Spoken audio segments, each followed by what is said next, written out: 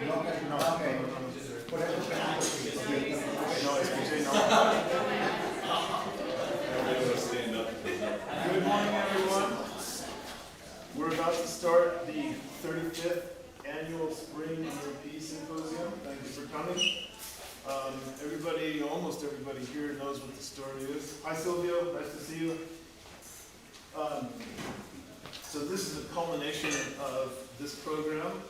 Students have been working on their projects, in some cases thinking about them at least before the program started, and have developed proposals, done field work, written a first draft, and will be presenting the results of their research today.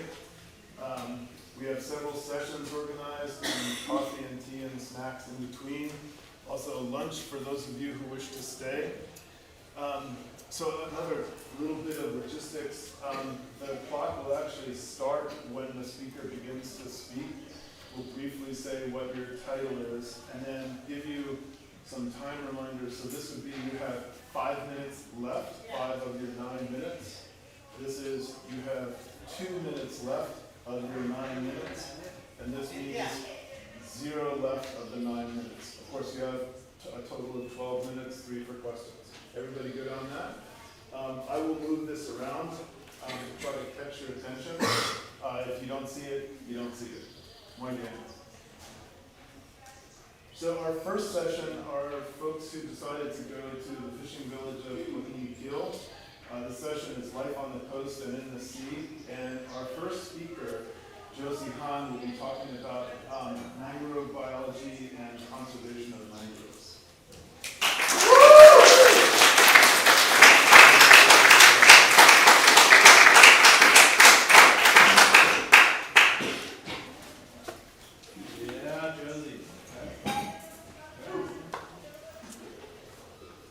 Thank you guys for your patience. Going first, it's so hard. I was inspired upon visiting Maria Marta's mangrove restoration site with all the efforts and the speed at which we were able to move our massive spoons. So I decided, when going back to Guayaquil, to look at biological and anthropogenic factors influence on mangrove sites within the Pacific Gulf of Santa Elena, Costa Rica. Oh, and this lovely aerial photo is by the famous diver and photographer Stephen Lara of Guayaquil. So mangroves are found in tropical and subtropical regions worldwide where intertidal or tidal saltwater and freshwater systems meet. Mangrove genera in these sites have adapted to the anoxic and hypersaline environments with root adaptations such as the black mangrove here with the pneumatophores extending upwards, Rhizophora with aerial roots, and Laguncularia can be characterized by its red petioles. Mangroves are a vital habitat for species like the mangrove crab, crocodiles. Fish often nest in these zones, monkeys feed in these zones, and migratory birds come through mangroves. Mangroves also have high carbon capturing capabilities. It is known that they are more efficient at this than terrestrial tropical ecosystems. Historically, threats to mangroves have included extraction for timber, for charcoal. They also often land is cleared for agriculture or aquaculture. Here is a picture again taken by Stephen Lara in Guayaquil. That big square thing is the soccer field. This was after a storm within the past couple years. So coastal flooding poses both big risks to humans and mangroves because too much flooding, seedlings can't survive in these zones, and mangroves are actually essential to storm buffering impacts. So my central questions were, what are the zonation and recruitment patterns and substrate preferences of the 3 genera of mangroves I observed across 5 sites? What are current direct and indirect human impacts of these sites, and how can these findings inform future conservation efforts? So this is a map of the 5 different study sites around the Gulf. I conducted 5 quadrats at each site, starting at this delta zone down here.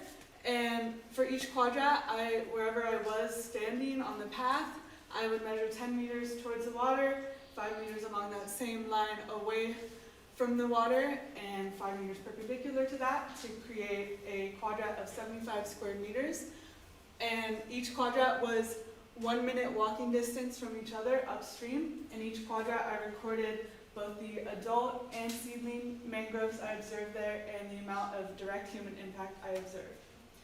Afterwards, in Google Earth Engine, I created a 100-meter buffer around all my quadrats and was able to observe the amount of indirect human impact classified as amount of buildings or roads found within that site. Here's an example of the Los Chatos site down the Rio Guajiniquil and the mud flat just above that. So I was curious about the zonation and treatment of mangroves in these sites. So here you can see that all but 6 sites, or 6 quadrats, had a recruitment of seedlings. And the site that had the least quadrats of recruitment, the quadrat within the site that did have recruitment was on the seaward margin, which could show land expansion seaward. And yeah, Los Chatos had the least amount of seedling recruitments. I also wanted to look at the different substrate effect on mangrove genera. So Rhizophora had a strong preference to mixed substrate, Avicennia to mud substrate, and Laguncularia was the only type of mangrove found in sand substrate. The site with the most amount of direct human impact was the Los Chatos site, where it had the most litter, cuttings, water pipes, and presence of fence, followed by the mudflat, Playa 4x4, Rio Murcielago, and Junquiao with the least. Similar trends were found with the amount of indirect human impact along the same sites. So since I saw similar trends, I wanted to compare, see if there's a correlation between the amount of indirect human impact and the amount of direct human impact, which there was a very clear, progressive, linear correlation. And so why does this matter? Conservation biologists need to understand the composition of the sites they're working in. So these were the main genera that I found within each site. Here's a picture of Avicennia colonizing this sunny area. So reasons for zonation and different seedling recruitment could be attributed to different mangrove genera's differences in salt tolerances, substrate preference, interspecies competition, such as available nutrients and sunlight. And some takeaways from the differences of direct and indirect human impact. It is likely that both accessibility and increased recreation will increase signs of direct impact. So like where there were mangroves near beaches that people frequented, there was more litter. Along highways, there was more litter. And it is also safe to assume that nearby infrastructure likely indicates higher levels of direct impact. So this is important for conservation efforts because it allows people to do preliminary research ahead of time with things like aerial imagery to see what areas could be most impacted if it isn't obvious from levels of land clearing. Also, one thing I want to point out here is I saw a couple times things such as introduced rock, and here you can see a couple of little seedlings growing through it, and other times on edges where there is cleared land and mangrove forest, there was seedlings right up to that cleared land, showing that if that wasn't cleared, mangroves could be growing there. Some future potential conservation implications. So similar to Ronnie Page Harley's study in 2021, I found both Rhizophora and Avicennia zonation in the Rio Murcielago old growth forest site. And that's important because it shows congruency through studies through time. And it is important to protect this site as is, once again because it's near Maria Marta's restoration site. So protecting old growth will help facilitate the natural regeneration of nearby sites. Playa Junquiao seemed to demonstrate a good working model where they employed local and ACG employees to collect fees, conduct education, just allow recreation, but also increases accountability of visitors. So maybe one suggestion for apply 4x4, which seem to have a moderate level of human impact, because Guajimaquil folks do visit this as a beach, is they could implement some model following Hukiao, where maybe just on weekends they have a couple employees for increasing accountability. The mud flat, perhaps it could naturally regenerate. Like there's one adult or young Avicennia mangrove here, but also perhaps there could be human-assisted seedling planting starting on the peripheral, because it's less saline closer to the mangroves and moving inwards. And then for the Los Tratos site, increased community conservation efforts such as education of why mangroves are important, and signage or volunteer trash picking up efforts could be important. So for my acknowledgements, I want to thank Madaya, Brian, Brookie, Ryan, Tagoberto, and Frank for their accompaniment through the mangrove, JP, Stephen, and Thaddeus for their amazing footage, Aiden for his Excel help, and Maria Marteau for her inspiration.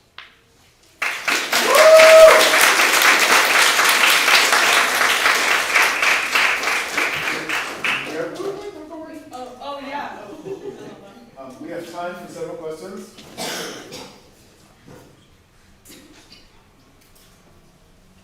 Yes, Thaddeus. What did you take away from this outside of the scientific realm of investigation? I think the biggest things I took away was when I was exploring through the mangroves, the little things that I ended up observing, like how I was pointing out to you on my walk where I saw those seedlings like along the periphery, that I, even if like those didn't fall within my transect, I was able to kind of deduce the reasoning for, was like very, very awesome to like experience that process. Yes, ma'am. Do you have any hypotheses for why the different species of mangroves are associated with different kinds of substrates? Yeah, so it's probably attributed to their different salinity tolerances. So, for example, the mud substrate of the Avicennia, they're known to exclude salt around the roots, so the surrounding area is even extra hypersaline, and if it's muddy instead of like mixed or dry, there's probably less water flow through the area, so it is more hypersaline in that environment. But I want to do more generic specific research on that. Yes, Federico. I like very much your presentation. In the past, when Maria Marta, was speaking with us, she said something, I would like to listen to your explanation. She said, if Laguncularia is doing well, the mangrove is doing well. Mm-hmm. Do you know why? I'm not exactly sure on that, and I think it is more site specific because I didn't find Laguncularia in every site, and I think that attributes to the different zonations. Like I said, they were found in like the Paimkial where there was sand, so maybe since her site, her restoration site is more on that like sand front where the Avicennia are, Laguncularia could be more sensitive, and like when their adults are present, it could signify good things. Thank you. Yeah. Okay, thank you, Josie. Very, very important announcement. I forgot to say this before Josie's talk. You don't have to be broadcast, so if you wish to not be broadcast live, just tell Irene and she will turn off the machine. Some of you might be in the FBI Witness Protection Program and want to be seen by more people. Muy bien. Our next speaker is Juliana Flute from UC Berkeley, and she will be talking about pollution and plankton.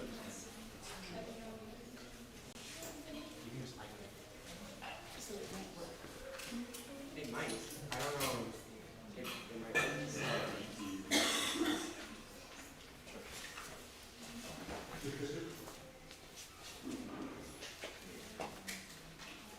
Okay, everybody. My project was plankton abundance and agricultural runoff. I'm from Berkeley. So what are plankton? Plankton are microorganisms that can live in salt or fresh water. I was studying marine. They can be photosynthetic or they can be carnivorous, eating other plankton. Here is a video of kind of how they move.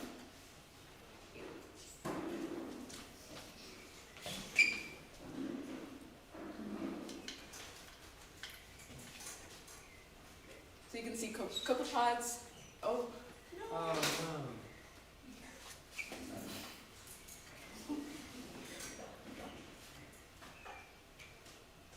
so you can see copepods and a small mollusk down below. They're so fun, and they move really in an interesting way.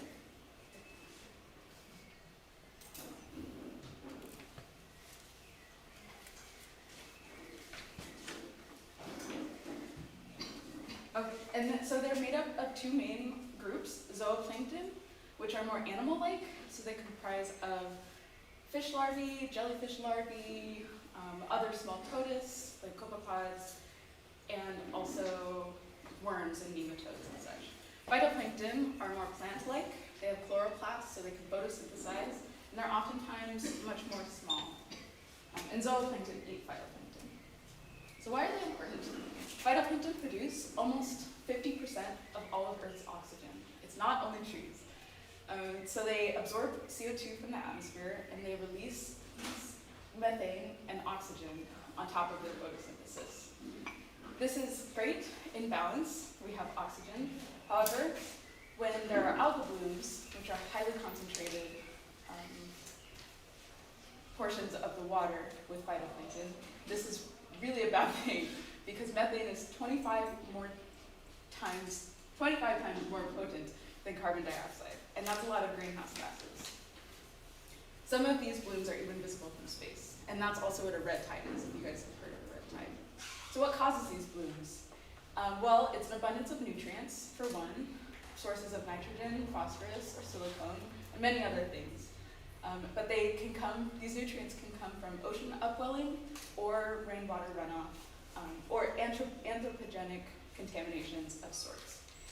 So oftentimes with rainwater, it washes everything from the land down, including human contaminations. And since Costa Rica ranks top 3 in pesticide use, I was curious how these agricultural runoffs are affecting specific populations of phytoplankton, and what are the compositions of those populations. So how did I test this? First, I had to grow the plankton, then I had to add the chemical treatment, and then I had to check the growth. So the treatments that I chose, the first one was agro 97%. It's an oil-based surfactant, and it's used to keep other chemicals on the plant better. It's oil-based, so when it rains, the chemicals don't wash away as easy.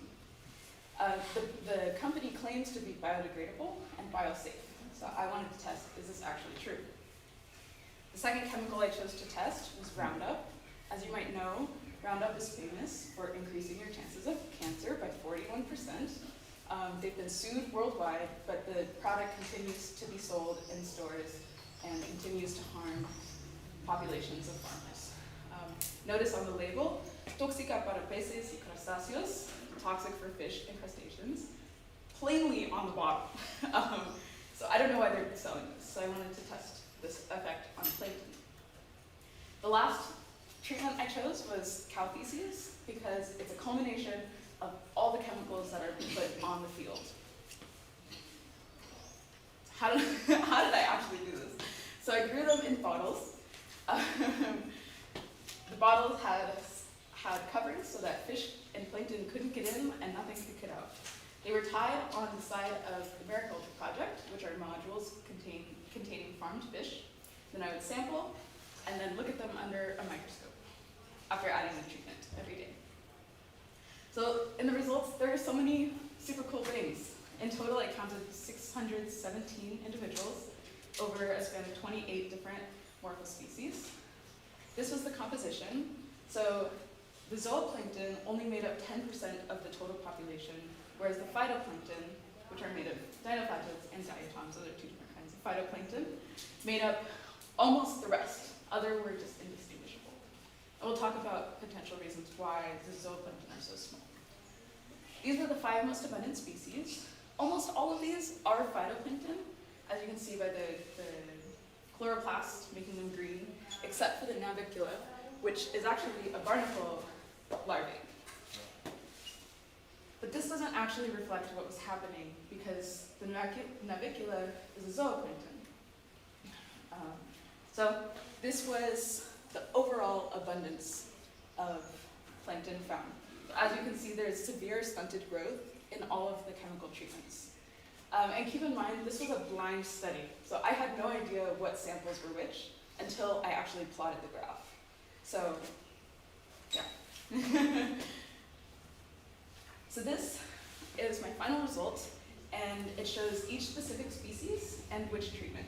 So it's a little wild, so I'll walk you through what's happening. So the blue is the control, and as you can see, it's overall more abundant than any other one color. And the abundance is higher on the zooplankton side, which is far down. Whereas the other colors are almost non-existent in the zooplankton, and they're more abundant in the phytoplankton. This could be because phytoplankton utilize more chemical-based metabolisms using photosynthesis, and they can integrate nutrients more easily because they can rely on their photosynthesis. Zooplankton, on the other hand, rely on eating the phytoplankton and are more affected by the chemicals because they don't use them in their metabolism, they just integrate them into their being, and so those can be toxic. So conclusions, contaminants are very bad, and they severely stunt the growth of all marine life, especially phytoplankton, and they almost completely limit the growth of zooplankton. So in order to avoid this kind of damage to marine life, we should encourage more sustainable agricultural practices, more natural agricultural practices, permaculture, agroforestry, and all of the above, so that we can stop all of these chemicals from entering the oceans. Thank you to everybody who helped me, all the students who helped sample. I know it was hard, but we did it. Frank, the mariculture boatman, Balar family, Leo, and everybody involved.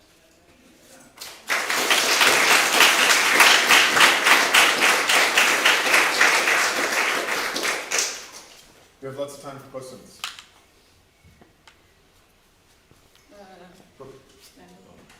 Lynn. Sorry, go for it. Oh, Lynn, sorry. Do you have any information on how the damage to phytoplankton will affect the environment? Well, phytoplankton are the primary producers, so they kind of make up, it's like, imagine if plants just started dying and we couldn't eat plants. Animals couldn't eat plants and then we couldn't eat animals. So since they're at the bottom of the food chain, a deletion of all of the phytoplankton causes. And that could have been another reason why the zooplankton were so small, because there wasn't a huge abundance of phytoplankton to eat and to begin with. Did you expect to see that the cow poop had such a strong negative effect on humanity? I didn't, because I thought since the cow poop would have a lot of other natural components, it would be kind of in between the control and the chemicals. So, yeah. Yeah. There you go. Could you explain a little bit more how was the control? I didn't get it. Oh, so the control just had no treatment added. How Is did that- you do in the field? In, See, I didn't understand the procedure. oh, of the control. sorry. So the bottles were tied to the mariculture, and I would go into the water and add 0.25 milliliters of each treatment into the bottle. So the control just had no added treatment. Okay. Yeah. And what, like, you didn't know which was? Yeah, I didn't know. So what happened was I knew what bottles were in the water, but when I handed the treatment back to the students on the boat, they would randomly label it with a code that I didn't know. Yeah. Do you think the proportion of like the treatment that you put in, the like 50 cents you said, do you think that that is actually like what would be found of that contaminant in the water? Like how did you decide that measurement? And do you think that it makes sense to make them all the same? So the 0.5 was actually 0.5 of a highly diluted sample. So the chemicals were diluted almost 2,000 times 2,000, and then I took 0.25 of that 2,000. So I was trying to mimic both what the rainwater would carry down and also what farmers are actually putting on. So the 2,000 dilution came from what was written on the container, like how to dilute this product to spray on your farm. So I tried my best to mimic what it would be. Yeah. Yeah. Thank you.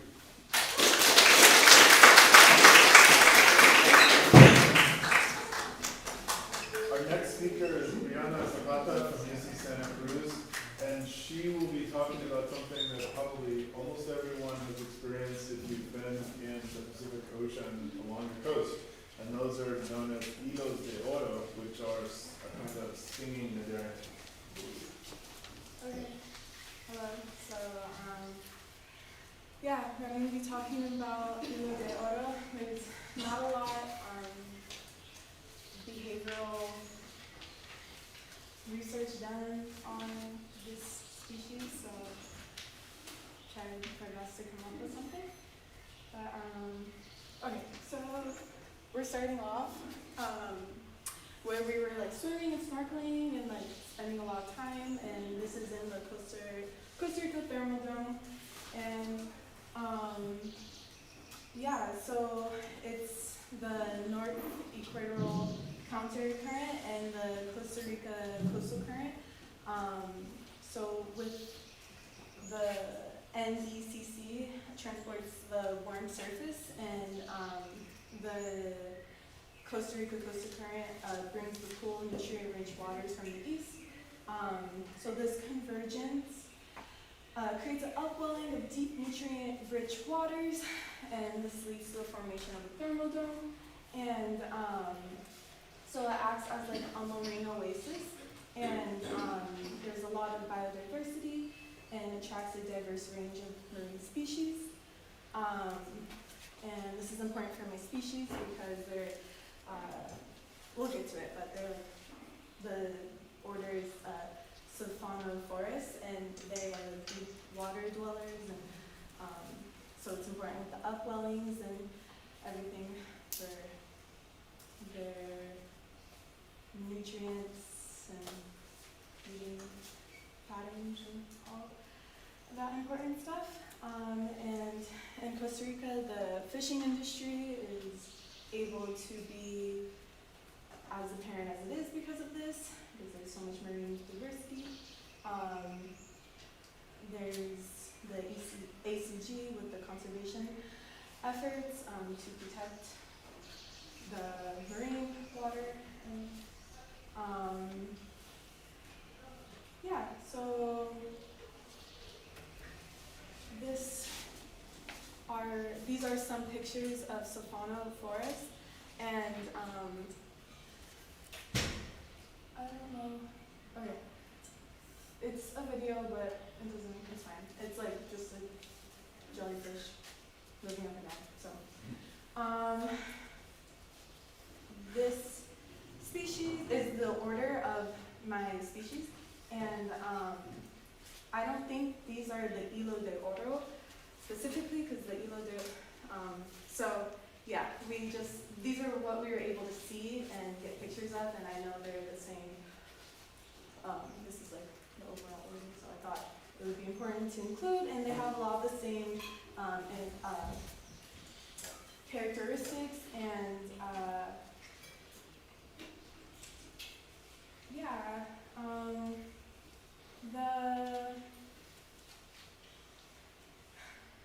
okay, so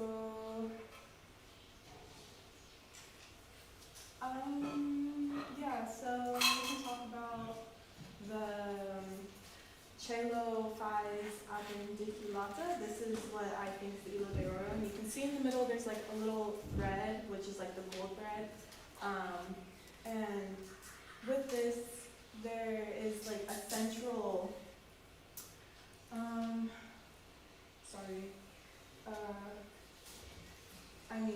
so there's like a central stem, and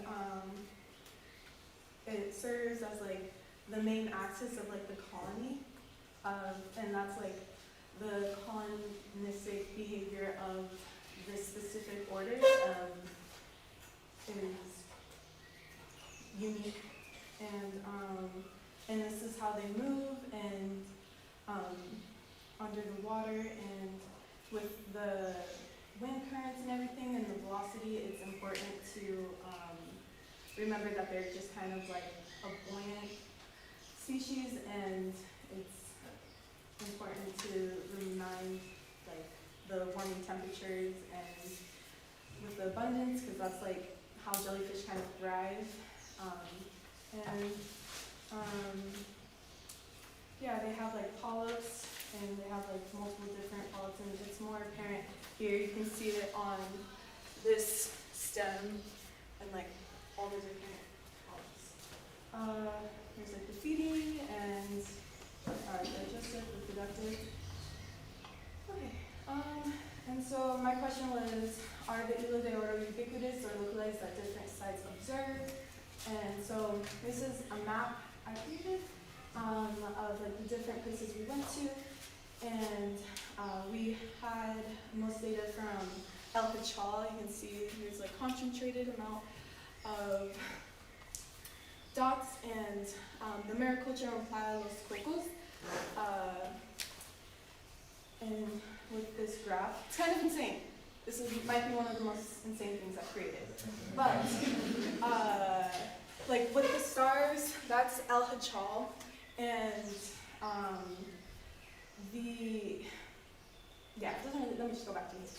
And the reason why they're so concentrated here is because one day in the water, the wind current's velocity was just really high and intense, and there's an abundance of stinging and jellyfish and all the upwellings from, like, I'm assuming the deep sea, and we're getting caught in like these kind of like more of a bay inland, and so I think they were localized in these places and kind of like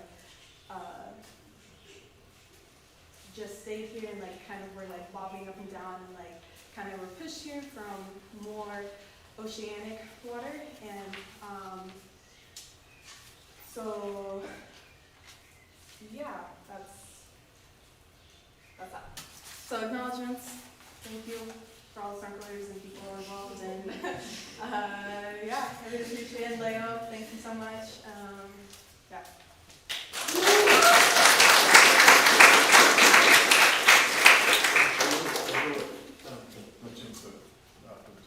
There's plenty of time for questions.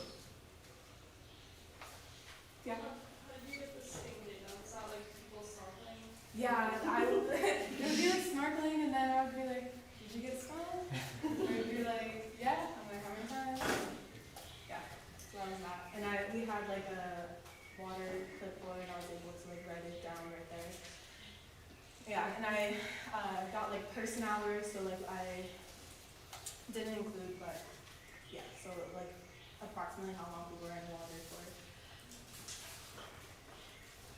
What challenges did you face during this, and how did you overcome it? Mostly just like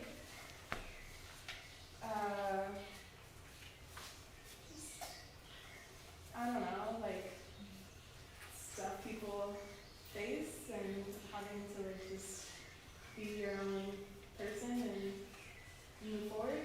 I don't know, that was like a bad answer, but John? yeah, Gemma? Is this species still able to survive in areas where there isn't a lot of upwelling? And if so, are they just like, do they stay mostly at the bottom of like in deep sea areas?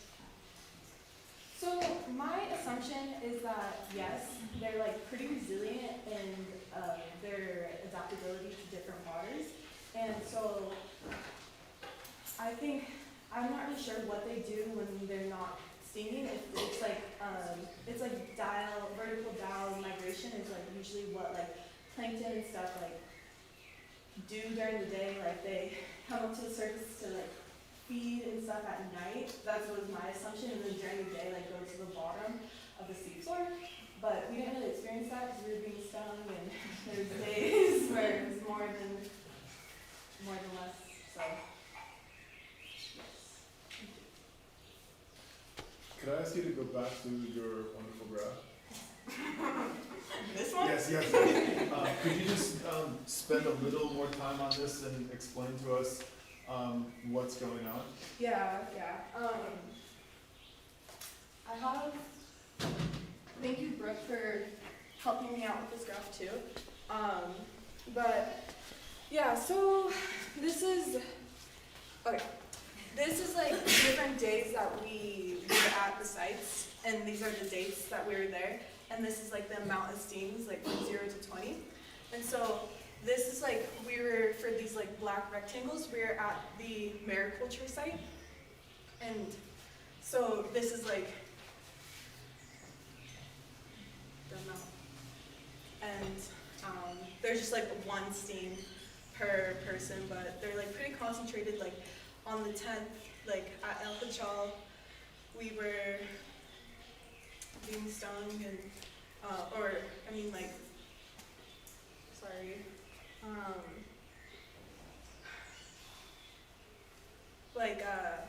this is the day on the 11th, where we went to like Playa Los Cocos, and this is like representing that, and there's just like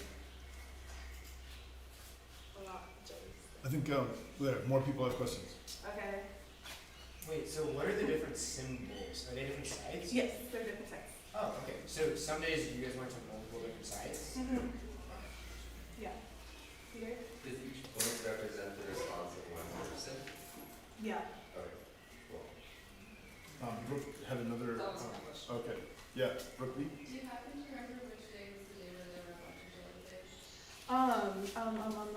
Yes, it was, the 11th, yeah. Yeah. Josie? So, yeah, so like, there's just like, it's poorly represented, but like, there's a ton of, it's like one person, like, that's Peter, but so. Josie? I was wondering, did you also take note of like what the tide was at each site at the time that people were reporting? If it was like high, no.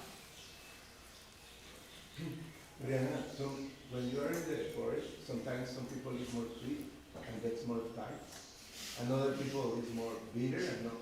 Do you? So I have two questions. Do you Okay. know if some people have this more sweet for these things? So among the people that you were counting, it's somebody that never was stung? People who wear wetsuits, like Leo. Oh, so something physical protection. Yeah. Of course. More people. So my second thing is that is, if I am going to swim, how can I avoid being stinging like this? Wear wetsuits and check your like snorkel mask.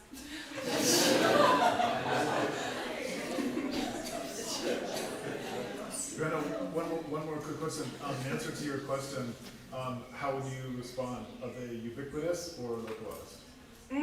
From looking at my data, I think they're more localized and like in the bays, because there's less at Bajo Rojo, which is kind of more like oceanic. So. Thank you.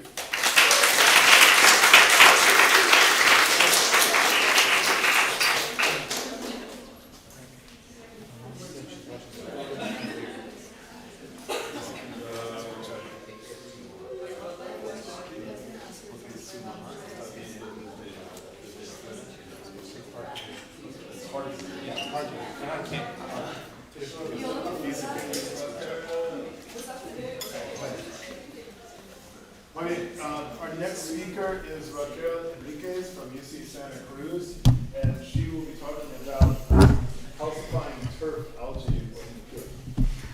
Frank, tal vez les puede pedir que hablen un poco más alto, es que creo que ella hablaba muy bajito también. Hi everyone, like Frank said, my name is Raquel, and I chose to focus on the effects of varying depths and substrates on calcifying turf algae within Coahuila, Costa Rica. So, as we know, climate change is changing various aspects of our life here on Earth, one of the most alarming being rising temperatures. And these rising temperatures open the door for calcifying turf algae growth within tropical waters. And these calcifying turf algae are heterogeneous assemblages of various species of small algae, and they're observed within various substrates and depths. One of the substrates being coral, and for coral, it is very unideal to have turf algae growing within it because the turf algae has the potential to smother the coral by growing on top of it and preventing the coral zooxanthellae from acquiring sunlight to photosynthesize and give the coral energy. And this smothering and mat-like growth gradually increases over time. And this overabundance of turf algae within the coral can drastically change coral reefs due to that mat-like structure of it. And so this brings me to my central question, which was, does depth and substrate influence the abundance of calcifying turf algae? So to begin with, I had to identify what site I wanted to work within Coajiniquillo. And we visited multiple sites throughout our time at Coajiniquillo, and I chose to conduct my data at Bahia Achal, which was one of the bays that we visited. And this is because its subtidal zone was home to many marine organisms, one of them including coral and coral reefs. And also its water visibility was consistently the best out of all the sites that we visited, which was very important for data collection in my study. And so moving on to how I took the data. First of all, I was working with a quadrat, which was made up of 25 squares. And so whenever I would get off the boat and start collecting data, I would place the quadrat haphazardly within the areas of El Achal. Whenever the quadrat would float down to whatever area I was taking the data from, I would take down the time that the quadrat was observed. Then I would move on to measuring depth with the help of both Hilbert and Leo. We would place the beginning of the tape attached with a weight to the bottom where the quadrat laid, and then pull up the other end of the measuring tape and see where the water was hitting along the measuring tape. And then lastly, I would, from where I was floating, observe the quadrat and what substrate the turf was laying on top of. So this could look like, I would note down whether it was turf on coral, turf on rock, if it was just coral with no turf present, or if it was rock with no turf present as well. And so this is a photo taken by Kaylee of a turf assemblage on coral. This turf assemblage is made up of both red and green algae, and it is laying on top of Poecilophora elegans colony. And as you can see, it's like growing within it, on top of it, and in a mat-like structure. And then moving on to results. This is the average cover of turf and substrates that I observed. So within all 25 quadrats, 46.8% were covered with were turf on coral. 16.80% were rock covered with turf. 32.64% were coral with no turf, and 4.48% were rock with no turf. And then this is like of all the substrate that was observed. So this was the presence of turf on all the substrate that I observed. So for coral, of all the coral that was observed, 58.80% of it was covered in turf. Of all the rock that I observed, 40.38% of it was covered in turf. And then moving on to the relationship between depth and turf, although these graphs seem to suggest that there is a positive correlation between turf on rock and increasing depth, and a negative correlation between turf on coral and depth. there is actually no correlation between these two factors and depth because both R-squared values are too low to be significant, with the R-squared value of turf on coral being 0.205 and the R-squared value for turf on rock being 0.082. So in continuation, there was no association between different substrates and presence of calcifying turf algae as determined by a chi-square test, with its p-value being 0.8674, and there was also no correlation between depth and presence of turf for either substrate.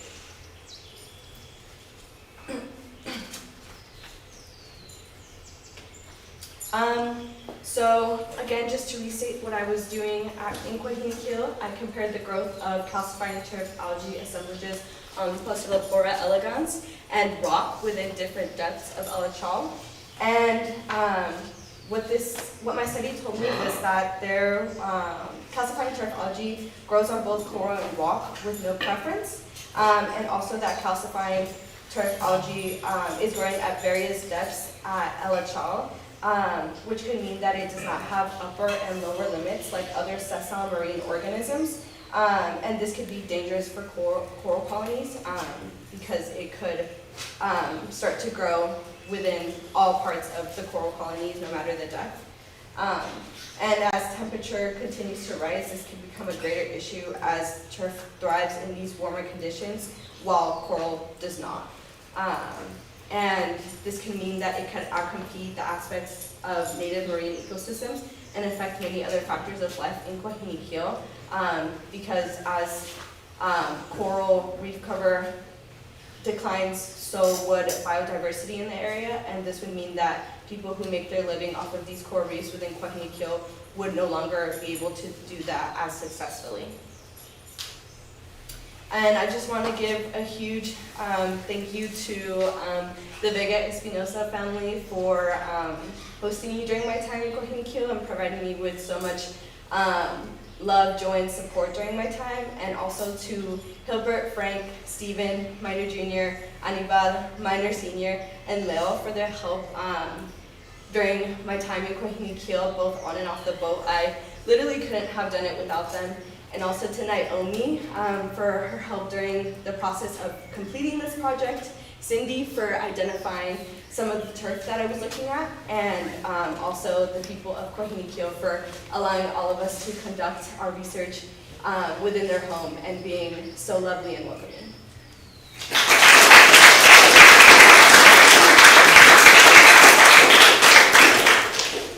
Plenty of time for questions. Leo. Excellent. Do you expect that if you increase your, your sample size, or maybe in this climate change context, you must find at the end some significance in statistic results and the association of different kinds of substrate?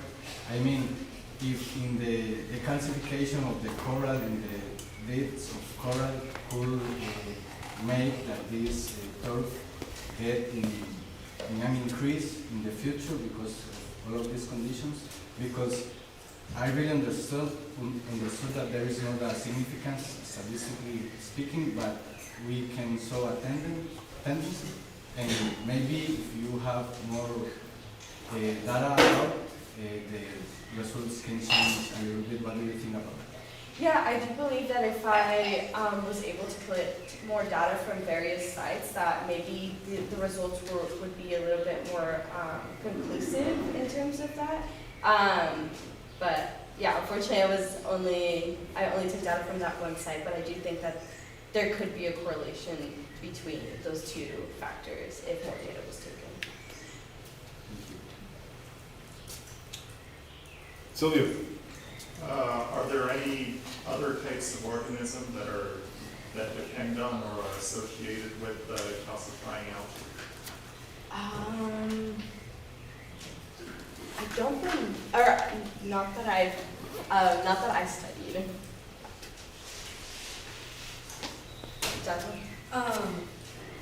Did these, the results that you get, differ from what you actually saw, and what did you expect to see? Yeah, so I actually was expecting the turf algae to have like a negative correlation with increasing depth. So I thought that it would be more present where it could obtain more sunlight, as in similar fashion to like the coral. Petra? Was it only found on one species of coral, or was it throughout all the coral species that were present? I believe it was throughout all the coral species that were present. Emmy, did you have a question? I have a question. Do you know how fast they grow? Do you have any idea how much of a threat that is for like corals in general? Is it like grows fast now? Like I don't know at what rate they grow at, unfortunately. Thank you, Rico.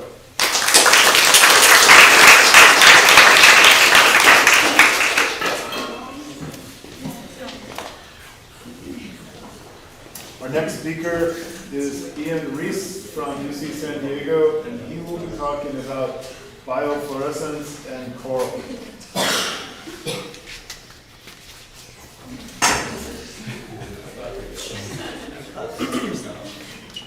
Hello everybody, like Frank said, my name is Ian Reese. I'll be discussing biofluorescence of stony coral and comparing healthy coral to unhealthy coral. So upon preliminary observations, we went to Cohina Keel earlier in our time here in Costa Rica, as all of you know, and we got to snorkel and scuba dive. Something that I found really interesting was just the amount of biodiversity within the coral. So you had a ton of fish, urchins, crustaceans, sharks, shout out Petra. And that was really interesting to me. I wanted to study that further. As it says here, despite representing only 0.2% of the ocean floor, coral reefs are host to around 25% of all marine biodiversity, so they're really important to our animals in the marine sector. A little information is surrounding coral in terms of biofluorescence, which I found really interesting because we got to go out at night and observe that. So I wanted to know more about that. There's a few factors of coral health that have come on decline as of late because of climate change. Climate change results in sea temperatures rising, and when sea temperatures rise, something that happens is the coral tends to bleach. Coral bleaching is essentially when corals expel zooxanthellae that are like helpful algae within the coral tissue, and so when they expel that zooxanthellae, they lose their color and become white, which is where the bleaching term comes from. As they bleach, there's a big buildup of algae. So algae tends to be a really important factor in terms of measuring the coral health. If there's a big buildup of algae on top of it, like Raquel just talked about, usually that indicates the coral's either dying or it's pretty much dead. And one last factor that I was looking at with coral health was fragmentation. Fragmentation can be caused by a few things. It can be man-made from boats and anchors and things like that, but it can also be caused by extreme weather events. Extreme weather events have become more prevalent as climate change has increased more, weather becomes more unpredictable. And so all these factors led to my question that I wanted to study, which was, how does the health of a coral reef relate to the abundance of biofluorescence? I wanted to study if there was any sort of correlation between the amount of biofluorescence in coral and the health of the coral. My initial prediction was that the biofluorescence would be more prevalent in the healthy coral. So to study this, we went to El Chao. This is a nice little photo of the beach that was right there, that we did not go to while studying, unfortunately. But we would study, I was studying at the reef right by there. It was a large reef with different levels of health throughout the reef. So to do this, we swam around El Chao, and I found a site of coral how that was healthier. So the factors that I mentioned before being the algae buildup, the bleaching, and the fragmentation had very little to none of that. And an unhealthy site that had a ton of it basically all throughout. Here's a nice photo of me taking notes. We'll get into the note-taking portion in the next slide. But I marked the sites with buoys for easier access at night and day to see them when we're on the boat, because it's kind of hard to see. You know, you got to swim around otherwise, so it made it a lot easier. And this photo is taken by Stephen. Thank you, Stephen. So in terms of measuring the health of the coral, we took a quadrat around. Here's the quadrat. It's a 1 meter by 1 meter PVC pipe square, and we would place it on top of the coral reef, whether it was the healthy or unhealthy site. We marked them with rocks, so yellow indicated healthy and orange indicated unhealthy. I had to spray paint those at Casa Verde. And I would drag this big bag, mesh bag around with the rocks, and I would place them at the site. And I would take detailed notes about the orientation of it. So let's say in this photo, you can see at the very top, there's yellow rocks, and then there's the quadrat. I would say like the middle of the quadrat was 6 inches north of the yellow rocks. And the rocks were all very distinct and easy to distinguish, so I took notes on the rocks so I knew which one was which. And then I would, as you saw in the previous slide, I would kind of hover there with my little slate, and I would take notes about the following factors. There would be coral percentage, so within each quadrat, sometimes there would be other substrates like rock or sand, so it wasn't always 100% coral. So I would count the amount of like sections of the quadrat that had coral, and I would write that down. Then I would do algae percentage. So the algae percentage was the amount of squares with algae on the coral divided by the total number of coral squares. So if there was 15 squares of coral with algae, I would divide that by 20 if there were 20 squares that actually had coral in them. Bleaching and fragmentation were a bit harder to measure. So what I did was I had a rough estimate of about 1 to 5 squares that had bleaching was mild. 6 to 15-ish squares that had bleaching or fragmentation would be moderate, and then anything else, so 16 to 25 would be extreme. So I took notes on all of that. The following night I returned to the site with the help of Josie and Stephen, and we would put the quadrats in the exact same orientation, and we would, similar to the algae percentage, we would shine our UV light on the coral, and we'd measure the amount of squares that had biofluorescence divided by the total number of squares that had coral to sort of measure the total number of biofluorescence. So that's a nice photo of that. The following is a video of the biofluorescence to help depict how it looked at night with the help of my good friend Aiden. So here is a nice video of it. So this is us swimming through the coral with a UV light on. All the dead sea. Oh man! Okay, I'll get to my description in a sec.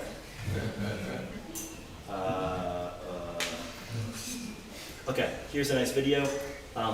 So the green coral is the coral that biofluoresces in all the dead space. There is coral there, but it doesn't biofluoresce. So you can clearly tell at night how stark of a difference there is between the biofluorescent coral being that big one and then all the stuff around it, which is still coral. You just can't really tell unless you shine a regular light on it. Ooh, there's a sea star. Okay. So that's a nice depiction of it before we get to my results.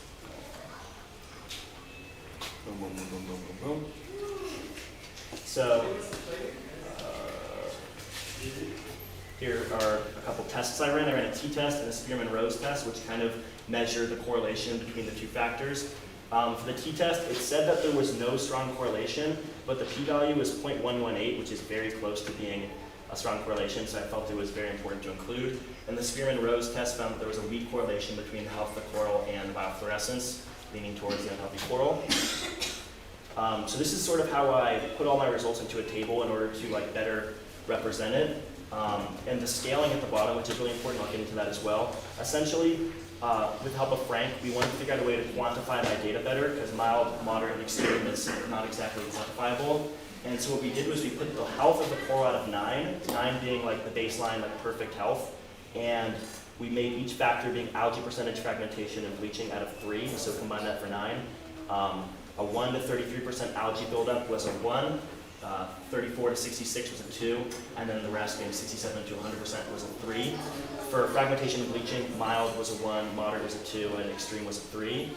And essentially, whatever you scored on that, so let's say, for example, in H5, it got 10% mild and mild, that would be a 1, 1, 1, so it would get a 6, you'd subtract that. Basically, the healthy coral scored a far better percentage in terms of health, 8.4 out of 9 versus 3.6 out of 9. But surprisingly, there was 20% less biofluorescence in the healthy coral, which is really interesting. This is a graph that sort of demonstrates, you can see the U being unhealthy and the H being healthy. There's a huge difference. They're kind of clumped together, but the U is far greater in terms of biofluorescence. I'll get into why I believe that's the case in a sec. I just want to quickly do a couple things. So here is a comparison of the coral. This is biofluorescent coral during the day. And then I put a little circle on it so you can kind of orient yourselves, because this next photo is the same coral, just a little bit different of an angle. So you see this versus that. So that's the coral biofluorescing under UV light up close. So each one of those little circular things is a polyp. And basically, you can tell there's a stark difference in the coloration. Here's that little circle again, just so you know where it is. And then here finally is a photo of the biofluorescent coral on the right versus unhealthy, or versus healthier non-biofluorescent coral on the left. This is Passilopera and Plata. You can clearly tell a difference there. And I wanted to get in very briefly as to why I believe this is a difference. I don't know if I have time to show a video afterwards, but basically The hypothesis, and it's not well tested, which I believe there should be future tests that sort of discuss it, is that when coral is bleaching, it releases this biofluorescence as sort of a sunscreen, like last-ditch effort type protector from UV light and warming surface temperatures. So while many believe that the healthier coral should biofluoresce more, it's actually more of like a Hail Mary last-ditch effort type thing from the coral in order to try and protect itself as it's bleaching. So I think a future test should be done, maybe on a larger scale, multiple sites, in a longer period of time. That sort of heavy data, lots of data demonstrating the difference between the two and seeing if there really is a strong correlation. Because, like I mentioned with my tests, it didn't say there was a strong correlation, but it was very close, and I believe a larger sample size might actually depict that. Lots of people to thank. Thank you, Frank, for all the consistent help, advice, and support. Thank you, Leo, for helping me in the field all the time and giving me constant advice. Thank you, Fede, for your words of encouragement and your advice. Stephen, Maynito, and Annabelle for helping me with the boat and dragging the quadrats around. Thank you, Josie, for helping me out with the quadrats every single night and being my most dedicated helper. And thank you, Kaylee, for the photos. They were fantastic. Not sure, do we have enough time for that? We do have time for questions. Okay. Yeah, that's it.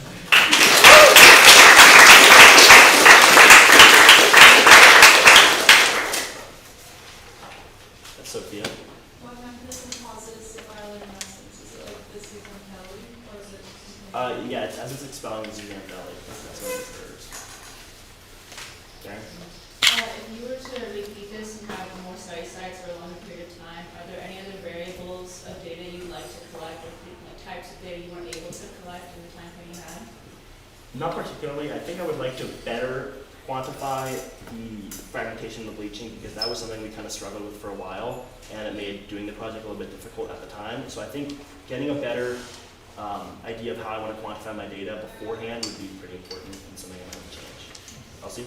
How many different sites did you sample from, and were there differences between the sites? So we only went to El Chao for this because that was where the most accessible and the largest amount of reef was, and we did 5 quadrats at each site.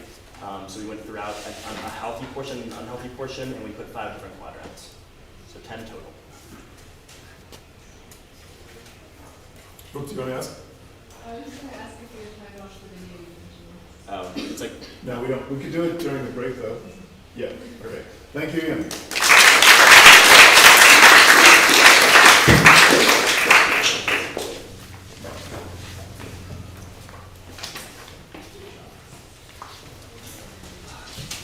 Our next speaker is Kaylee Hickson-Long from UC Santa Barbara, and she will be talking about how corals clean themselves from sediment.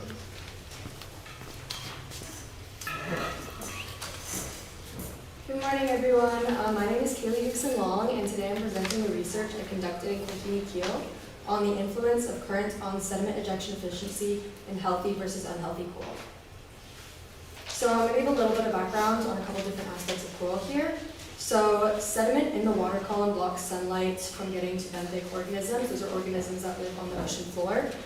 This is bad because they need sunlight for the zooxanthellae to produce energy, and sediment can also smother coral polyps and prevent them from heterotrophic feeding processes. Therefore, coral polyps have a couple tactics to remove sediment from themselves.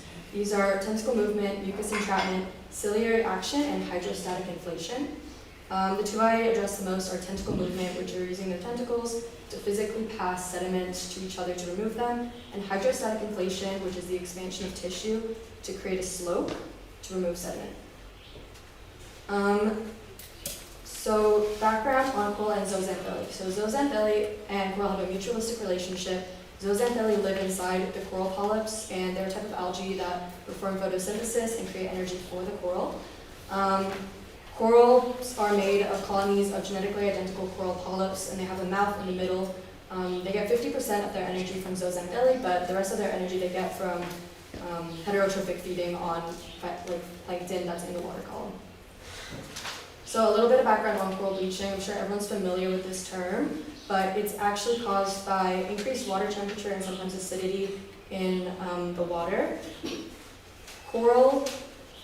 The zooxanthellae that lives inside the coral performs photosynthesis, and when there's an increase in water temperature, they release a byproduct that's a toxin that negatively affects the coral. So the coral, in reaction, expels the zooxanthellae from itself and this is what causes them to lose color because zooxanthellae have the pigment. This is a photo I took at El Achal. This is a visually bleached coral. When a coral is visually bleached like this to the human eye, it means it's lost probably from 70 to 90% of its zooxanthellae symbionts.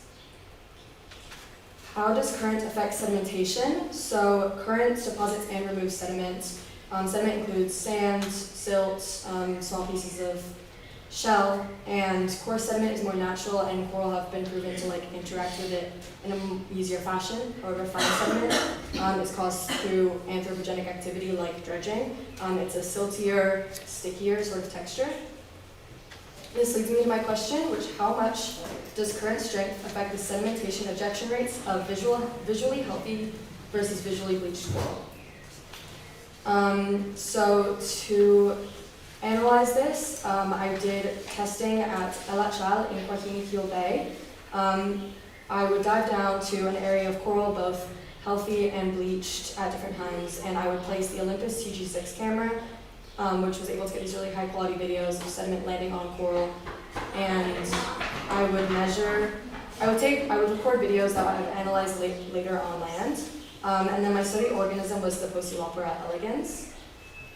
So in field, I would put down the camera, I would take sediment from nearby, usually sand or small pieces of shell, I would sprinkle it on top of the coral, and then later in the lab, I would look at these videos, I would count the number of sediments that landed on it, and then the amount of time it took for those sediments to clear completely. I would then categorize these videos as either being featuring a moderate current or a strong current. A strong current was categorized by one wave pushing off almost all of the sediment at once. I also did the same process under a microscope, so I took 2 samples from El Achal, one of a healthy Posilophora elegans and one of a bleached sample, and I placed it under the microscope, sprinkled sand on top of it, and analyzed a video for the number of sediments that landed on it and the time it took to completely clear it. As you can see in this video, you can see the tentacle movement. You can also see just the sediments are able to move. This is with no current, so that is just the coral itself moving the sediment from itself. So now looking at my data, I analyzed healthy coral versus bleached coral. Healthy is all depicted in red and aged is all depicted in blue. I looked at the relationship between no current, moderate current, and strong current. And I also compared healthy coral to strong coral, to bleached coral. As you can see, there's a relationship where the strength of the current meant that the sediment ejection rate increased. I'm comparing the different criteria for coral to the number of sediments removed per second. That was the way I quantified sediment ejection rate. I also compared healthy and bleached coral to each other under the scope and in moderate conditions. And in under the scope, the bleached coral had an average sediment ejection rate of 0.05 sediments removed per second, whereas healthy coral had a sediment ejection rate of 0.14 sediments removed per second. This is statistically significant with a p-value of 0.013. Moderate current also had a similar pattern where the average sediment ejection rate was 0.15 sediments removed per second compared to 0.18 sediments removed per second. However, as you can see here, strong current didn't follow this trend. I think this is due to insufficient data for that criteria, and if I could repeat this research study, I would want to make sure that criteria had enough research points. This is a video of one of the trials of sediment landing on coral. So first I wanted to look at the coral ejection rates in moderate current. Health is indicated by the color of the coral, but it's also indicated by how lively the tentacles were, and that's something I realized during this experiment.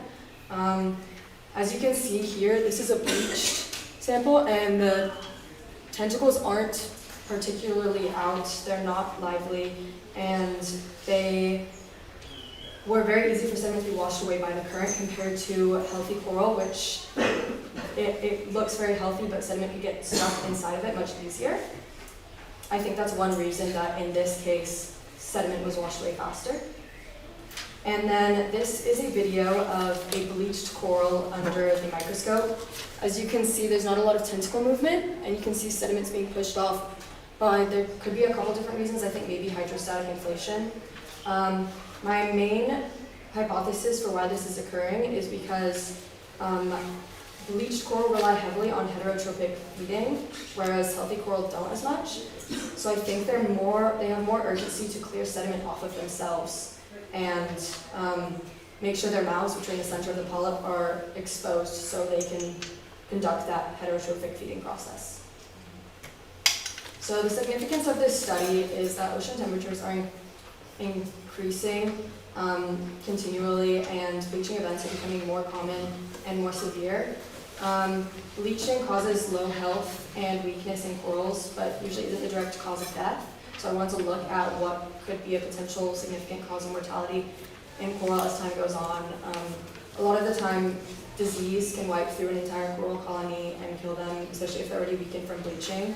So if I had the chance, I would like to conduct another study to see what other mortality effects affect bleached coral. And these are some of the people I would like to thank. Thank you for watching my presentation.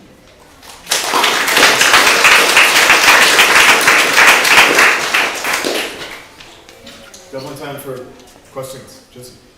What do you think maybe a benefit and drawback of the bleached coral retracting their tentacles could be?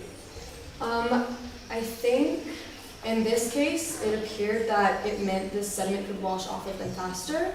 I don't know if that was just in this case. I don't know if that would really be enough of a benefit for them at all times. However, they use their tentacles also to catch prey, so that could negatively affect them as well. Yeah. Did you count the current removing sediment as, like, in your graphs? Like, did you distinguish between the current removing it and the coral removing it? No, so one of the big aspects of my research was I did it under the microscope and I did it in field. In field, you can't really categorize if it's just the coral moving or if it's just the current. So I had to just group those together, but I could distinguish between strong current and moderate current. However, that's why I also wanted to remove them from the field and look at it under the microscope. So I could look at that's only the coral action doing that. Cool. Yeah. Were you able to like control how much sediment you placed like on the coral like, in the field, or was it, or like, and what substrates did you use to? So the way I tried to standardize this as best as possible was by doing the same motion of picking up sand. It was like a pinch each time, sprinkling it over the area, and then I would just use sediment from nearby, even if it wasn't necessarily the same for every sample, because that realistically is what would be deposited on it during like a real life event. So I couldn't standardize it as much as I would have liked to, and that's something, once again, if I had like another research opportunity, I would like to be able to do that again. Okay, thank you, Caleb.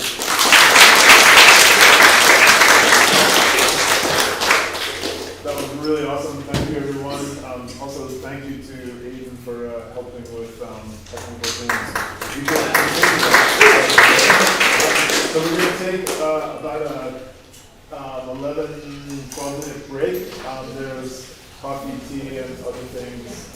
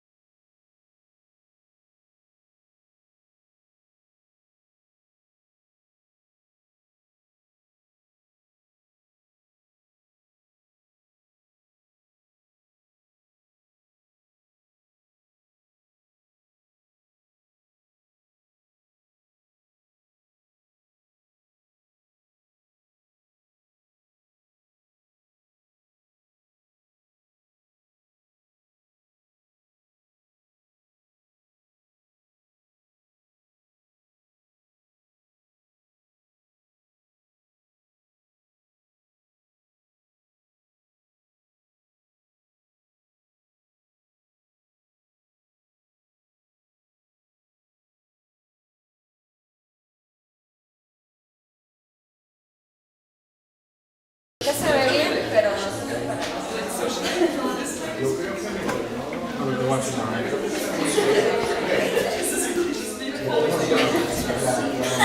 Hi, Mom.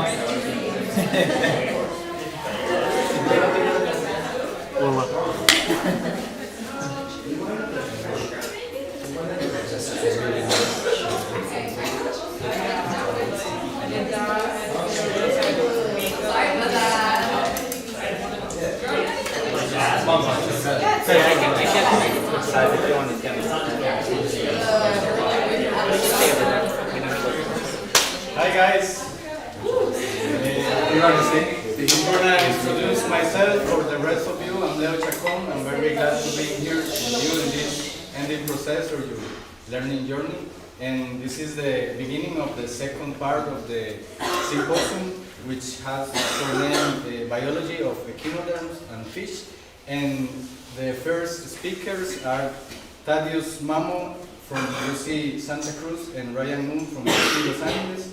And they are going to speak us about a comparative study of the distribution and abundance of Diadema mexicanum in Guanacaste.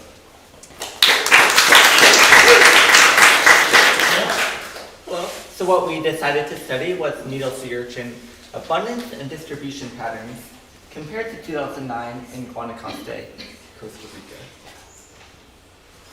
So, the scientific name of our animal is the Diadema mexicanum. Common name is the needle sea urchin. It's located in the eastern, tropical eastern Pacific. Some characteristics are its long, spiny, hollow, black, blue spines that offer protection for the urchins as well as other small fish. And in this photo you can see they exhibit an aggregate behavior. Basically the definition of an aggregate is a cluster, but specifically with the sea urchins, the reason they exhibit this behavior is for multiple reasons, including food optimization, protection, and reproductive activities. So the reason why I was inspired to do this project was I read an article that talked about an explosion of purple sea urchins off the coast of California, up to 60 times in some sites. And I was inspired because I wanted to see whether there was a similar phenomenon going on here in Guayaquil and Santa Elena. And as we are doing our preliminary observations, I saw lots of urchins in many aggregates, so I wanted to research this. And so our study is actually a comparison to a past DAP student, Sophia Burr, from 2009. We added our own aspects of the study as we asked these questions. So how have D. mexicanum numbers changed since 2009? And actually this explosion of purple urchins in California has happened over these past 8 years. So 2009 is a plenty long time period to see a possible change in numbers. How many D. mexicanum exist as aggregates or single individuals? And does D. mexicanum have a substrate preference? So these are all the sites that we looked at. Red are sites that both Sophia Burr and we looked at. And then blue are new sites that we chose to look at, so Bahia Dante and Punta Pochote. For our methodology, we established random transects. We laid a 10-meter transect along the seafloor using a 1 by 1 meter quadrant, as you can see in this photo. I placed it along one side of the tape, and then as I went back up for air and came back down, I count the amount of aggregate sizes I would find within this quadrant. And so an example of what our dive slate looked like, for example here, R3, which would be between 2 meter and second meter and third meter. For example, I counted 40 urchins in one aggregate and then a solitary urchin here. So the total for the quadrant would be 41 urchins. Yeah. So in terms of our data analysis, when we were comparing different data sets, we used the Mann-Whitney U-test, which is a non-parametric test designed for data without normal distribution. So we can see here at Isla David, our data does not have a normal distribution. And in this table, we're showing mean urchins per meter squared. And so we can see Isla David and Bajo Rojo had the highest mean urchins per meter squared. This table compares 2009 versus 2023 mean numbers of urchins per meter squared. And what we can see is that in 4 out of 5 of our sites, we saw a nearly double increase of urchins since 2009. And these were all statistically significant, all these increases. So we also quantify the aggregate sizes that we found per site. So you understand how we quantify, a solitary urchin is 1 urchin, a small aggregate would be from 2 to 7 urchins, a medium aggregate would be from 8 to 16, and anything above 17 urchins found would be a large aggregate. So 2 out of the 6 sites, we actually found higher value of solitary urchins, for example at Baba Rojo, with 116 solitary urchins found. And then at 4 of the 6 sites, we found a higher value of small, medium, and large aggregate sizes. For example, at Baja Donta, where if you were to compile this all together, you get about 75%. With this slide, we can see that we had the highest mean aggregate size on rock. So here we have rock and sand, and they have the highest mean aggregate size. I decided to look at the median as well because our standard deviation was quite high especially for rock. And we saw our median aggregate size was 2, so a lot smaller than the mean aggregate size, certainly. But still greater than, for example, coral on algae and on coral. So to enhance our quantitative data, we conducted 7 key informant interviews with 6 of these handsome gentlemen here. Unfortunately. And so we compiled all our responses into a decision tree, starting with have Diadema mexicana numbers changed since 2009. So 2 folks responded that there was an increase, 1 folk responded there was no difference, and 4 folks responded that there was a decline. And so possible reasons that we received from these folks was that there was a decline in predator presence, possibly from overfishing. You have increased food availability. And then within the decline, you have red tides that killed many species, and of course, including the Diadema. Increased water temperatures, which induce stress from the environment. Increased water pollution, as well as significant weather events such as Hurricane Otto and Storm Nate. And so what's actually really compelling about our results is the 2 local marine biologists are the ones who answered that there's an increase, which aligns with our data found. And the 4 folks who responded that there's a decline are actually the local expert divers. And so some confounding factors that we should note is that divers may be in the water when the seasonality is favorable for business, rather when the researchers are in the water is between both seasons. So urchins are important for coral reef health because they help with coral reef recruitment and coral reef recovery by eating away algae off the substrate and allowing the coral to grow. However, when urchins are in overabundance, they actually start to eat away and bio-erode the coral, thereby killing the coral. And so the question is doubling the average urchins per meter squared enough to say that they might be bio-eroding the coral? That's not a question that we could answer, but we can see here that there are a lot of urchins on this coral, so maybe there's some signs of bio-erosion.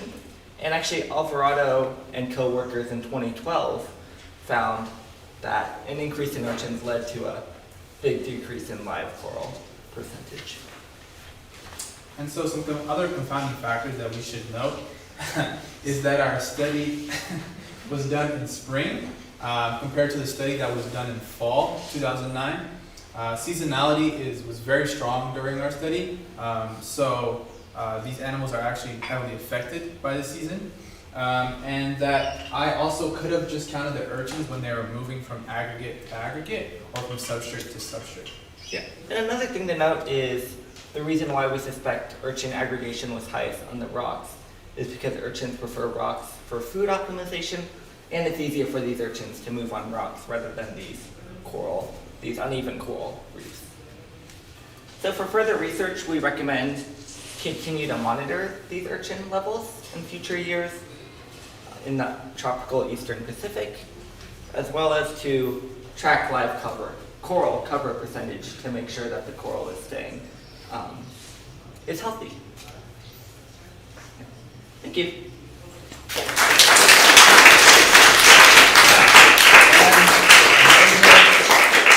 Muchas gracias to our advisors and to our instructors, from Frank to Emmy to Naomi to Fede, of course to Leo, the echinoderm expert, to the whole Lara family for taking us in, and our lovely host family from Doña Paula and from Gwendolyn and Litzy, and of course to all of you guys for all of your support throughout this whole process.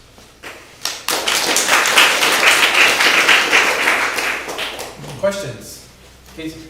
I know, if I remember correctly, on some like other ecosystems in North America, sea urchins have been found to be like a keystone species. Did you find like any evidence of that being reflected in this ecosystem? Yeah, so it didn't specifically say they were a keystone species, but I got the sense from reading these papers that urchins are really important to coral health, and which would, in my mind, make them a pretty key species to these ecosystems. Yeah, and they're a great indicator of just reef health in general, whether it's the predators that are feeding on them or just in the fact that they even provide home and shelter to other species. So they definitely are very important in the balance of the entire ecosystem. Leon? On average, how many transects did you get to do per site, and how did you choose them? So we did about 4 transects per site. So right, that'd be a 10-meter transect per site out of these 7 sites. And what was your second question? How did you choose the transect sites? So it's pretty random. We didn't survey the whole site and then look for specific areas where we found abundance. We generally just start snorkeling, and when we find a good amount of urchins, we'd start to sample. But that wasn't always the case. Even in some cases, we'd be okay with sampling where there wasn't a lot of urchins, so we get a more representative sample of what the entire site looks like. So a lot of our transects did have a lot of zeros, especially in the Santa Elena Peninsula. Were you guys following the methods that the previous student did? So yeah, we changed it a little bit. Sophia did actually 20-meter transects, and they did 9 different sites, where we did 10-meter transects in 7 different sites. But for the most part, on counting the urchins, yes, they didn't quantify aggregation size, but they did look at the substrates, which we also replicated off them. Although we did change the substrates a little bit to what we found on our own. What do you mean when you say that urchins are affected by seasonality? So upwellings and not upwellings, right? So this is a great question. Ryan, can you help me?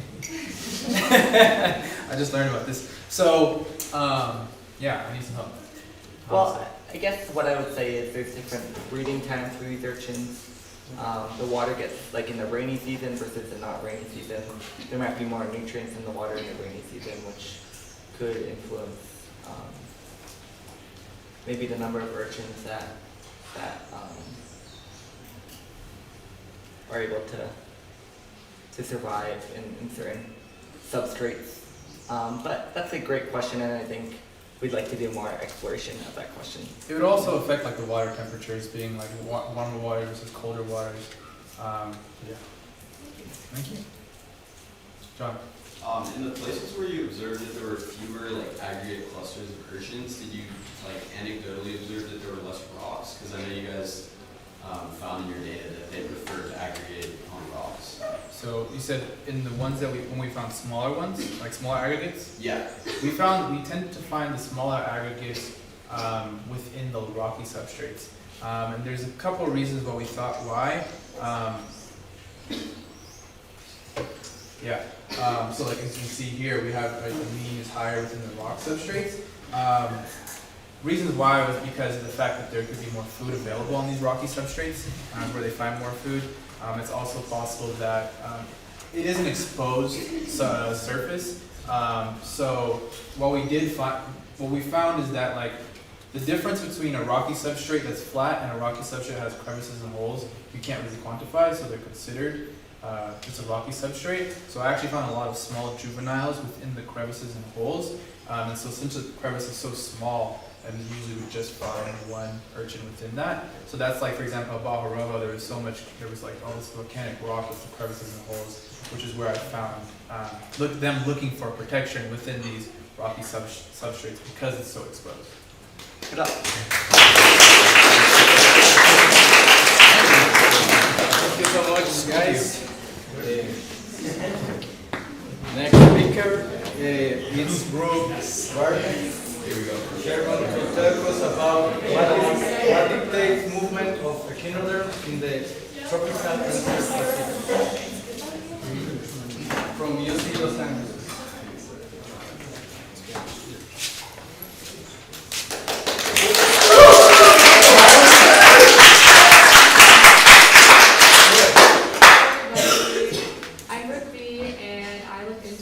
Factors that dictate sea star movement. And this project was a journey for me with lots of different learning experiences, so I wanted to kind of take you guys along that journey with me, if that's okay. So it all started April 10th, 2023, Frank's birthday, when we went to Punkiel Beach, and I observed a bunch of dead sea stars washed up on the shore. And that definitely struck my interest, and I was wondering what's causing these sea stars to wash ashore. And also kind of a little bit of a hypothesis, I was wondering if it had to do with something to do with their movement rate related to tidal motion. So I went to Punkiel, Guanacaste to investigate this, where unfortunately, initially, I couldn't find a single sea star, and particularly none of the species I was looking for. I actually even almost considered changing my entire project, and then one day, the day that I actually decided, I'm not looking for sea stars anymore, I'm looking for something else, I found more sea stars than I saw the whole rest of the trip.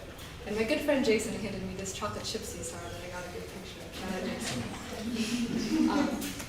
So then I decided to revise my question again, but kind of just open it up, because I saw so many different species of sea stars, and I was like, there's so much potential here.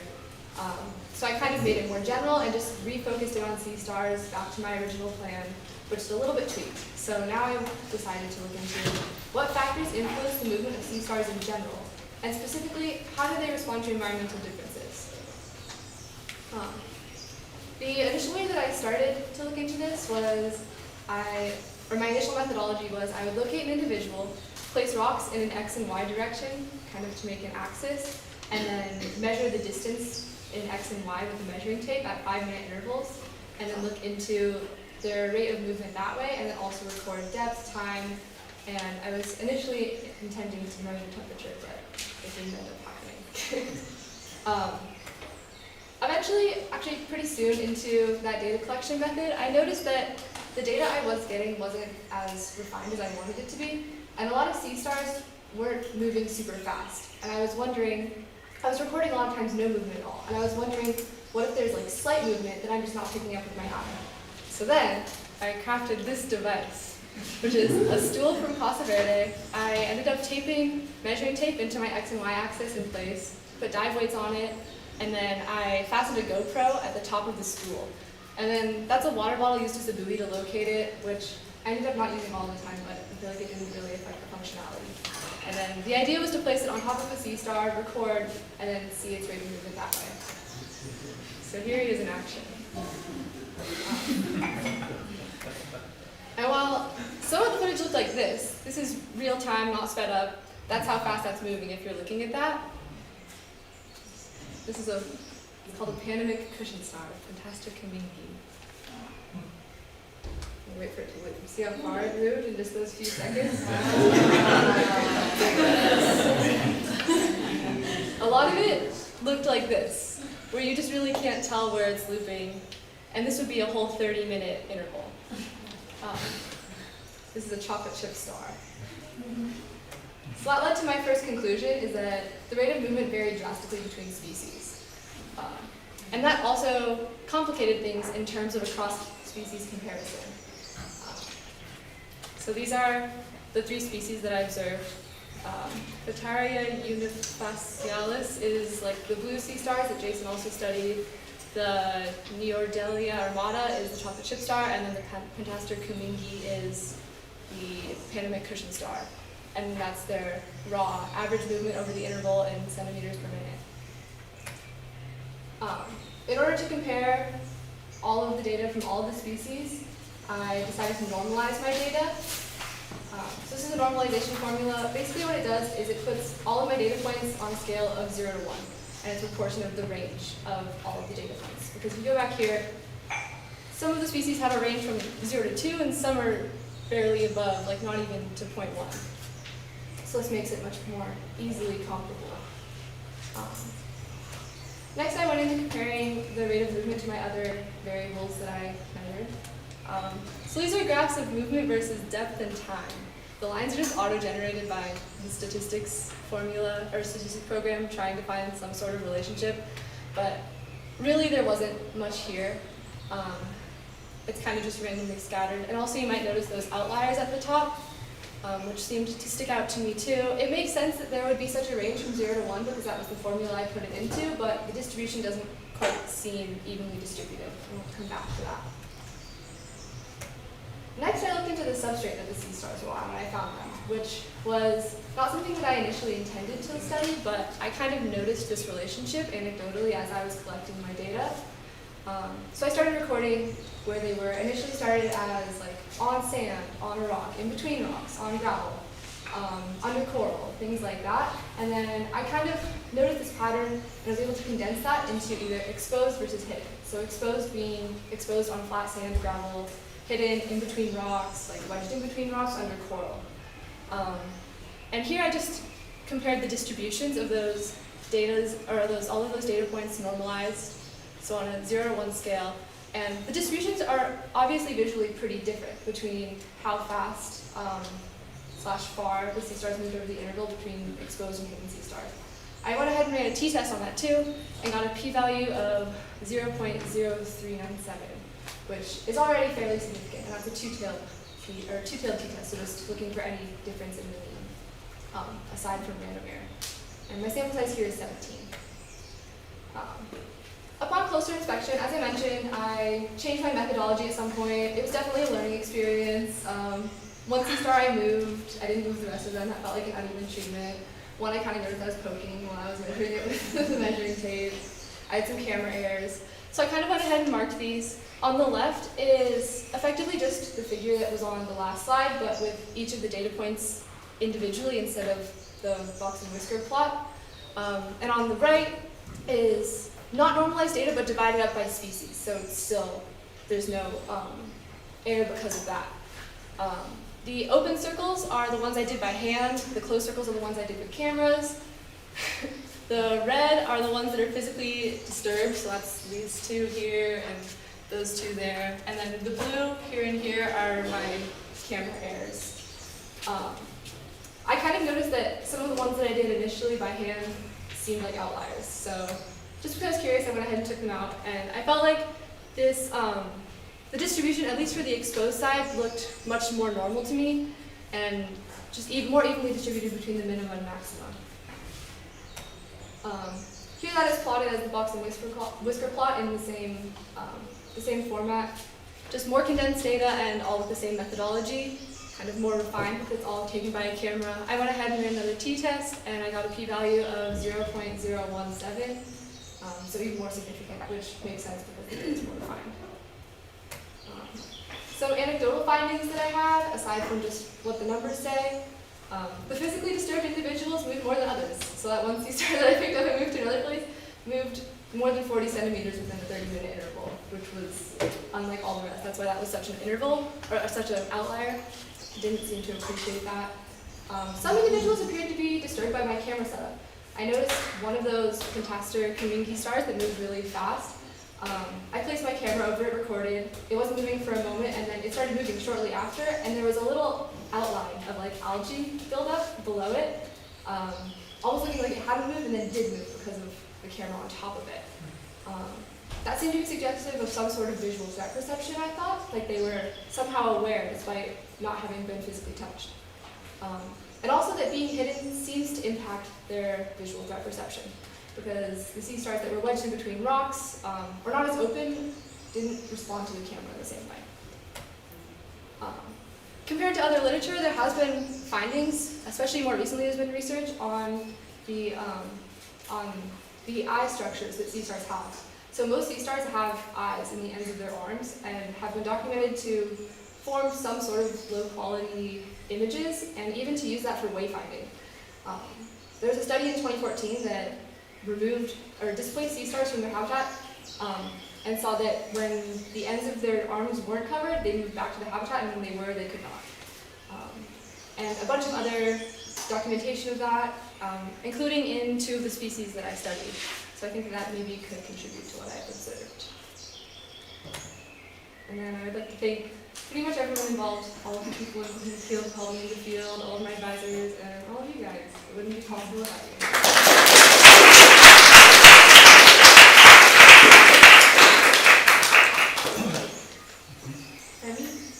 Did you notice any morphological differences between the species, like their 2 feet or anything, that could contribute to how fast they can move?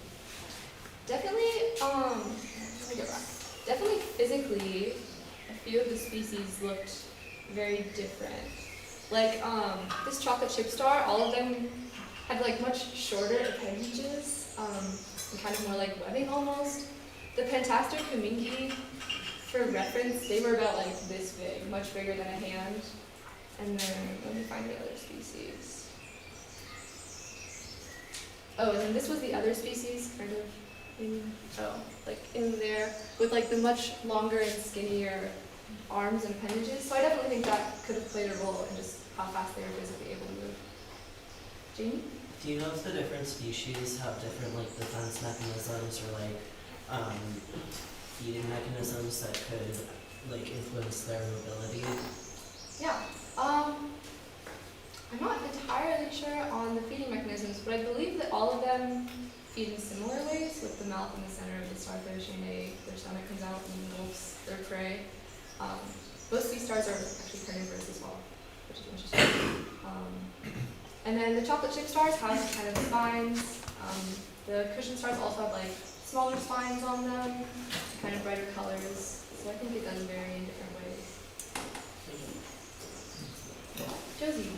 Did you find that visiting the same sites but on different days, it was, you noticed either more or less sea stars? Yes, though I think that could be something to do with visibility and tide. On lower visibility days, it was harder to find sea stars just because they're at the bottom and sometimes in deeper areas where you just can't see the bottom. And then also, I felt like it was much easier to find them during low tide, which also I think might be because they're just not moving as dramatically as the tide is shifting. So they're in one spot that at one point is in 8 feet of water, and then high tide is in like 20 feet of water or something. Maybe it's dramatic, but I think that definitely. Thank you. We don't have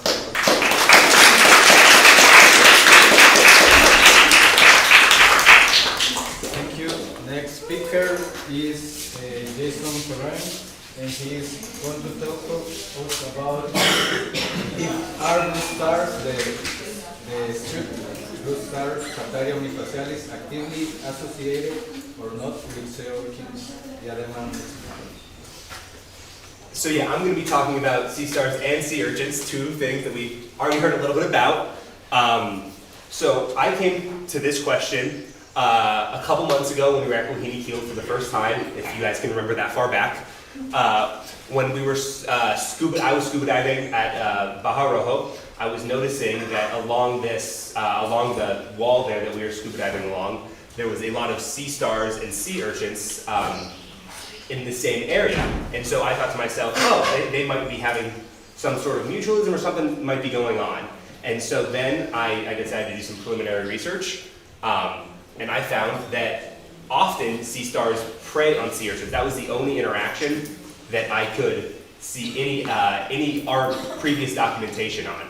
Off the coast of California, you heard Thaddeus and Ryan talk about how the sea urchin population is increasing dramatically, and that is often attributed to the decline in the sea star population that would prey on them. For the coast of northern Chile, sea urchins have been documented to go higher up and find rock surfaces higher to avoid this sea star predation. And that was definitely not what I was seeing. I was seeing something of a love story between these two, these two species. And so I thought to myself, what is attracting? Are they being attracted to each other, or is there a reason for this going on? So I looked at the distribution of the two species, and as you can see, they're pretty much identical. They're pretty much found in the exact same spots, just off the coast of the Pacific Ocean, Central America, and a little bit into Southern America. And yeah, so they're definitely found together quite frequently.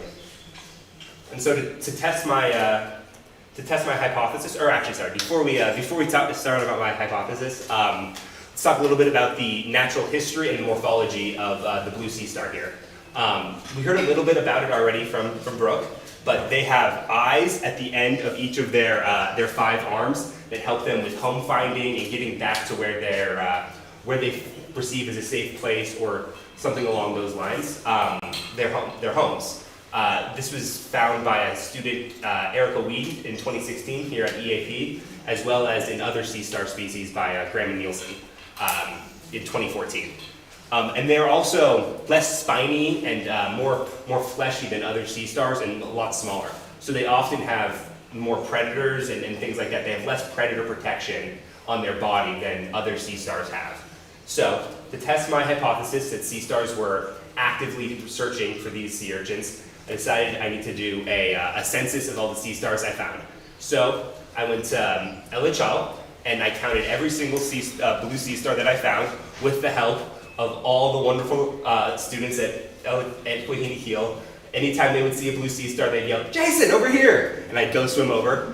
And I'd count, we see a picture here of a sea star actually touching a sea urchin. You can see I called, anytime there was spikes covering the sea star, I counted that as touching, or here I would measure the distance between how far they were from each other, or this one was just found on the bottom, no sea urchins or nothing nearby. And from that, I found that there was 11 sea stars that I found that had no urchins near, and there was 8 in contact and 4 with sea urchins less than 15 centimeters away. If they were farther than 15 centimeters, I counted that as no urchins near because they were not close enough to really be interacting on any sort of level. And so, though there was no clear, distinct, like they weren't clearly together, like more than not, I decided that, well, maybe these 8, maybe some of them like to be with some for other reasons, so I decided I needed to perform some manipulations. The first manipulation was performed if I found a sea star like this one here with no urchins nearby. I would pick it up, find a nice rock, place it equidistant from a crevice that it could go into or a place that it could hide with urchins, and then I would watch it for 30 minutes and see which direction it moved to see if it was preferring maybe the urchins or the crevice. And I would make sure the urchins and the crevice were both very close because the eyes that they use to perceive are not very good. So they had to be close by. And again, I found that sea stars are showing no clear preference to be in an urchin versus the crevice. I repeated this manipulation 6 times, and 3 times they moved towards the urchin, and 3 times they moved towards the crevice. So no clear preference. But I thought to myself, what about the sea stars that were already with sea urchins? Maybe there's only a few of them like to be with sea urchins for any given reason. So I performed another manipulation. Anytime I found a sea star touching a sea urchin, I would scoop up all the urchins nearby. There usually wasn't many, it was between 1 and 3 I had to move at the most. And then I would take note of whether it was in a crevice, like this one here. It's very much covered and not, it's not exposed, or if once the urchins were removed, if it was exposed to the rest of the ocean. And then I would watch it for 30 minutes, and the last 10 minutes of this observational period, the sea star had to have stopped moving. I never had them move for more than 20 minutes, so it was always, I would always stop around 30 minutes, and I would watch it for a 30-minute baseline. Yeah, and from what I found with this, is actually that any time that the sea star was already in a crevice behind urchins, it wouldn't move at all. It didn't seem to care that the urchins were moved. It was just, it felt good where it was at. But anytime I would pick up the urchins and move them, and the sea star was then completely exposed to the rest of the ocean, it would move a pretty dramatic distance to the nearest crevice. And no sea star ever made an attempt to find an urchin. Like I said, they would, after they moved these 22 centimeters or so, they would stop moving and they wouldn't care to continue. They would stop moving for at least 10 minutes and wouldn't care to continue on to find urchins. So I unfortunately came to the conclusion that there is no love story between sea stars and sea urchins. Sea stars seem to be treating sea urchins just as any other rock or crevice they could come across. It was just another place to hide. They were using these eyes to perceive a safe place to be, is what I thought. And because of that, the urchins also worked, or a crevice worked just as well. And these kind of findings was also found by another EAP student a couple years ago when she was studying brittle stars and sea cucumbers. She was noticing that anytime she picked up a sea cucumber, there was a lot of brittle stars underneath. And she was like, oh, maybe they have some sort of mutualism as well. And she came to the same conclusion. Nope, it's just like a rock, just a good place to hide under. So yeah, there's still some study to be done. Maybe the urchins are seeking out the sea stars, and unfortunately I wasn't able to do trials like that, but that's definitely something I would wish to come back to do and see. Mark the urchins, move urchins from sea stars, see if they come back, remove the sea stars from their environment. Maybe there is something here going on. But the sea stars seem to perceive the sea urchins as just another place to hang out, just like a rock or a crevice. I would like to thank Frank for all his help in driving us around and running around like a madman for the 2 weeks we were in Bohini Keel. Leo for all your help as well. The Lara family for letting us use all of their equipment, their boats, everything like that. And then all the EAP students of Bohini Keel for being my sea star hunters and shouting at me every time you found one. Thank you guys so much.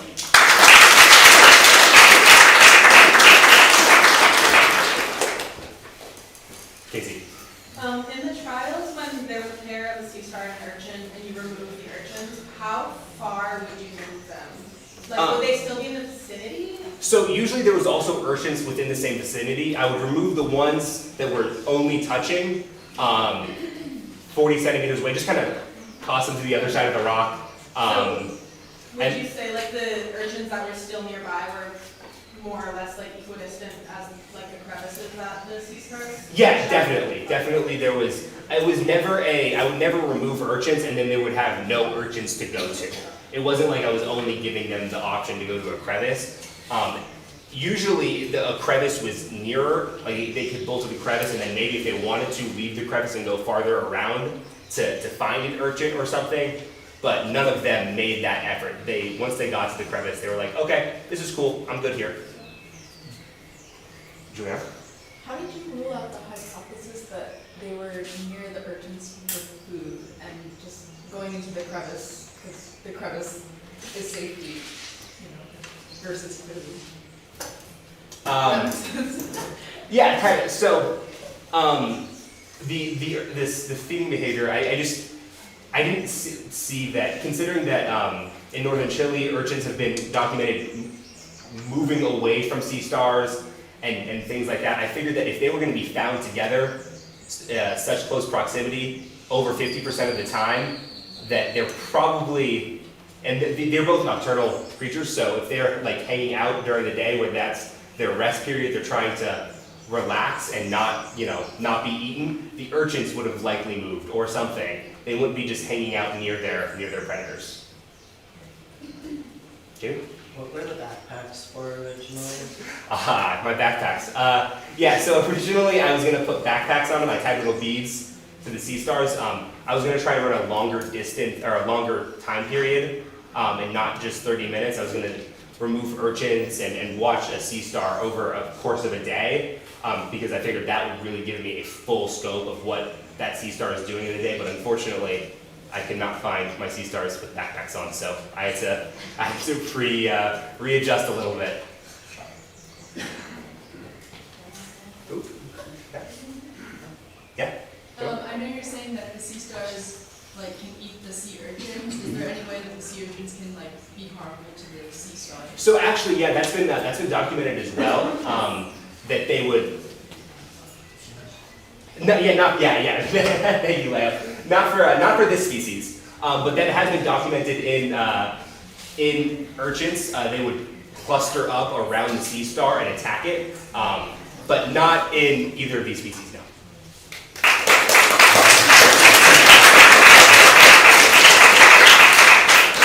Thank you, Jason. We don't have much time. We're still having a couple of speakers. Next one is Brooke Drasda. She's going to talk us about the response of porcupine fish when treated in Coajinicchio Bay. Thank you.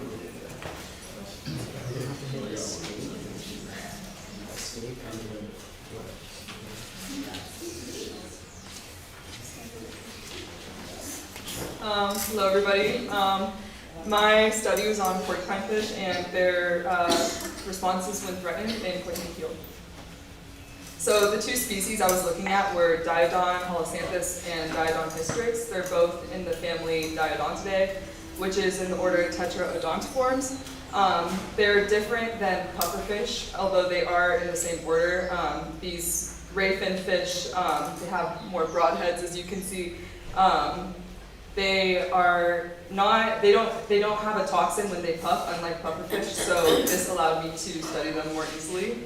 Also, they were in much more abundance when I initially observed them, and something that is really special about these fish is they flee or inflate to protect against predators.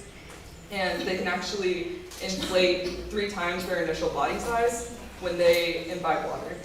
Another thing that's just kind of cool about them is when they do this, they can vomit sometimes, the food that they eat, although I did not observe that myself. So these were the 2 locations that I saw the most porcupine fish, LHL and mariculture. Although at mariculture I decided that this wasn't an adequate spot to study because they were mostly feeding on the mollusks and crustaceans that were growing and living on the side of the nets. And I decided that LHL had more of a natural environment for them. So this led me to my question, how do porcupine fish respond more quickly to humans with increased exposure? So for my materials and methods, I used a glove, a slate, stopwatch, a GoPro, and some courage to collect data. And I would collect 2 pieces of quantitative data. I would observe them initially to see what state they were in, if they were alone, paired, or in a group. And then I would start my dive, and then about 6 feet away from them, I would start recording the time, and then at the moment that they begin to react, that would be the first time that I record, and then the second time, if applicable, would be the time it takes for them to find a shelter. And this is only applicable if they don't puff, so this would be if they're fleeing.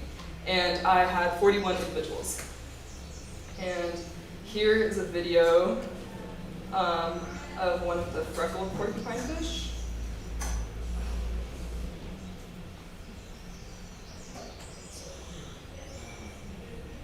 It's right there.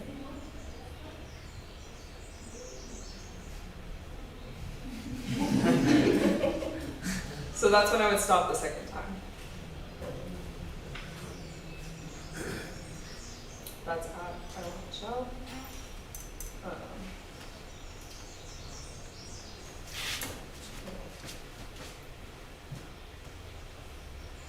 Thank you.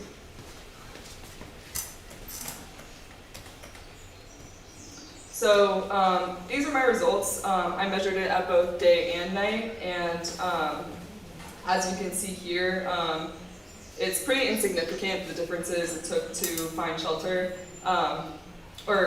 This is the first time, so this is the instance that they react to my presence as a predator. And just to see that more visually here, this was the average and standard deviation of those times at day and night. At nighttime, they were a little bit quicker to react, but they were also, as I'll show in a minute, more likely to puff. So they were less likely to flee at night. And here is over the span of the week. I noted the species differences. So as you can see, there's a lot more. The blue dots are the freckled porcupine fish. So the Diodon helicanthus, and then the triangles are the Diodon hystrix. And there's not much response over the span of a week to me being there. And there's a few outliers, but it doesn't seem to be any species differences here, and there were much more freckled porcupine fish present. So how many porcupine fish I was able to make puff was definitely the most exciting part of this study. I was able to catch a lot more at night, a total of 6, and only 1 during the day. So just for reference, there were 26 that I followed during the day, and so those were the times that it took for them to seek shelter, and then 8 at night compared to 6 puffs during the night and 1 puff during the day. So it seems like my results were pretty insignificant in the scheme of them becoming more exposed and more habituated to me being there. And I did see that they're more likely to flee at day during night. I think this is for a number of reasons, possibly because they're mostly active at night, but my flashlight could have also been blinding them. And I don't think that I really represented the speed of a true predator, which are nurse sharks and other carnivorous fish. Yeah, so they may not experience humans often at LHL, but I was just thinking about this a moment ago. It would also be interesting to compare at mariculture because they do experience humans more often there, but when I was conducting this experiment, I was thinking that I was doing it in an area where humans were less present, so I was curious to see if they were getting more used to me over the span of the week, and that didn't seem to be the case. But when we were observing mariculture, they were, you can kind of see the net in the background. That was the mariculture net. As you can see, there's a lot of fish, not just porcupine fish. And yeah, I think this was really interesting to study because the behavior of these fish when they're threatened makes them really resilient. They're in large abundance, they're least concerned, and they span all the way up from Baja California down to Colombia. So yeah, they're very interesting species. And thank you to everybody that helped me with the study. And that's all.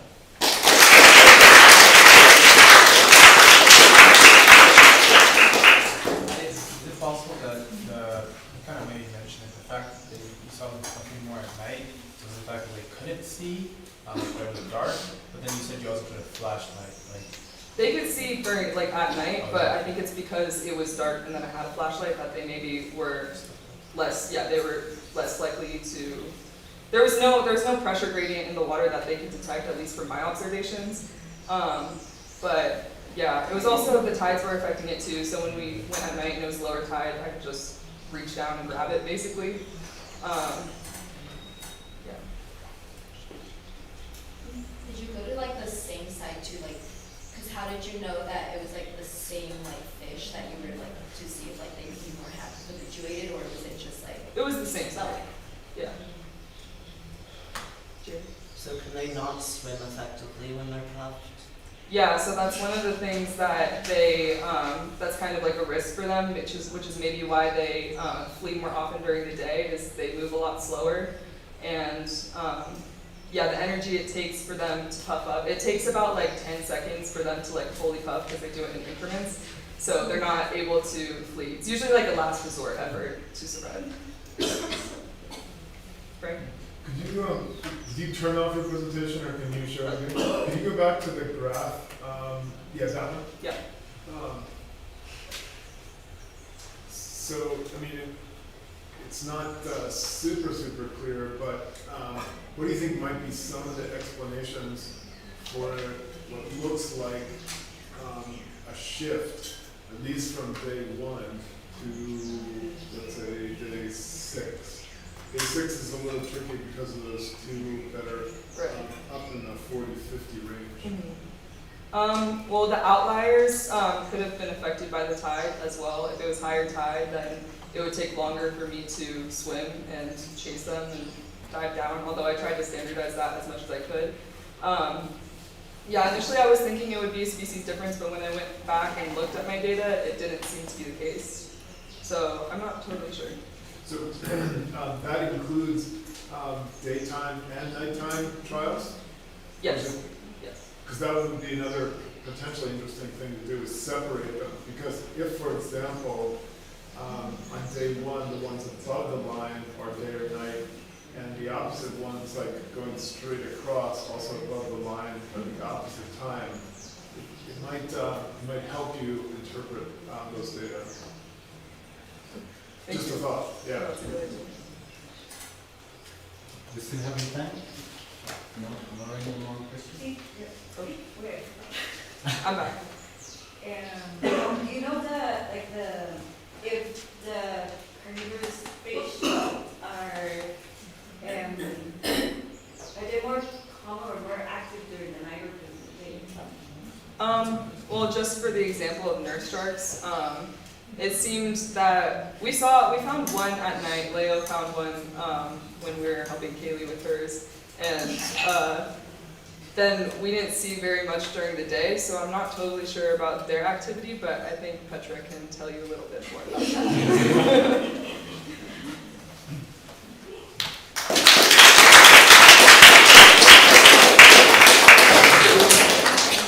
Well, we are arriving to the end of this amazing session of biology of echinoderms and fish. The last one speaker is Petra Buster. She's going to talk to us about fish species richness and abundance in Coajiniquil and Santa Elena, with emphasis on Pacific North Shark, Hinglymostoma unami.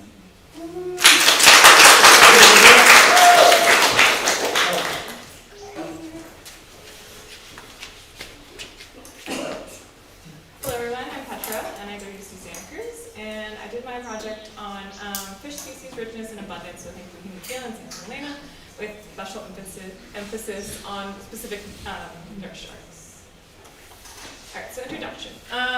So Costa Rica is really rich in marine biodiversity due to its geographic location, and so I wanted to kind of do a census on like what kind of species are right here. They have over 6,700 marine species, and on the Pacific side, there's 4,700 species alone. And so I wanted to look at these species because of the threats that are happening to them, such as like overfishing, ocean acidification, and such. And then the research on this will help with future conservation efforts and identifying like high biodiversity zones that need to be protected. And then anyone who knows me in this program knows that I have a slight interest towards sharks. So I also focused on Pacific nurse sharks in the area, which were discovered in 2015 as a new species. The nurse shark is also found on the Atlantic side, but it's a different species than the one on this side, and not that much is known about them. So I wanted to see like their distribution and if they had any preferences in terms of locating them. Both of these photos are taken by Stephen. So my research question was, what are fish species richness and abundance in Coajiniquil and Santa Elena, with the emphasis on Pacific nurse sharks, as well as the secondary question of bait preference. And the bait preference was because after talking to Professor Mario Espinoza, he was trying to figure out how to attract nurse sharks to locations to study them better. They're in high abundance in Santa Elena, but they're not as common in areas closer to Coajiniquil. They have been found in large aggregates in Santa Elena, and they're trying to figure out why. And then they have found some in Bahia Tomas, and so I wanted to see if by attracting them to camera-baited traps, if I could see their abundance in these areas. So my methods, I studied 5 different sites along the coast of Costa Rica on the west side. So I had Bahia Tomas, El Hachal, Bahia Dante, Punta Pacheco, and then Playa Sortica. And then these are all like in different locations, like in distance from the shore and different substrates as well. So for my methods, what I did is I used 2 different kinds of baits, and what I would do is I would put them down simultaneously. We put the bait in like a milk carton that was about a liter, and then we would cut it up into like 1-inch pieces, so that we could put them into the milk jugs, as well as distribute like the oils throughout the water and such. And so I would put them down simultaneously, about 20 meters apart, and then take data for 30 minutes on the species that came to the bait traps. And this is an image of what they look like. So they were attached to cinder blocks, so they would sit and be stabilized on the floor. And then that's the go setup. Okay, so since kind of like rule number 20 from Queen Kill, if you want to see sharks, don't bring Petra. So unfortunately, I didn't find as many sharks as I wanted. I only found 2 on the cameras. I did find some just visually, but they weren't attracted to the bait. So then I focused on fish species that came. So these are some fish species that were in high abundance across most of the sites, with 2 outliers. And so this was the Penetics Sargent Major, the chameleon wrasse, the Cortez sea chub, and then the rainbow wrasse, as well as the Acapulco damselfish. And then some uncommon species would be like the giant hawkfish, the spotted puffer, the freckled porcupine fish, the nurse shark, which I did get 1, and then butterfly fish, moray eels, and sharknado. And then within that, I also found a significant preference towards sardine bait. And I would find more species and more individuals in this, going towards the sardine bait with a p-value of 0.004. So within my results, I found that the total number of species was most abundant at Biodonta, and then I also found that the highest number of individuals with a bait preference as well was also at Biodonta. And so we found that more of the species would go towards sardines versus the mollusk bait. And then without the bait preference, we still see that trend where we have Biodonta having both of the highest number of both species and individuals, with El Hachal going as a second. So I also kind of looked at time. Unfortunately, I couldn't get the videos to link, but pictures also show. So this is like the initial us putting it down. This is 5 minutes after we put it down, 10, 15, and then in 15 you do see the presence of like a jewel eel, or a eel, and it did change the dynamics of the different fish at the bait blocks, just due to it being more aggressive towards other fish. And then 20 minutes, 25 minutes, and 30 minutes. And then you can see the abundance of fish. So how I gathered my data was that I paused it at these increments and then I counted the individual fish, and then took the highest number that I found. And then within that too, we also found specific nurse sharks. So we found one at Biotomas, and it was interested in the bait, which was sardine bait. And then at Biodonta, we did find one that went through the camera by the mollusk bait, but it was not interested in it, so it was not significantly interested. So my results yielded that more fish species and individuals were attracted to the sardine bait, and then they were also in higher abundance in both individuals as well as species richness in Biodonta. Biodonta has like these large rock formations, which was slightly different than I thought. I thought El Hachal would have the most because it is a coral reef ecosystem, which generally has a higher amount of biodiversity. But in this case, I did find the most individuals and species at Biodonta, with and without the bait preference. So one of the key features was like the different substrates, so coral reef, rock, sandy bottoms. The sandy bottoms, such as Punta Pacheco and Playa Sortilla, were the 2 that I found like the least diversity in species. And then within that too, I had different distances from the substrate in terms of like next to the coral reef, we're just like kind of in the middle of the ocean or in the bay. And then depth, and then we also had the presence of humans, both boats and snorkelers in the area. And then when I looked at the preference of the nurse sharks between the mollusk and the sardines, mollusks are within their usual like food preference, so I thought it would attract more, but it seemed that I didn't have significant data either way. trying to find out if they preferred one or the other, or within their presence within the keel. And then I would like to thank all these wonderful people who helped me get to this point.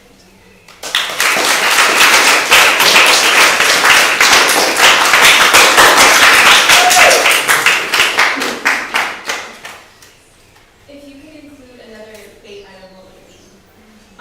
Frank and I had discussed like using like chicken or some other kind of meat to try to attract them, but with more time and a lot more like resources, it would have been interesting to study for a longer period of time. And then it would also be interesting. We did one session during the night, but unfortunately I lost the data, so it would be interesting like what was referring to as like if carnivorous fish are more active during the night, and usually they are, especially observed in your sharks. So, Did you do any research as to why the sharks might not have been into the bait? Not on this particular species, just because there's only one paper, and they don't know that much about their behavior, which is one thing that I was trying to figure out.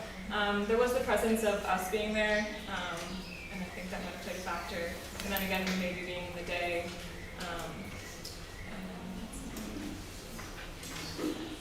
Is it possible that you, like, when you recorded with the GoPro, you could see a full 360 of the area?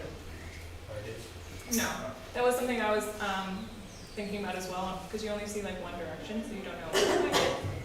And then a lot of the fish would be interested, but then the cinder block would be like very foreign, so they weren't really sure what was going on. So it's another aspect that could definitely play a part. I have one more question. You remember that one site we went to where there was a bunch of sharks and crocodiles? Mm-hmm. Did you ever, that was at Sortilla? Yes. And when you went back there wasn't sharks? Correct. That's so interesting. Yes. And what, did you go at the same time of the day? I believe we went a little bit earlier. That's so interesting. Yeah.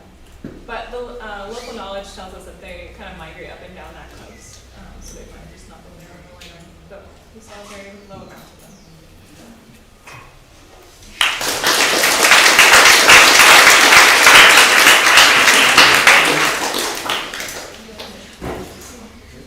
Well, it was the end of this second session about biology of killers and fish. And this is time for a break. We are able to go in for taking coffee or whatever you want. So go ahead. Thank you.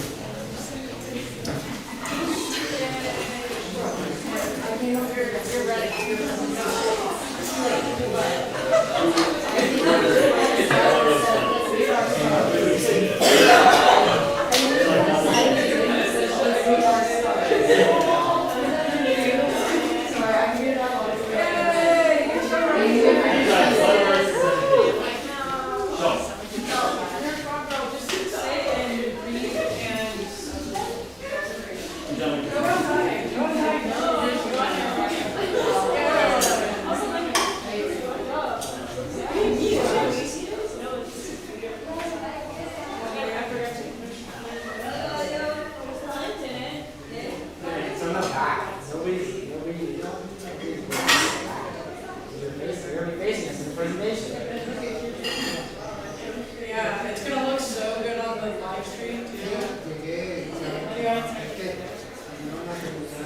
If you want, I can record it. No. Okay. So I said if you want. Thank you. Can you do me a favor and don't show me any numbers until it's zero? Because I know mine's not that. I don't want to be looking until I forget.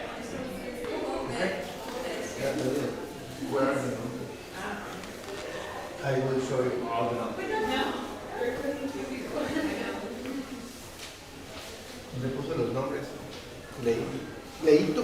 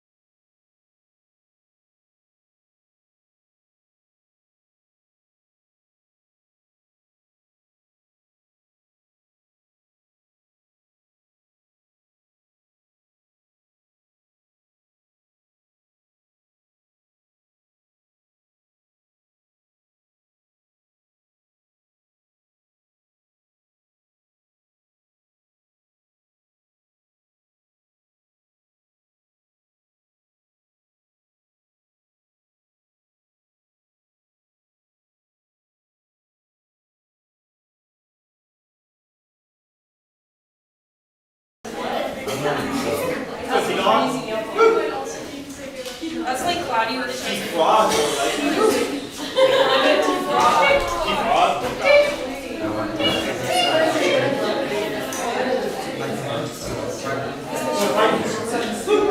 What's the sign? Like, says this? Go try it. It's a trite for our school. like this. You know the thing that Poseidon holds? Poseidon holds this thing into triton. I love how your mascot is like of your I know, it's so stupid. It's better than ours, which is an Argentinian cowboy, because that's a real symbol. Oh, I never knew that. That's why I got you. Gotcha. I just like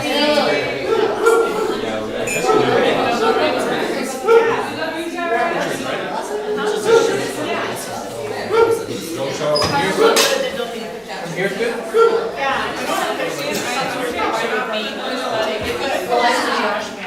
Hey everybody! Oh, really? You endorsed by We have some frogs in the attending the talk. Okay, everybody. We start with the mangroves and then jump into the water and the boat, and now we are finally coming to the mountain with the biology of terrestrial vertebrates. So the first speaker is Rob Frog, Darren. Buena suerte.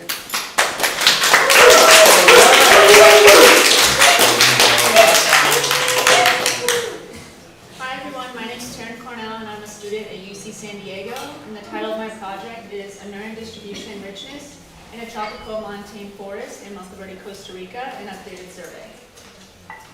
To provide some context for my independent project, I wanted to highlight that currently there is a worldwide decline in frogs, and so that's about over 2,000 species of the 7,000 species we have worldwide that are currently endangered or threatened due to a variety of factors. In Monteverde, it's considered a biodiversity hotspot, as we all know, and so that offers a really unique location to conduct surveys of amphibian communities. And I think we would all agree that the best way to make conservation decisions is through long-term monitoring, and in turn we can protect this biodiversity. So this study that I conducted is actually a replication of a study done by Elizabeth McDonald, a former UCAP student in 2019. I replicated her methodology, her study sites, and as well as analyses. McDonald and I posed the question, how has interspecies richness and abundance shifted in response to climate change? As we all know, climate change is affecting the world, but on a smaller scale, many studies have been conducted in Monteverde that have demonstrated changes in mist frequency and precipitation variability. So my study objectives were centered around the measurement and abundance of frogs, so I counted encountered frogs.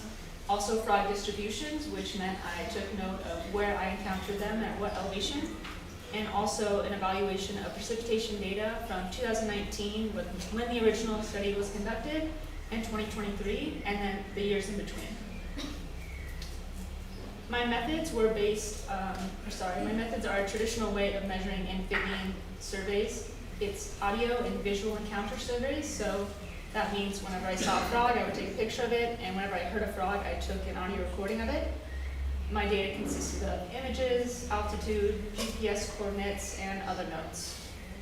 There were 5 study sites, and they are the identical 5 study sites that the former student visited. And these study sites were across 4 different Holdridge life zones. Holdridge life zone is a way of kind of characterizing a biome or an environment. And the criteria for a Holdridge life zone is precipitation, evaporation, and humidity. In Monteverde, there are 7 Holdridge life zones, but I only looked at 4. So I conducted 11 survey nights, a total of about 23 hours, a little less, and I was accompanied by Dr. Moran and Eladio Cruz. So coming back to the Holdridge life zones, these are the 4 Holdridge life zones I visited in a table format. You'll see a map next, but here we can see the name of the Holdridge life zone, the zones 2 through 5, and then the associated study sites. So I had 5 study sites. Those were the Estación, San Gerardo Station, Santuario Ecológico, Cranville Reserve and behind Cafe Monteverde in downtown Monteverde over here. Here's a map. I hope you can see it decently well, but each color corresponds to a different Holdridge life zone. The black dots are the study sites, and the white lines are the trails that I took that often ended or were around the stream. So coming into the results of my amphibian surveys, I encountered 135 frogs across 16 different species and 5 different families. I forgot to mention that in the title Anura, that's the order in which when I say frogs, it's the order Anura. So within the order Anura, I encountered 5 families. 135 frogs were all of my observations, but in reality, one of those frogs was unidentifiable, past being a frog, via auditory, and 17 of those frogs were of the family Crogasturidae, which is a litter frog, and this is a very ambiguous family, so I could not identify those frogs past its family lineage. So first, I wanted to characterize the family composition of my data and McDonald's data in 2019. On the horizontal axis is the percentage from 0 to 100, and on the y-axis is my data and McDonald's data. The legend is the 6 different families that McDonald encountered. I did not encounter any individuals in the family Faunidae, which is true toads. I did, however, encounter a higher abundance of Crogasturidae, which is the yellow, and less of an abundance of glass frogs, which is in the blue, Cetramonidae. So this made me, moving forward to my next figure, it's analysis of species richness across an elevational gradient. Notably, my sites were not continuous. They were 5 discrete or separate sites, but I took all of that data and all the frogs that were correctly identified, and I plotted it with McDonald's data in green. So my data is in black, McDonald's is in green, both with associated trend lines. The number of species is on the vertical axis, and the elevation from 1,000 to 1,800 meters on the x-axis. So you can see both of them have a generally negative correlation. However, mine was slightly statistically significant, although I did not put the p-value on here. McDonald's was above the threshold for significance. The general takeaway from this figure is that there are less resources as elevation increases, and there's less space for more species, and so as a result, you're encountering less species as opposed to lower elevation. Finally, my last figure is analysis of precipitation data, courtesy of Richard Laval and the Joyce Van Dusen household, both of which are around 1,320 meters. So here are the 12 months of the year. On the x-axis and on the y-axis is average precipitation per month in millimeters. There are 2 main things. I know it's really busy on here, but there's 2 main things I want you to take away from this. And one of them is the line in black from January to May, which is this year. And the other one is the wet season from May to around November, which is all the other years from 2016 to 2022. You can see there's a lot of energy and variability in this data, and that's a reflection of climate change acting currently in Monteverde as precipitation is becoming much more random and hard to identify and expect. So for organisms like frogs and their communities who rely heavily on precipitation for their reproductive cycle, that's a really big issue, and we can expect that despite the short amount of time I was able to survey, that we could expect a difference in species and family compositions moving forward. A recap of my discussion is that the composition and relative abundance was comparable to McDonald's 2019 data. She found about 140 frogs, and I found 135, despite a very, very large difference in precipitation, which, although I didn't mention the exact number, during my amount of time that I surveyed, it was 2.9 millimeters of rain. And during her survey, it was 18.02 millimeters of rain. Just to be clear, that's 27 days during the month of May, this month, that we didn't have rain, which is very, very unlike Monteverde climate. So moving to my second point, sorry, a little tangential. 2 frogs were observed outside of their expected distribution zones. So I encountered 2 litter frogs from the Crogasturidae family outside of where their expected elevations are compared to 2016 data. A recap of my second figure, at higher elevations there are fewer species, which is parallel with other cryptofauna studies. And lastly, coming back to precipitation and climate change, difference in precipitation, collection period and annually was variable, but it didn't change my data how I had originally hypothesized. So I'd like to acknowledge Eladio Cruz, Santuario Ecologico, Dr. Moreno, Dr. Pounds, Emma Triana, and my advisors, Dr. Frank Joyce and Federico, for all their great help and everything that I learned.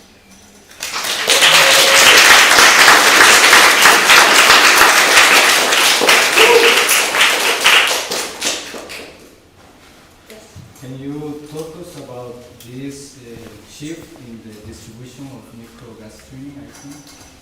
Yeah, so what I had originally hypothesized is that the frog data I collected would be statistically significant in composition of families than McDonald's data in 2019. It wasn't statistically different, but I think due to the lack of precipitation of the month of May, I encountered a lot more litter frogs than I would have originally. Because when I went with Eladio and visited a lot of streams, there were a lot less of other frog families that you would typically encounter, such as glass frogs, who reproduce in your streams. So, But this represents an altitudinal shift, or?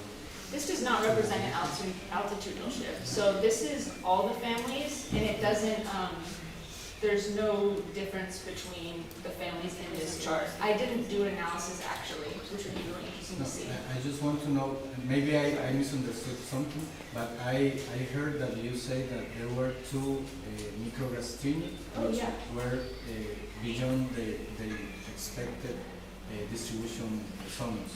Yeah. With which kind of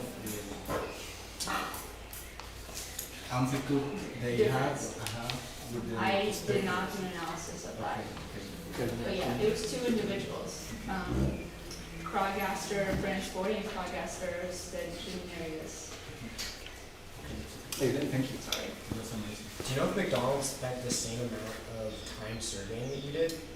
I spent the same nights at the same places, but I didn't do hour by hour. Okay. I think I spent more time overall, but I may have spent different hours in different places more. Okay.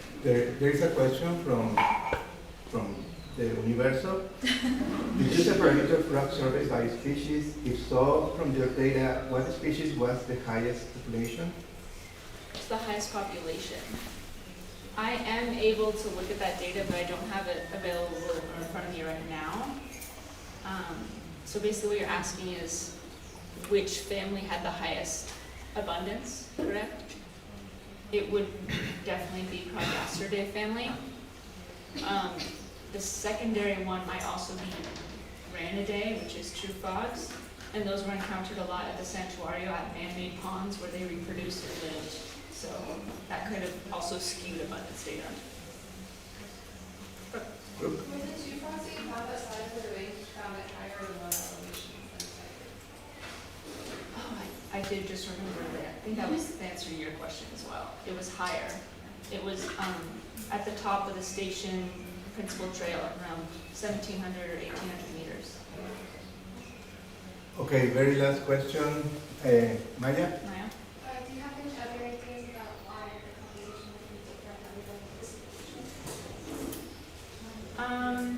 Honestly, outside of precipitation, I'm not really sure because of the large amount of factors that are affecting populations. So some families might be more easily able to fend off disease such as chytrid fungus, but without molecular or genetic data, you might not be able to find that out.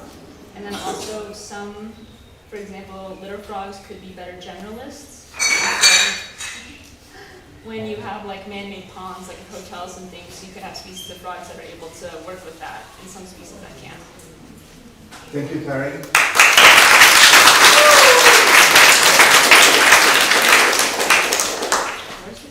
Okay, so Frank told me to not read the whole thing, so I will follow the invitation. Next speaker, Jamie. You know, when you are around making animals scare you, well, Jamie was enjoying that, so just to tell us what happened when you scare away an good people. Oh, yeah, so gonna work. Can I put it in PowerPoint? It messed up the formatting when I had it in PowerPoint, but we can see it's a little. You want to present it just like this? Yeah, that works. Oh yeah, this works. Okay. I'm Jamie. I attend UC Santa Barbara, and my study measured flight response distance in Dasycrocta punctata, also known as the Central American agouti, as an indication of habituation to human presence. So ecotourism, or responsible travel to natural areas that conserves the environment, sustains the well-being of local people, and involves interpretation and education, as defined by the International Ecotourism Society, is often seen as a solution to the harm done to the environment by traditional ecotourism. It is also very important to the economy of Costa Rica. 80% of international visitors partake in some sort of ecotourism related activity, and it produces $1.4 billion USD annually. A lot of this money can go back into conservation in ways such as purchasing land for protection against development and deforestation, and going into education. However, there are some negative effects of ecotourism as well. Some of these effects on delicate ecosystems include soil erosion, pollution, habitat alteration and destruction, as well as simply having too many tourists to be sustainable. It also affects some of the critical wildlife in these areas, such as resulting in behavioral changes, increased general stress levels as measured by cortisol, a stress level hormone, and increased chick mortality in some bird species. So this led me to my question, which is, does increased level of human exposure via ecotourism affect flight response distance in Central American agoutis? And flight response distance, or FRD, is commonly used to gauge habituation to humans because it measures how close a researcher can get to an individual of a studied species before it flees. So my study looked at the Central American agouti, or Dasycrocta punctata, which is a member of the order Rodentia. They're typically found from southern Mexico to Argentina and typically weigh between 3 to 4 kilograms on average, which, as I'm sure you guys know, is very large for a rodent. They are predated by pumas, ocelots, and white-faced capuchins, and can be hunted by humans in some regions. And like most rodents, they tend to exhibit a brief freeze for about 3 seconds, then flight defense behavior. They're herbivorous and primarily eat fruit, and are typically diurnal, though this does shift depending on their predation pressures. They also, when eating, tend to exhibit this stance here, as it allows them to be more aware of their surroundings and to flee if needed. So I looked at 3 different sites around Monteverde with either low, medium, or high levels of ecotourism and human exposure. So my first site was the Estacion, which is a 100-hectare private research station and Airbnb that receives around 400 students, researchers, and guests annually. And this was my low visitation site. My medium visitation site was the Santuario Ecológico, which is a 48-hectare private reserve that received 3,600 visitors in 2018, and unfortunately I was unable to get a more recent number, so that is the best I could get. And then my third site, which is my site with the highest level of visitation, is Bajo del Tigre, which is a 28-acre private reserve very near to the Bosque Eternal de los Niños. There is also an adjacent residential area, and the reserve itself received 9,282 visitors last year, though this does not account for the residents in the adjacent neighborhood, so that number is likely considerably higher when accounting for everyone. So my study is based off a 2018 CIEE study done by Celeste Williams that looked at FRD and white-nosed coatis in 3 areas with low, medium, and high levels of ecotourism. She also studied the Estacion and the Santuario, and looked at the Monteverde Cloud Forest Reserve, though I was unable to get permission to study there. So my study lasted for 6 days total, with 2 days at each site, non-consecutively, for 3 to 4 hours per day, and my sample size was 16 agoutis in total. To study the FRD of these individuals, agoutis were identified and allowed to stop moving before being approached, and all agoutis were aware of my presence. I approached them at a slow and steady pace from a variable starting distance, and then I measured my location to their position after they had moved 1 meter. I measured with a tape measure to 1/10 of a meter and marked my position with a stick and used a landmark such as a rock, root, or tree to make sure I had an accurate representation of where the agouti had been standing. So I did get different average FRDs at each site. The Estacion had an average of 5.1 meters, the Santuario had an average of 6.37 meters, and Bajo del Tigre had an average of 4.88 meters. However, these results were not significantly different. A Cruzco-Wallace test produced a p-value of 0.73, and in order for it to be significant, the p-value must have been below 0.05. And as you can see from the standard error bars, there is significant deviation in my results. However, I did find some interesting behavioral observations. A higher number of agoutis in low and medium level sites fled before I could approach. As you can see from this graph, 3 out of 6 in the Santuario fled before I could approach them, 1 out of 2 at the Estacion fled before I could approach, but only 1 out of 12 at Bajo del Tigre, the highest level site, fled before I could approach. There were also some interesting observations at Bajo del Tigre specifically. The agoutis often returned to the spot from which they had fled originally, and they would often retrieve and continue eating the dropped food item from when they had fled. Some of them even allowed me to approach a second or third time, usually without acknowledging me or fleeing again. These approaches were not recorded, and I didn't collect any numerical data from them, but I did think it was very interesting how quickly they habituated to my presence. So from this, I can conclude that increased human presence changes behaviors in agoutis and makes them less vigilant. For prey species specifically, they have to be very vigilant when foraging and eating because this is a very vulnerable time for them because they're essentially multitasking. So I can conclude that less vigilant species are at higher risk of predation, which means that individuals in areas with higher levels of human habituation may be at a higher risk of predation and may be more susceptible to their natural predators. So these do have some implications for ecotourism's conservational merit. There have been many studies that show that ecotourism does change behavior in multiple species, including pygmy marmosets, white-nosed coatis, as demonstrated by Williams, as well as hoatzins. And in terms of New Zealand sea lions, any level of ecotourism whatsoever, low, medium, or high, has been associated with decreasing population levels because it increases pup mortality rates. However, in other species, such as the Egyptian vulture and African wild dogs, any level of ecotourism does actually increase their population numbers. So some conclusions that can be made are that ecotourism does have the potential to change animal behavior, but because the effects of it are so different on a species by species case, it's very hard to come up with an overarching net result of ecotourism about whether it's more beneficial or more harmful to populations. So more research is needed to make a more conclusive argument to determine the net results. And then thank you to Frank Joyce, Federico, Emmy, and the owners of the Estacion and the Santuario for letting me chase agoutis.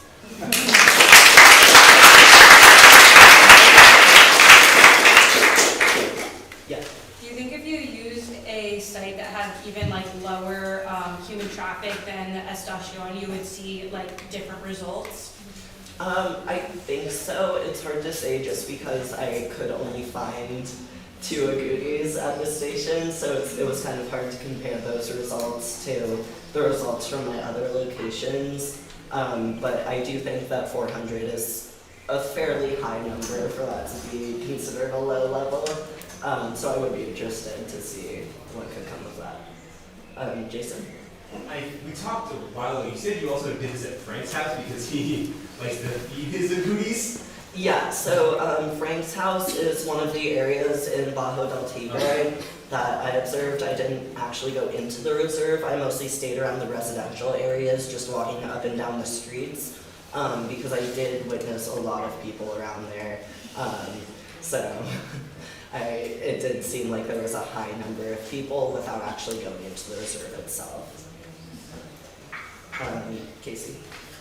You said with the agoutis in Bajo del Tigre that they had their response was the most shifted, in terms of predators and everything. Do you think it's possible that they could be less wary of predators because since there are so many humans around, there's also likely a lower level of predators? Yeah, I think that's definitely possible. Also, something Federico pointed out is that there are likely a lot more loose dogs around there, so they may be desensitized in that variety as well. So I do think that that's a distinct possibility. Do you know if the dogs around ever go for the agoutis? Could you consider predators for them? Considering the other predators that agoutis have in the nature, I don't see why not. I mean, they are semi-large carnivores, so I don't know any data that supports that, but I don't see why that wouldn't be a possibility. Tara, did you have a... Yeah, sorry if I missed this, but I was wondering if there's any pattern between the species that they noticed increasing in numbers with increasing food tourism, or if there's a pattern? Not that I could find. I think it has more to do with the conservational strategies themselves and what the actual rules are at those areas. So for the Hoatzins and the New Zealand sea lions, both of those experienced pup mortality and chick mortality just due to the amount of people around and interacting with people so much. Whereas for the other animals, they benefited more from the conservation of the area. So I think it depends. It's a very species by species pattern, and that's part of why it's so hard to make generalized conclusions about it. Yeah. Is it possible that the frequency of, the amount of agoutis present and also the reaction pattern could be different in agritourism sites where there's actual food being grown? Yeah, so the study that I based mine off, Williams, when she was at the Cloud Forest Reserve, she did notice people feeding coatis, so that could be an incentive for coatis to be in the area. So areas like the Santuaria does actually have a banana plantation and a fruit garden, which is where I experienced a lot of those agoutis. So I do definitely think that that's something that could draw individuals to that area and thus expose them to more people. Gracias, Jamie.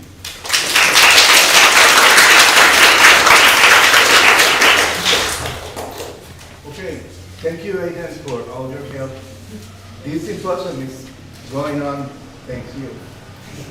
So, next speaker, if you want to live better, you should not be helping in the project, but if you want to listen and see a person learning every day, you should. So Maya Mitchell, where are you? Venga.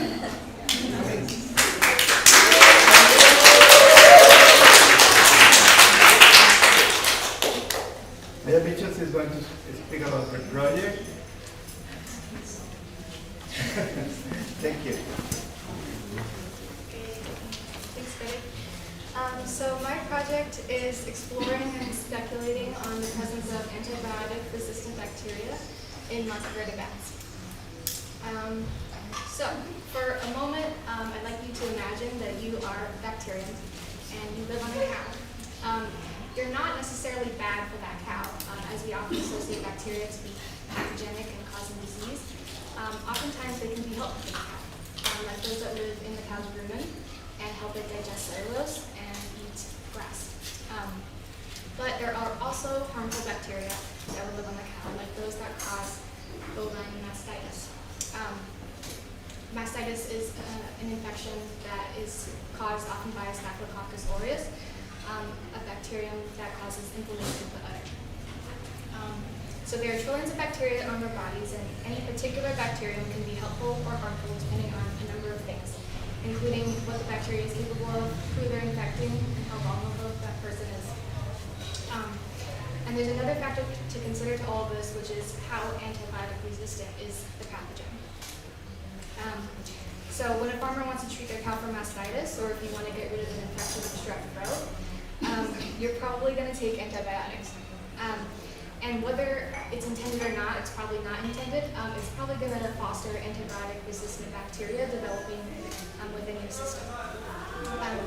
Antibiotic-resistant bacteria are those that can evade and escape antibiotics and stay alive. And this is an increasingly important issue, especially you might have heard of like pathogens like MRSA, which stands for methicillin-resistant Staphylococcus aureus, which is a bacterial infection difficult to treat precisely because of its antibiotic resistance. So recent studies have found MRSA and other pathogens in bats. And when we think of bats, many of our minds understandably might jump straight to disease, and it's true that bats can harbor large numbers of pathogenic bacteria for very interesting evolutionary reasons. But when it comes to the presence of these antibiotic-resistant bacteria, you might want to ask, like, where did it come from? It must have come from a connection to humans and human activities.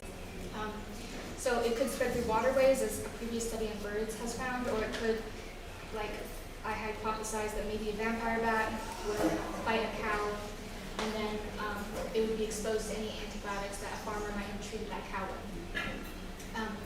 So basically what I wanted to do is I wanted to explore the connection between antibiotic-resistant bacteria, their distributions on different types of bats, and whether it varies in lifestyle, diet, parasite presence, sociality, etc. And also not only antibiotic-resistant bacteria, but also just like what bacteria are there, if I can tell by their morphology. So this is an exploration that spans many disciplines, including microbiology, behavior, ecology, and evolution. So basically what we did was we misnetted every night on weekdays with the help of Federico and fellow students Tara and Elsie. And I took swabs of the bats' mouths and their armpits, so I had one oral swab and one armpit swab for each bat. And then I would then take these samples, streak them on agar plates, and then I would visualize what kind of bacterial morphology is present, and also test its antibiotic resistance, and then analyze all this later in our studio. So for misnetting, I misnetted in Monteverde, Ladia Cruz's farm, Sarah Stuckey's farm, Naomi Solano's family farm, Frank Joyce's house, and the Estacion Vigaloa, okay? And the Monteverde Institute. And in total, I cultured 2 samples from 18 bats misnetted. We had 6 vampire bats, 10 fruit bats, an insect bat, and a nectar bat. So when I plated these agars, I plated them on agars. I made 2 types of agar. One was MH and one was McConkey. MH agar is basically an agar that will grow all kinds of bacteria. It's not really selective. As long as the bacteria is not like selected for very specific growth conditions, bacteria will grow. And then growth on McConkey agar is selected for gram-negative bacteria. Gram-negative bacteria is often associated with a lot of pathogens that are resistant to antibiotics because of the nature of their cell wall as opposed to gram-positive bacteria. So just the simple presence of growth on McConkey agar would tell me a little bit about what kind of bacteria is present. So I plated them on McConkey agar, and then I had 4 plates which I could confidently trace back to their sample and say that they had McConkey growth. All growth on these 4 plates was of bacillus or rod-shaped bacteria, and they were usually found on a bat with ectoparasites and or they also usually fermented lactose. This is pretty interesting in itself, but it's also a very general categorization. But like I said, so you can divide what grows on McConkey agar into like those that ferment lactose and those that don't ferment lactose. And this would give me a little bit of a better idea of what is present on my plates. So this is like an example of pink growth. If it's pink, that indicates it does ferment lactose. And then, so these are some examples of what could be there.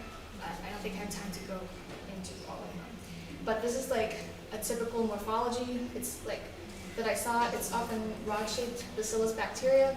what I did was a simple stain with crystal violet dye to visualize what was there, look under the microscope.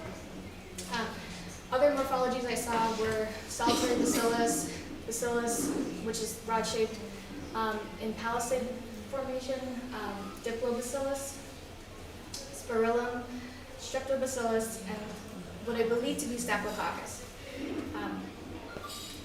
So I recorded all these and put them on a Google Doc that is associated with each fact.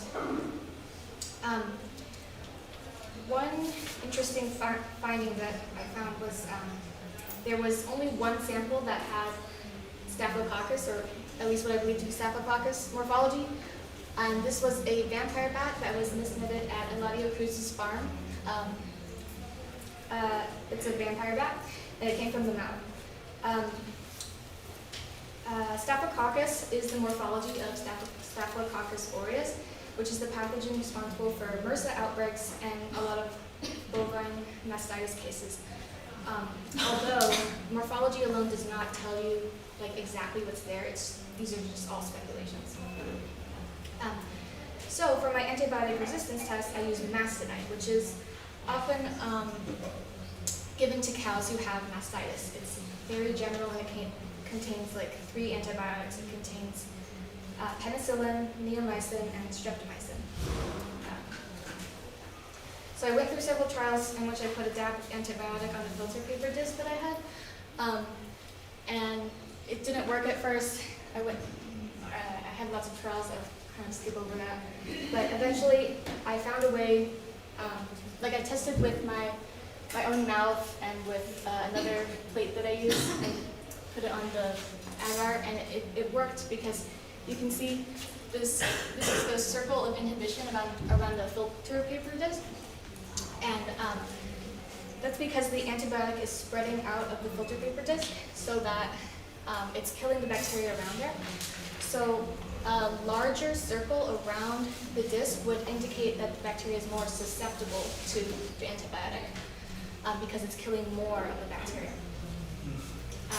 This is what eventually my plates look like, and I measured the zone of inhibition in terms of the radius right here for each of my samples.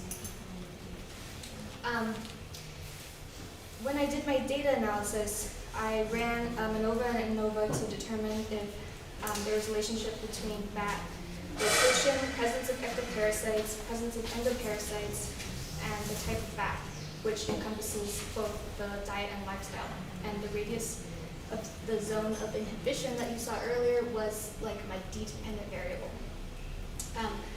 To cut to the chase, none of these tests showed significant results. And it's possible that there were some procedural mishaps, but you could also take this result at face value and say none of these factors influence how resistant the bacteria are. But it's also important to consider that I was using mastodite, which is a combo of 3 antibiotics. So it's like designed to be very effective against whatever is there. So it'll probably kill whatever is there. Penicillin and neomycin and streptomycin have 2 very different mechanisms of action to kill bacteria. So like whatever is there would probably be taken out by one of them. Some takeaways just from general research that I had outside of my own results were that antibiotic resistance is a problem that's very important, and our actions do influence the microbial world beyond our homes. And if you want to help prevent antibiotic resistance from spreading, you can not use antibiotics when not necessary, like antibiotic soaps.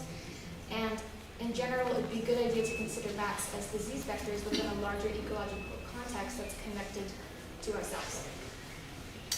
Thank you to everybody who helped me with this project, and thank you to Syria for coming to my talk and for making great homestay food, and thank you everybody.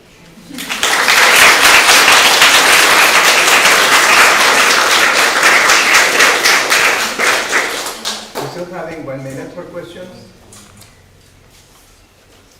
So I know you used makanki, and so you found that there were some that were like lactose fermenters. How do you think like that affects, like why was that present in like how does that help to that, or how does it like negatively impact? Okay. I'm not sure specifically about like lactose fermentation, but like the reason that I used it was just as a tool to narrow down what could possibly be there. So if it did ferment lactose, these are some possibilities of what could be there. So were there bacteria that grew that weren't lactose fermenters on the Macombi? Were all the bacteria grown on the Macombi lactose fermenters? No, if there was growth on the conky that was not pink, I don't have a picture, but if it's like clear or white, that means it does not ferment lactose. Follow-up question. Was there any correlation between the lactose fermenters and the antibiotic resistance? Not that I found, but I don't know if I looked specifically into that maybe I should. Gracias, Maya.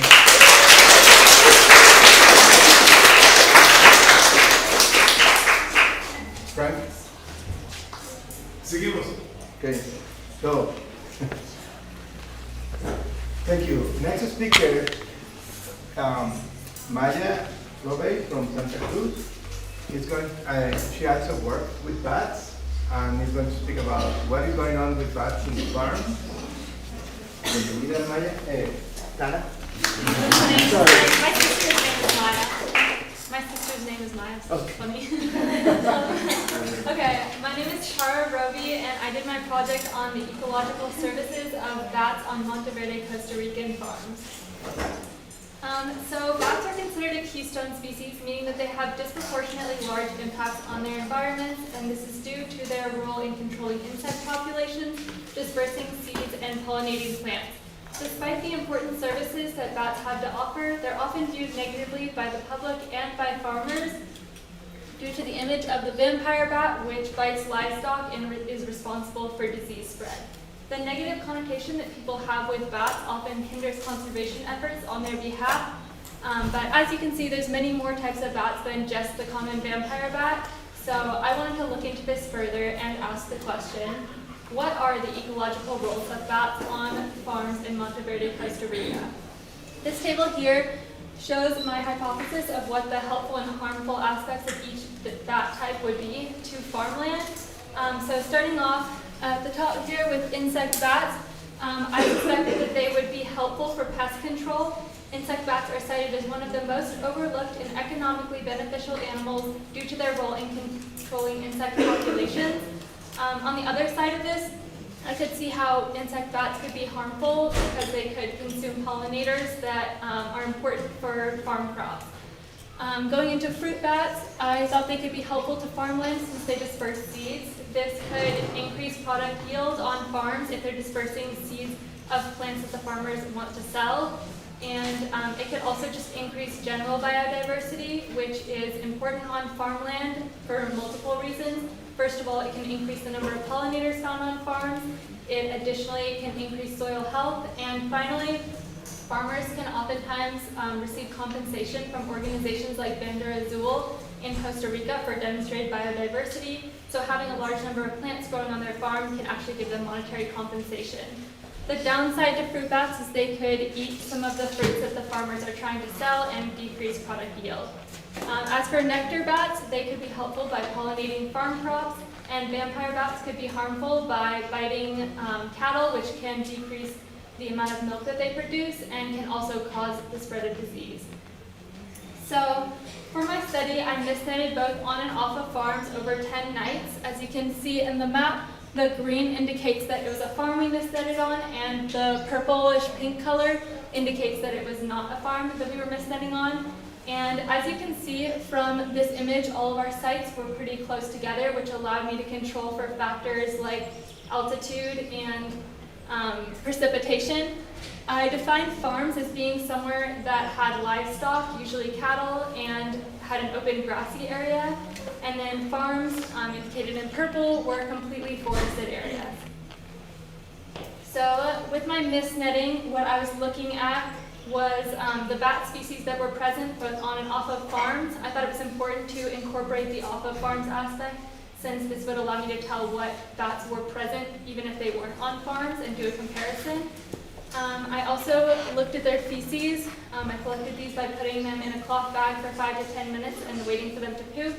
And I looked through these samples to look at what types of insects the bats were eating, if it was more pests or pollinators. And then I also looked at the fruit bats poop to determine what types of seeds they were dispersing and the amounts of different types of seeds. I also collected pollen samples on the bats to try to determine if the bats were pollinating farm crops or not. Another important component of my methods was that I used an ultrasound detector to look for bats in the area. This specifically looks for the echolocation frequency of insect bats, which allowed me to determine that if an insect bat was in the area, we were also catching it in the net to make sure that there wasn't too much bias in what bats were getting caught in the net. And we did find that anytime we detected an insect bat with the ultrasound detector, we also caught insect bats in the net. So for my first graph, this graph shows what bat types we were catching on and off of farmland. Again, the green is farmland and the purple is off of farmlands. The x-axis shows the different types of bats, and then the y-axis shows the number of individuals that we captured both on and off of the farms. As you can see, fruit bats were caught both on and off of farms. We caught one nectar bat and it was on a farm. The vampire bats were only captured on farms, and the insect bats were only captured off of farms.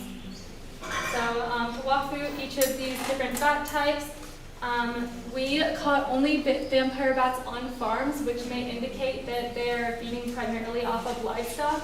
This was in line with other studies that I've read that say vampire bats have increased in population size and geographic range due to intensification of livestock. I definitely think this is an area that could use future research. I think it would be useful to look into the pathogen transmission between bats and livestock and people and ways to mitigate this. I also think that looking into the natural remedies that could be used to deter insect bats would be very worthwhile. For example, Sarah Stuckey said that she oftentimes feeds her cows garlic, and this is a good method of deterring them. And I think more science to back this up could be helpful. Going into bats as pest control, we did not find any insect bats on farmland. This may be due to several different factors, which I think would be worth looking into in the future. Some of these factors I thought of include tree cover, pesticide use, and climate. It's also worth noting that this was a particularly dry year, which may impact the types of insects that were found on farms, and in turn impacting the number of insect bats coming to the farm.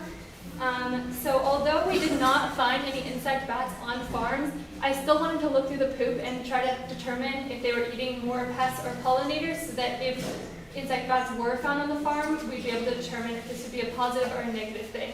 Unfortunately, fortunately, we found a lot of cool things. As you can see on here, it was super interesting to look at.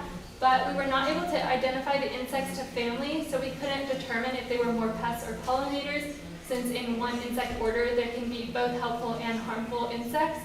I think this could benefit from, in the future, doing DNA testing to evaluate exactly what species of insects the bats are eating. Going into bats as agents of seed dispersal, in this chart you're seeing what seeds we found in the different bats' poop. The purple ones were found only off of farms, the green ones were found only on farms, and the blue was found both on and off of farms. The little X's indicate that a past EAP student found the seeds of this bat in their poop, and the bolded larger X's showed that we found this in our study. This showed that bats were increasing the biodiversity on farmland since they were dispersing seeds. They may be dispersing seeds of plants that were grown on farms, since Solanaceae, for example, is a plant family that contains a lot of species that are grown as crops on farmland, but further research would be needed to confirm this finding. As for bats as pollinators, we only found one nectar bat, and we were not able to identify what we think are the pollen grains, which are depicted down here. Again, I think this is an area for further research. I think that misnetting at a time when more flowers are in bloom, it would be easier to catch the nectar bats and determine if they are pollinating plants on farms or not. So overall, the role of bats on farms is an understudied subject, although bats are undoubtedly essential for the health and balance of ecosystems worldwide. As land dedicated to farmland increases, Further studies and communications on the relationship between bats and farmland will be essential for wildlife conservation and agricultural production. So I want to say thank you to everyone who helped with this, my misstudying teammates, Federico for making this possible, and everyone who helped me, allowed me to missent on their property and to identify different things in bat poop. So yeah.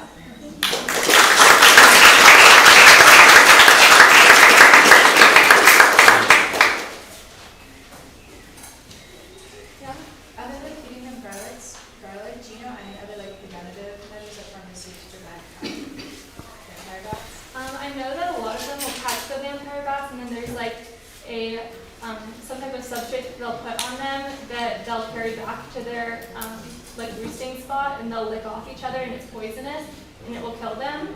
But obviously that's not a natural remedy, not preferred. I don't know of any other ones that are just easy fixes.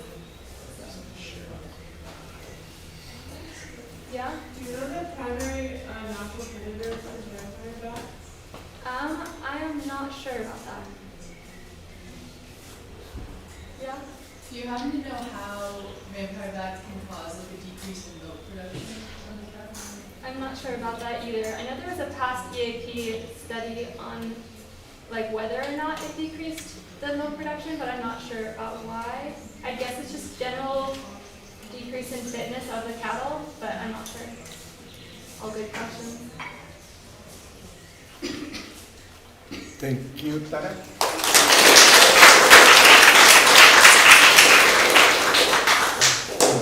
Any vampire bat so far with this project? Benito asked us, okay, we cannot kill any vampire, but nobody said that you cannot bring it with you to Santa Elena. And we didn't.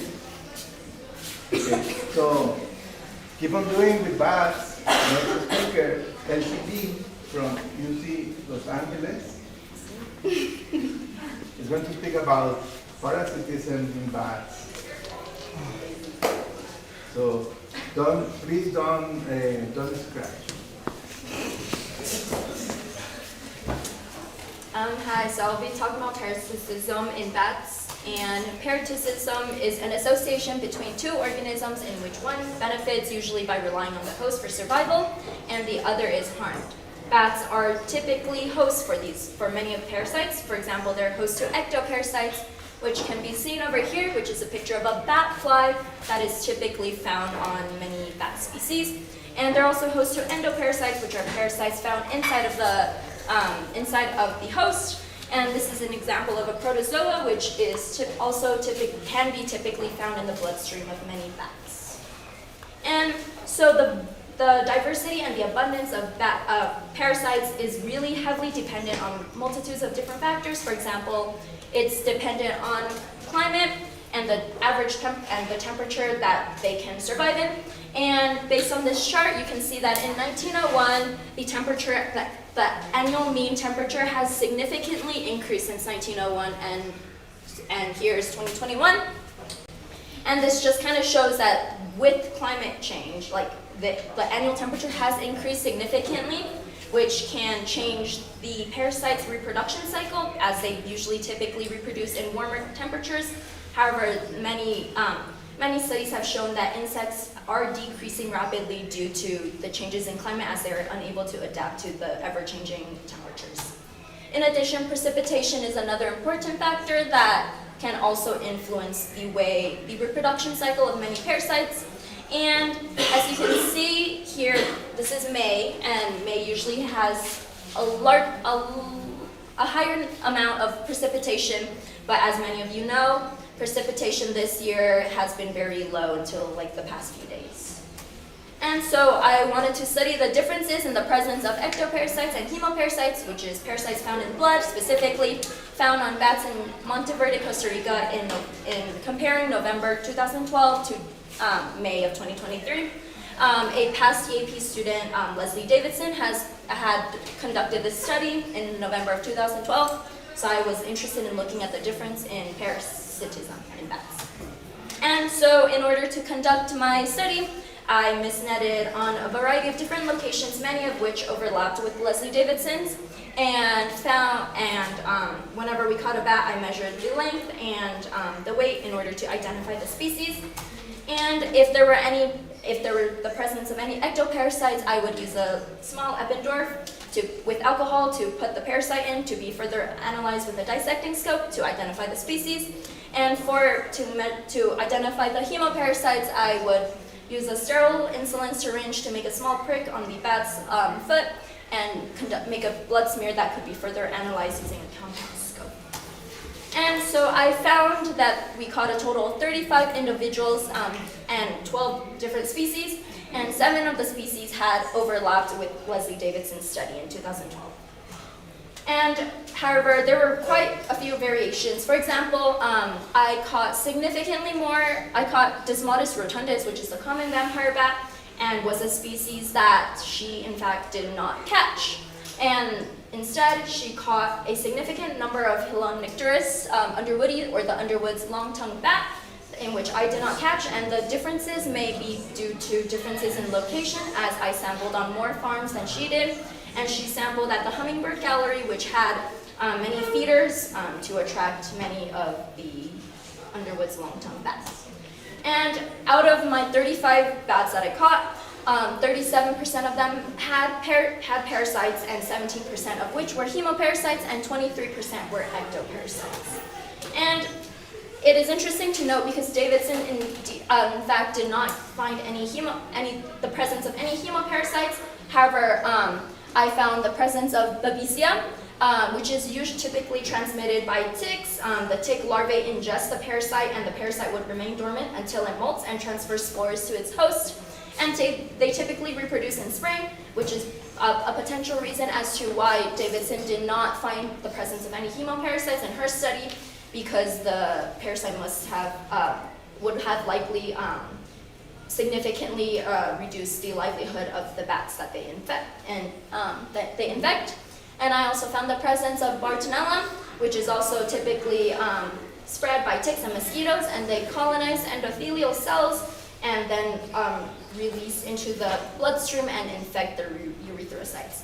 And here is the presence of Bartonella. The little small dots that help the stain better shows the presence of it. And compared to her study, I found that there was a 21% decrease in the number of parasites found between her study and my study. And this could be, as I mentioned earlier, due to the lack of rain and changes in climate, as it really severely messes up the reproduction cycle and the livelihood of many of the parasites. Another potential reason is the difference in grooming behavior, as I mentioned that I caught significantly more vampire bats who have they display this reciprocal grooming behavior that is not seen in other types of bats. And simply by just comparing the 7 species that we caught that were similar, there is still a significant decrease, as she caught 63% of the bats she caught had parasites versus I only found 25%. And I looked into the correlation between parasitism and sex, and similar to Davidson, I found no correlation, as the parasites equally parasitize male and female bats. And for my final figure, I looked into roost size and and parasitism, and so I categorized this into 3 different categories. Intermediate roost size were between 20 and 100 individuals. Large roost size were greater than 100 individuals. Small roost sizes were less than 20 individuals. I found the number of individuals per roost size based on a bunch of different guides, a bunch of different papers. And while my p-value was greater than 0.05, I got a p-value of 0.09. It was still interesting to note the trends. And so the main line represents the mean ratio of individuals with parasites, and the bottom and top line represents the standard deviation. And so I found that the largest roost size had the smallest amount of parasitism, which is most likely due to reciprocal grooming behavior, in which bats will help each other groom. And the small roost sizes was the next highest, had the next had the next highest level of parasitism, which is most likely due to the fact that there are less individuals to transmit parasites amongst each other, and the intermediate roosts had the largest amount of parasitism, which is most likely due to the fact that while they're not exhibiting reciprocal grooming behavior, they're also still transmitting the parasites to one another.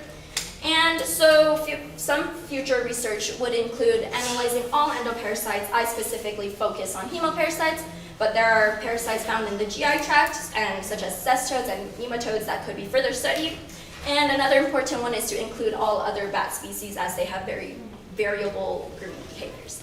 And bats are really important for pest control, seed dispersal, and pollination, and they are also host to a variety of zoonotic diseases, so it's important for scientists to study to protect both the bat species and people. Thank you.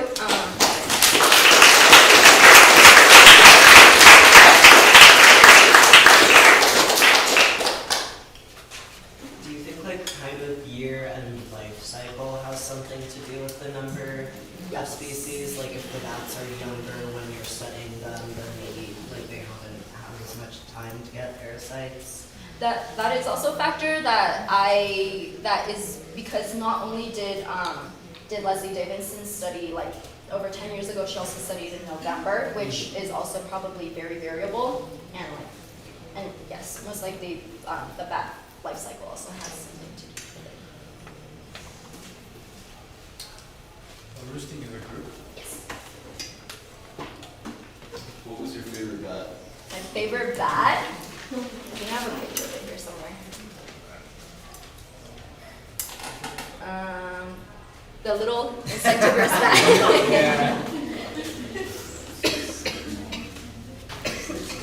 Okay. Any other question? Oh, yes.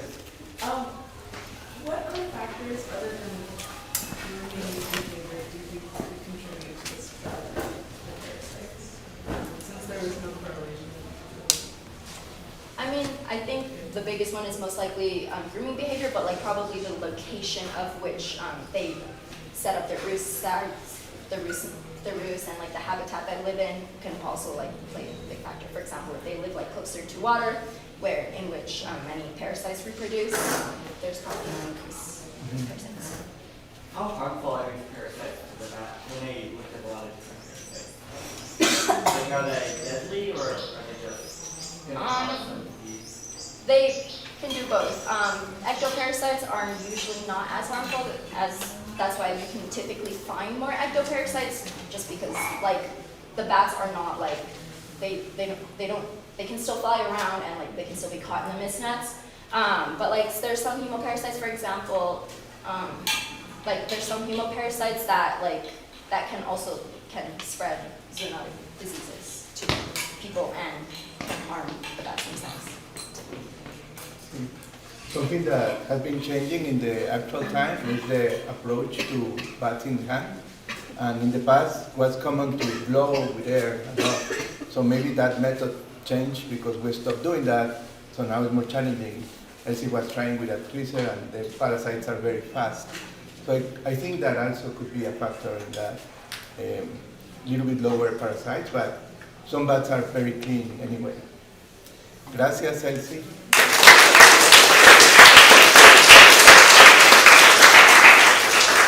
I guess Frank said we are not going to eat, we are going to keep on doing next session.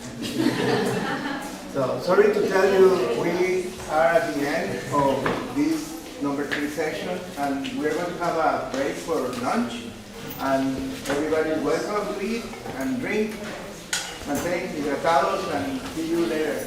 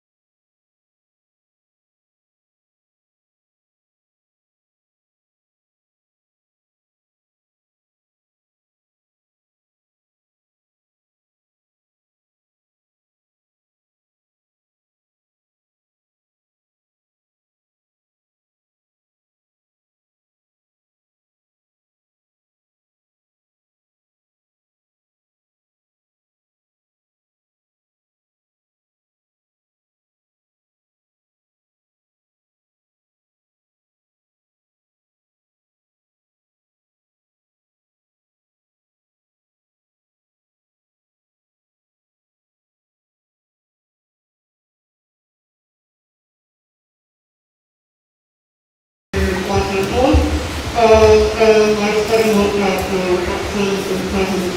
But mycorrhizal fungi in the greener pasture as compared to primary forest and multigrain historically. Alright, so first introduction was about what are mycorrhizal fungi. Mycorrhizal fungi are fungi that have symbiotic relationship with plant roots. Basically, basically what they do is they live inside plant roots and then extend slightly outward. And this allows the plant to collect a lot more nutrients in the water. The fungi want to consume the water and then they give it to the plant to store as sugar and energy. So it can be frozen. And this is a secret how to be frozen among plant species. It's believed that around 70 to 90% terrestrial plant species have this association with fungi, and that about 20% of the carbon that plants produce through photosynthesis is given back to these fungi. So there's some protein reaction. The study also looked at repopulation, which is another type of symbiosis that certain plants can do. It brings us down into bacteria. Basically, there's bacteria called rhizosphere that can fix nitrogen and make it into a form that plants can use. And what they do is the plants form these nodules on their roots, and you see like the blobs, like the big circle things. Those are nodules where the rhizosphere live, and they fix nitrogen and get into the plant, so the plant can use it, and this is, again, this plant provides the bacteria with sugar and food. And so, because these associations are so important, it's interesting to see is how they will be affected by the process of habitat conversion from forest to pasture and back to forest. So, the question was there a difference in the process of percentage of pollination of vegetable and mycorrhizal associations and also repopulations between primary forest and secondary forest industry pasture? There was a spoiler in the title. There was a difference. So this is the spider site. This is in the soil. We have your spatio-biological in Montevideo. It's on one side of the trail, on the left is primary forest. This forest has been untapped, relatively untapped for about 400 years. Not cut down or like heavily disturbed by humans, besides for our PhD students walking through it. And then on the right side of the trail is regenerated pasture. 40 years ago, it was a cow field for beef cows, and then they took the cows off the field and let it regenerate on the stone to the state it is in now. And that says we spot because they're right back to each other, which allows them to control for things like climate, weather, elevation. So the only things I was hopefully looking at was just the difference in the regeneration state. The species I tested in this study on is Hypnocereal historically, which is in the family Dracaceae. This is a legume that seems to have this repopulation I talked about, in addition to the regular mycorrhizal associations. Additionally, it was present in both my study sites. During my initial observations in Puerto Rico, we were able to find a few samples of the 110 limits, so it seemed like a pretty safe bet. So for my method, I went to the study site at Alario Cruz in Alario, and we analyzed 7 minutes of plants per site, and then we each site into 3 weekends. We took weekends because this is where mycorrhizal fungi are, not only mainly that they tend to associate with the ends. And then I took them out to the lab, washed and measured all of them, and then counted the number of nodules I could find on each weight to get an approximation of how many microbial bacteria there were. I then dyed all the structures using a modified procedure from around 2022, who was a fall PhD student who also looked at mycorrhizal fungi. And then I cut the roots into 5mm pieces and cut them in half to expose the structures of the roots and look at them under the not a picture, since I was unable to get a good picture on this microscope. And basically what you can see is the blue dots are the corpuscles of the microalgae, and like this one is blue blobs. And then the thicker blue lines are algae that also grow in the root. And so basically two structures, I have both the number of vascular, sorry. And then I also have the percent. I also determine the percent pollination based on a scale from format in the draw 1982. Basically, I assign each weight a number from 0 to 5 based on how much hypopresence I had seen within the weight. That there was like no presence whatsoever, it was 0. It looked like it was roughly 75 to 100% pollinized, it was 5, and the 3 were 9 numbers. And that's what I did for all orders and samples or so. Okay, so the first thing I looked at was the average number of corpuscles. As you can see, there was data testers that an average of about 4.5 corpuscles per week, while the primary forest had about 3.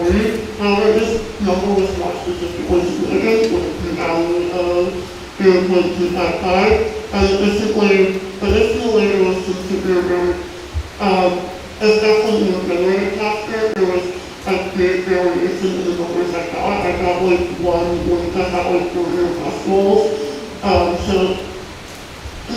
So it's not a very significant difference when you consider risk factors, which suggests that at least 4 corpuscles for generation doesn't really have much role. However, the other way to measure microbial presence was in percent pollination. And this is a big difference. The primary forest has average percent pollination of about 4.5 in the scale, which translates to roughly 51 to 75% pollination per day. And the regenerative pasture was only about a 1 to 3 on the scale, which is about 25% pollinized. And the p-value of under 0.01%, this is a really significant difference. Suggests that there's just a lot more microbial fungi in the primary forest that wasn't discovered, and that in populations in the regenerative pasture just are not at that same level. And then the last thing I looked at was the weight dollars per millimeter. As you can see in the data, the primary forest has about double the amount of weight dollars per millimeter.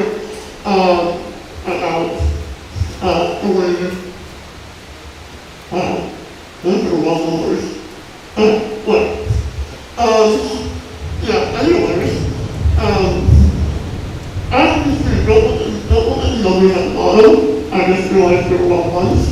But, you look at the graph itself, the primary forest had about 0.08 models per millimeter, while the regenerative pasture only had a little less than 0.04. And this technically is not statistically significant with a p-value of 0.051. However, that's really close. And I would like to collect more samples to try and get a better approximation to see if it actually is significant or not. But I think it's definitely worth looking into further and worth mentioning because it's so clinically statistically significant. Alright, so basically, what did I learn from all this? Firstly, I looked at this electric rainforest discussion into little, which found,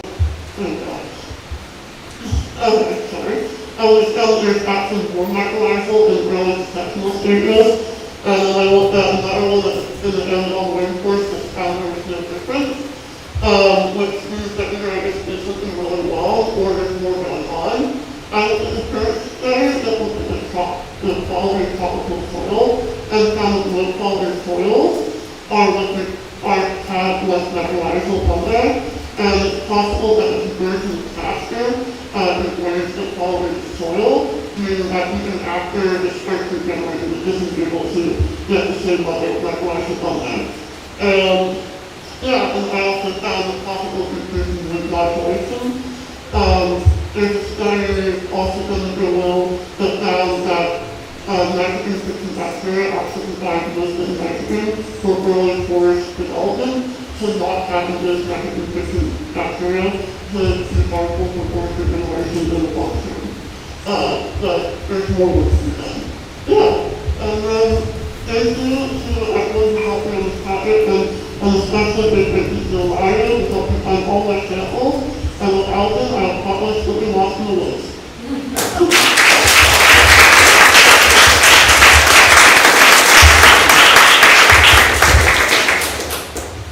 We have time for questions? Did you find that the samples in the secondary forest that were closer to the primary forest had more mycorrhizal than the ones further away?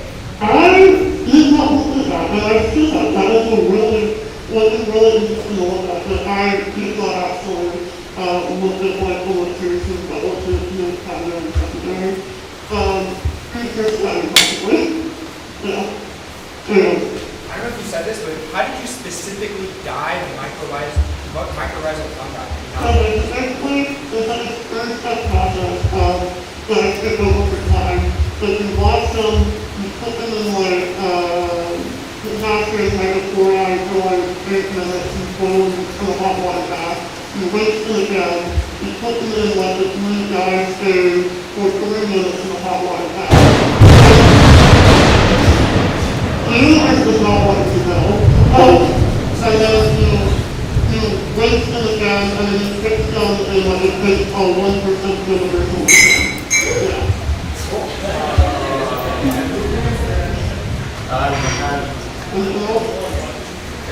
One last question. Why do you think it was the case that the old growth forests had more mycorrhizal? Why do you think it was the case that the old growth forests had more mycorrhizal? I think possibly in comparison to first pasture, which is known to like damage soil quality, that like killed off a lot of mycorrhizal fungi in that pasture ground, and then even after like the 4 years of regeneration, the population level is on at the same level. That's my best guess. Did you have a question? Yeah, I was just wondering how did you try to control for like the size of the species of the polysaccharide? No, that's one of the big old quests. I used to go away, I did kind of get a good range to like bigger, smaller plants, but if I could do this better again, I would like try to specifically measure how big the plants were and like what the power they were. But I didn't think about that until I collected my samples. Yeah. Thank you.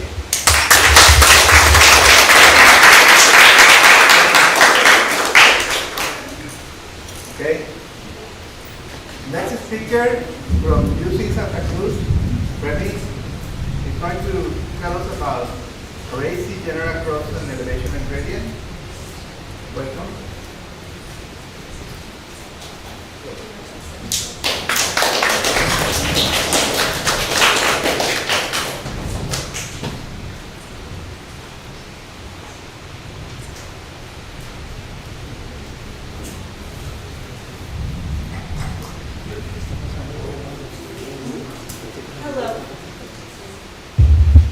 Hello everyone.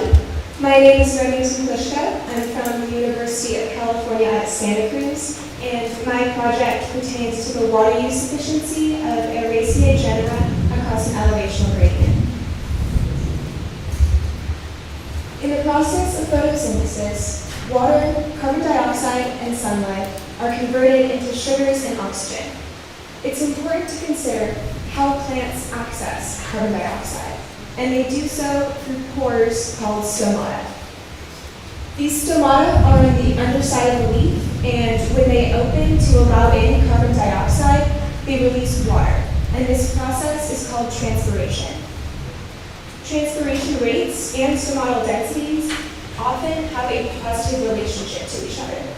And it's also common for individuals or species more adapted to dry conditions to have fewer stomata as a way of conserving their water. And this is true of epiphytes in comparison to their terrestrial counterparts. Epiphytes are individuals who live on other plants or on another substrate. And it's important for epiphytes and plants in general to have variation in traits like stomatal densities because it allows access to a wider range of environmental conditions. An environmental condition important to consider is water availability. In areas like Monteverde, studies have shown that water availability increases along an elevational gradient. This means at higher altitudes.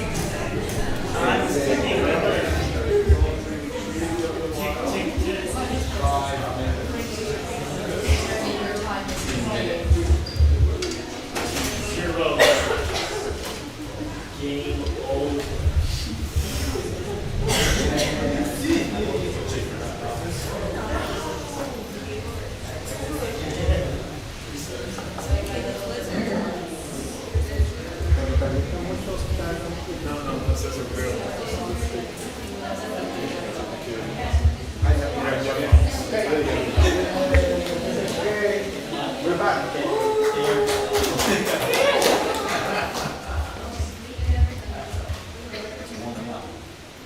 Just one more second.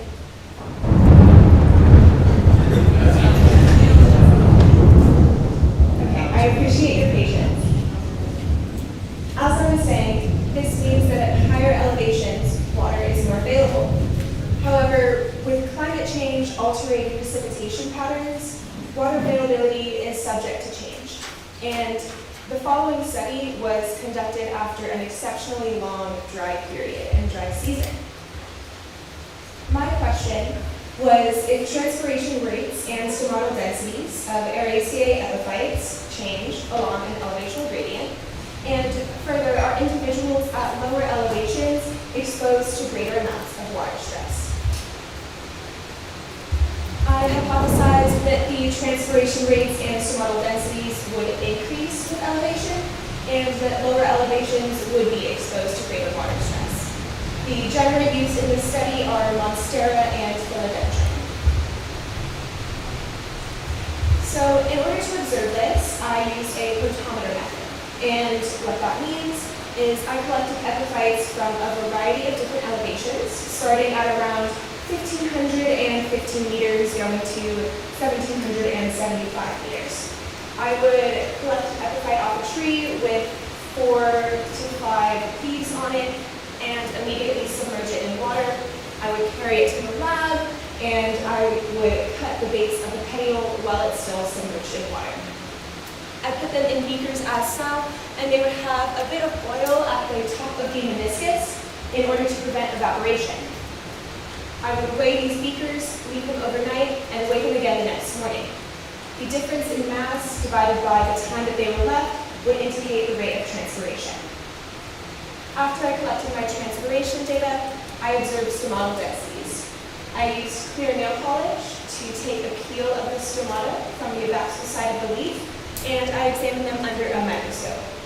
These are the stomata right here, and I would just count the number of them.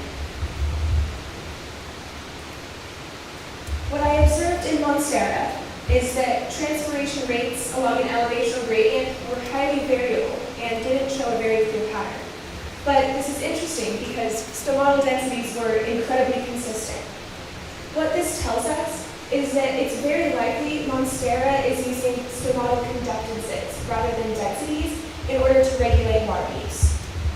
Stomatal conductance is the openness or the porosity of the stomata. So by regulating how they open and close, they can control the amount of water that is leaving.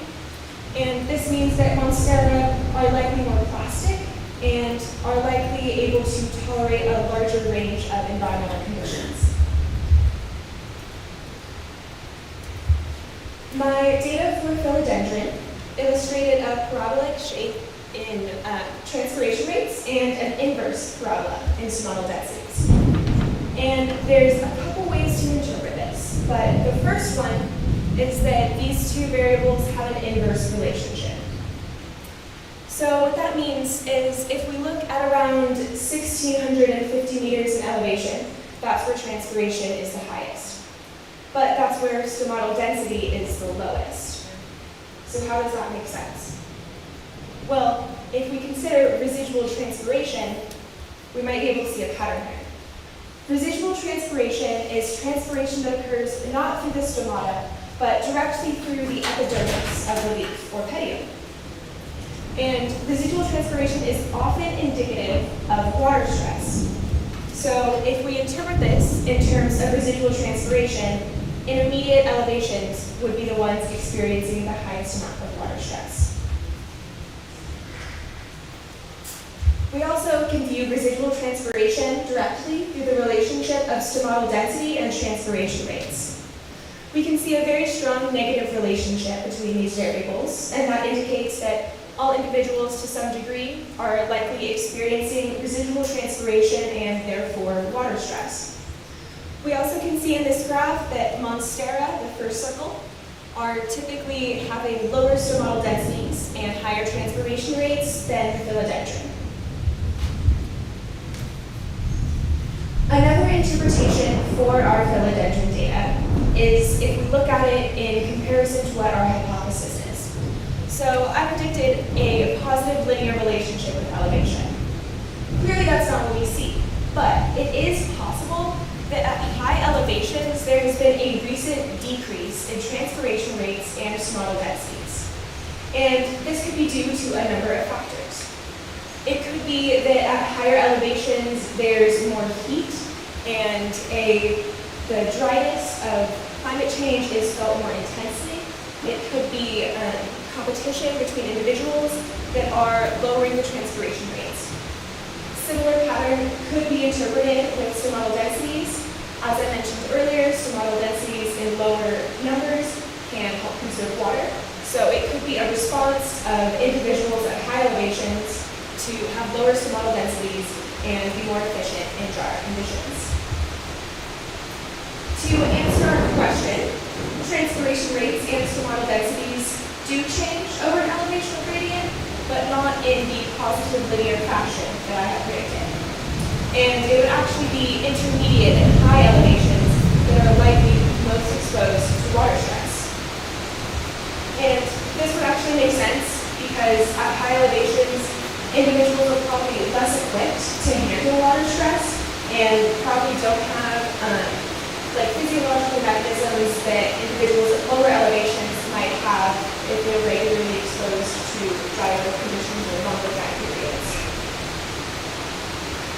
This study is important in that it indicates that water stress is occurring at these intermediate and high elevations. And by identifying which areas are most vulnerable to water stress, we can better direct our conservation and management practices. It's also important that we take away from this, water availability is not uniform. And this is due to factors like precipitation, heat, and competition, but the lack of uniformity is actually really important because it allows for variation in physiological traits, variation that selection can then act upon. And by having selection, we lead to adaptation, which ultimately is required for the preservation of biodiversity. Thank you very much.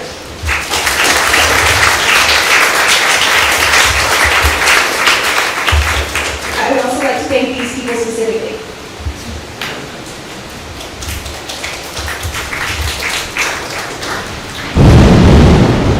Any more questions?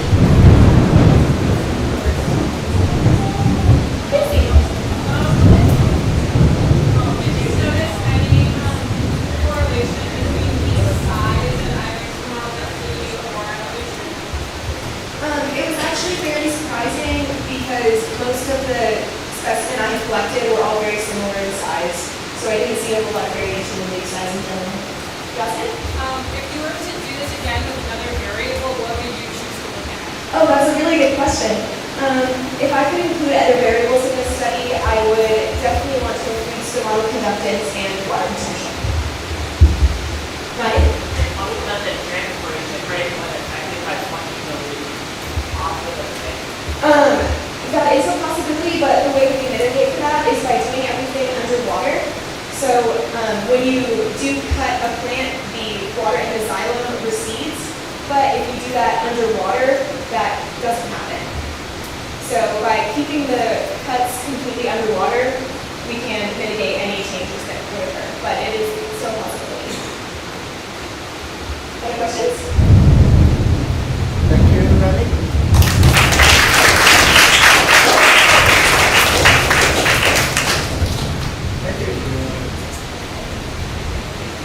been telling you that this symposium is going and happening thanks for the aid and help.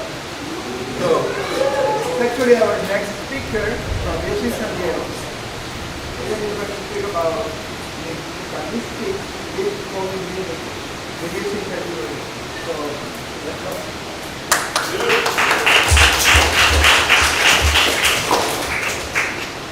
Hi everybody, I'm Aiden from UC San Diego, and for my independent project, I wanted to look at the adaptive significance of mycbanastic leaf folding. So here is some Arachis pentoi, which is actually what's all out on the lawn in front of the Institute. It's a close relative of the peanut plant, and this is it opening at dawn.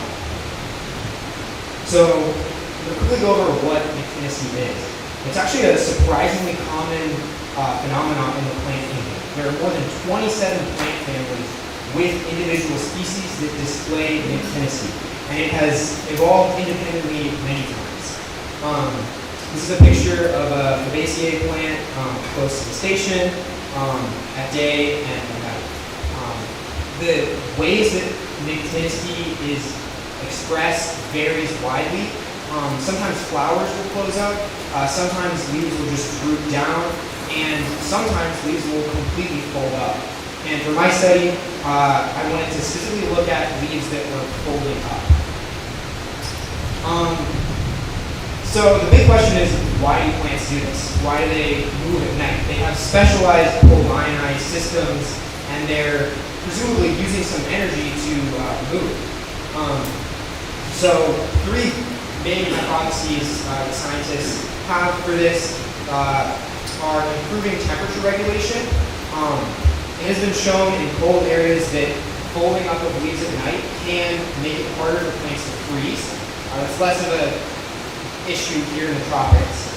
It also can facilitate removal of surface liquid and dew from leaves. That has been shown. It's not clear what the purpose of that would be. And it's also been widely hypothesized to be a defense against herbivory, but there is no controlled experimental evidence for this. It has been shown in the sensitive plant, Mimosa pudica, that when you touch it, it closes up. That does reduce herbivory, but they weren't specifically looking at just the folding action like at night. So I wanted to do an experiment on this. So as my target plant, I chose Arachis pentoi because it really strongly displays myctenicity. During the day, it has these 4 leaves that are completely open, and at night, all 4 leaves fold up to look like one in the bottom right there.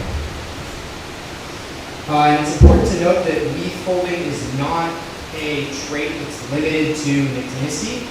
It's also a super common monocrop strategy to have their young leaves be folded.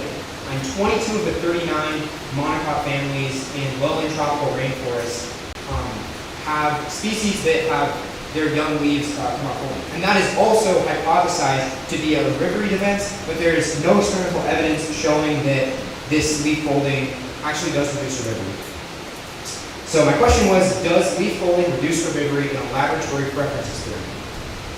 So to do this, I constructed open and closed artificial leaves and put starved crickets in petri dishes with them and observed which kind of leaf they ate more of. So for my herbivore, I used Chromacus crickets, and I used them because they performed very well in laboratory conditions. They were happy and healthy and ate lots of the leaves, and it was easy to get a lot of them. They are aposematic. They have these black and yellow markings, and they naturally group up. It's almost like schooling with fish. They naturally group up with other members of their own species. So I found 50 of them on one leaf at once. And even in the lab, they would like get out, and then I'd see them like grouped up over on the edge of the table. It's pretty cool. And I did not use Arachis pentoi leaves. I constructed artificial leaves from cutouts of Latite leaves that the Chromacus like to eat. So I picked like young Latite leaves, and I had a leaf cutout tool, and I made leaflet cutouts of the larger Latite leaves. And and constructed them into artificial leaves using twigs and equal-sized pieces of tape. So, like, this is the open configuration, and that's the closed configuration. Yeah, and the crickets were starved for 24 hours, and the experiment took 6 hours. And then after the 6-hour period, I took photos of the open and closed leaves and pulled them into paint.net and analyzed the percent. I analyzed the pixel areas and used that to calculate the percent herbivory for each leaflet. So the results were very conclusive. The average herbivory of open leaves was 12.3%, while the average herbivory of closed leaves was 5.2%, with a p-value of 0.00145 that open leaf herbivory was greater than closed leaf herbivory. And this is the proportion eaten, and these are the standard error shown here. So there was open leaves were eaten 2.3 times more than closed leaves. So the results of this experiment were very conclusive, but it's unclear like what effect exactly is causing these results. There's two main hypotheses. After literature review, I found two main hypotheses that could explain this data. One is that leaf folding is camouflage, reducing plant appearancy. The idea is that closed leaves have less exposed surface area. So if the crickets are just randomly eating from exposed leaf surface area, they'll end up eating more of the open leaves than the closed leaves. And the second hypothesis is that leaf folding can mechanically make leaves thicker and harder for them to eat. And this has been observationally shown to be true in monocot leaf folding, but it hasn't been shown in an experiment. It's possible that this is a factor here. I think it's definitely a less strong effect than in monocots because my leaves were held together. The boutique leaflets were really floppy and it was just held together in one point. So there wasn't a lot of like pressure pushing the closed leaves together. But it's impossible with this experimental design to distinguish between these two possible effects. So in conclusion, this study is concrete experimental evidence that with at least one kind of herbivore, mimic folded leaves are a defense against herbivory. And this supports the hypothesis that an adaptive significance of leaf folding is a defense against herbivores. And it's exciting because leaf folding is really common in monocots and in Nyctinaceae. And it's not, as of now, it's not like included in reviews of plant defenses, even though it's really common and it's probably effective against a lot of herbivores. That being said, there are other herbivores that this has been around for a long time, and some herbivores have co-evolved with leaf folding. And there are examples of, especially in monocots, there are examples of insects that live in between the folds and are like flattened. So it would be really interesting to do more research and look at more different kinds of leaf folding and different kinds of herbivores and explore this interesting plant defense. I just want to quickly acknowledge my advisors, Amelia Triana and Naomi Solano, and Mauricio Vargas for letting us collect crickets from his farm. And thank you all so much for listening.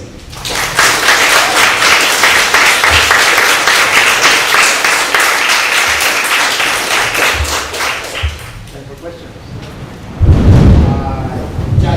Why did you have to artificially fold the leaves? I tried to do an experiment with the actual Arachis pintoi leaves, but I was not able to find a high enough quantity of herbivores in the 2-week period that would eat the Arachis pintoi. So I ended up doing artificial leaves, and that let me control for all factors and have all the leaves be exactly the same size. Elsie. Did the tape affect the crickets in any way, or like was that played a role in anything? So it was the same size of tape on both leaves. It was probably somewhat of a deterrent. I did observe them eating, they ate leaf directly off of the tape twice. So it was not a complete deterrent, but it's definitely a factor. The hope is that by using the same size, exact same size of tape for both kinds of leaves. It was the same for both. Remy. Do you think that leaf bolting would be an effective defense against herbivory for both insect herbivores and mammalian herbivores, or do you think it would be different? I think it would not be, I would hypothesize that it would not be a defense for mammals. It would be much more a defense for herbivores. Maybe if it's the camouflage hypothesis is the main effect, maybe mammals wouldn't see it as much. But definitely the leaf toughness is irrelevant for mammals. Yeah. Ryan? So when the insects ate flooded leaves, were they eating through 4 layers then? Or were they only eating through 1 layer? They were eating through, I mostly observed them eating through 1 layer at a time. I did not see, like, you've probably seen around, like, examples of leaves where there's, like, patterned holes, where it's clear that they, like, ate the leaf when it was folded. I did not observe that with the Comacrostricus. Tara? Do you know what the main downside are to folding up? Is it energetically costly, or can it Yeah, there aren't really, at night, it's just they have specialized systems. So there's a developmental cost of creating these fulvini, and there's probably some energetic cost to doing it. Yeah, that's basically it. Peter? So when the insects were eating the folded leaves, were they only eating the outside ones, or did you notice them also eating? They mostly would eat, like I would mostly observe them eating the top one or the bottom one. They were like taped at an angle so that the insects could approach from the bottom and the top. So I observed like the top one and the bottom one eating the most. I should have that would have been interesting to look at actually, but I didn't keep specific data about that. Okay, gracias, Aiden.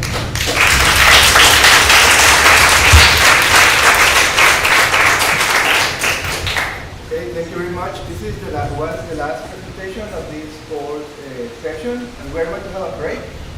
Right? Please don't go out. Don't be in the lighting. Be careful. So bring me out into the rain. It's okay to be under the roof though. Could you please open the door? I am claustrophobic.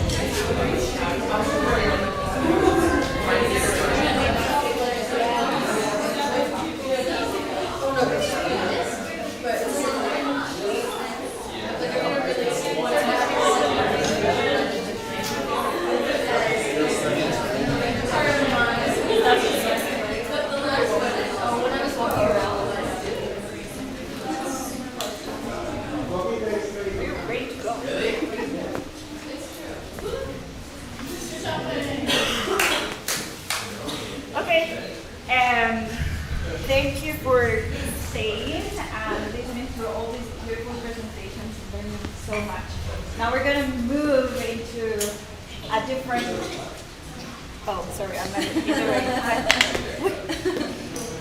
we're going to move into another group. Now we're going to go into the invertebrate world. And our first speaker is Ray Stewart. Thanks.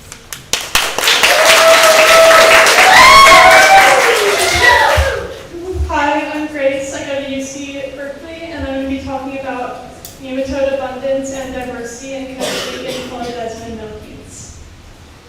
So nematodes are a phylum of roundworms, and they're a very diverse phylum, but over 50% of the species in this phylum are considered parasitic. And my definition of parasitic is a little different than Elsie's. I'm just considering it as an organism that lives within another organism and is dependent on this organism to survive. So that might be like it feeds off the host, but is not necessarily detrimental to the host. And that kind of is explained in the nematode parasites, because there are some that are parthenogenic, and actually some species are used as natural pest control because they kill their insect hosts. But others are also beneficial, like there are some species that are in cockroaches, and they actually add to the cockroaches beneficial gut bacteria, and that increases the cockroach's metabolism and its survivability. And then there are also types that are commensal, so maybe the nematode benefits while the host just is not impacted. And that actually seems to be the most common, or at least scientists think that this is the most common in the relationship between most nematode species and millipedes. Although that's not the case with all of them. There are some that are parthenogenic and maybe some that are beneficial. But I chose to focus on the order of polydesmid millipedes, which are the ones that are more flat-backed rather than cylindrical. And I chose these because they're very abundant in Monteverde, and they're important detrivores that help with nutrient cycling, and also they are important prey animals for certain animals in the jungle. And as I mentioned, this relationship is between nematodes and millipedes. People know about it, but it's pretty understudied in both how prevalent this relationship is, how diverse these interactions are, and what the impact is on these millipede hosts. So I just asked a question, what is the prevalence of nematodes in polydesmida millipede digestive tracts, and which factors, including elevation, millipede size, and sex, influence the amount of diversity of nematodes present? So what I did was I started the Estación Biológica, and I walked up the principal trail from about 1,500 meters of elevation to about 1,800 meters, and I collected any polydesmid millipedes that I found, and they were kind of fell into these three different categories, where this one was more small and these two were larger, but they looked a little different. I wasn't able to figure out whether they were the same species, so that's why I just chose the order. And then once I brought them back to the lab, I froze them, and then measured their length and also their sex based on that only the males have these gonopods. And then I dissected them and counted the number of nematodes present, and also took pictures of all of these nematodes so that I could later group them into morphospecies. Okay, so I found a really large prevalence of these nematode populations. They were present in 87% of the millipedes that I found, and the range of population size went from just one nematode to 233 nematodes per millipede. And this high prevalence seems really surprising, because many of you probably haven't even heard of this relationship. But actually, in the other study that I found that measured prevalence, this was also a similar number. And I also found a really high diversity of nematode morphospecies, with about 33 different morphospecies in all the samples. And some millipedes had only one, and then others had up to 18 different morphospecies in just one millipede. And this high diversity is pretty surprising, especially considering that all of these millipedes are in the same order and within about 1 mile radius.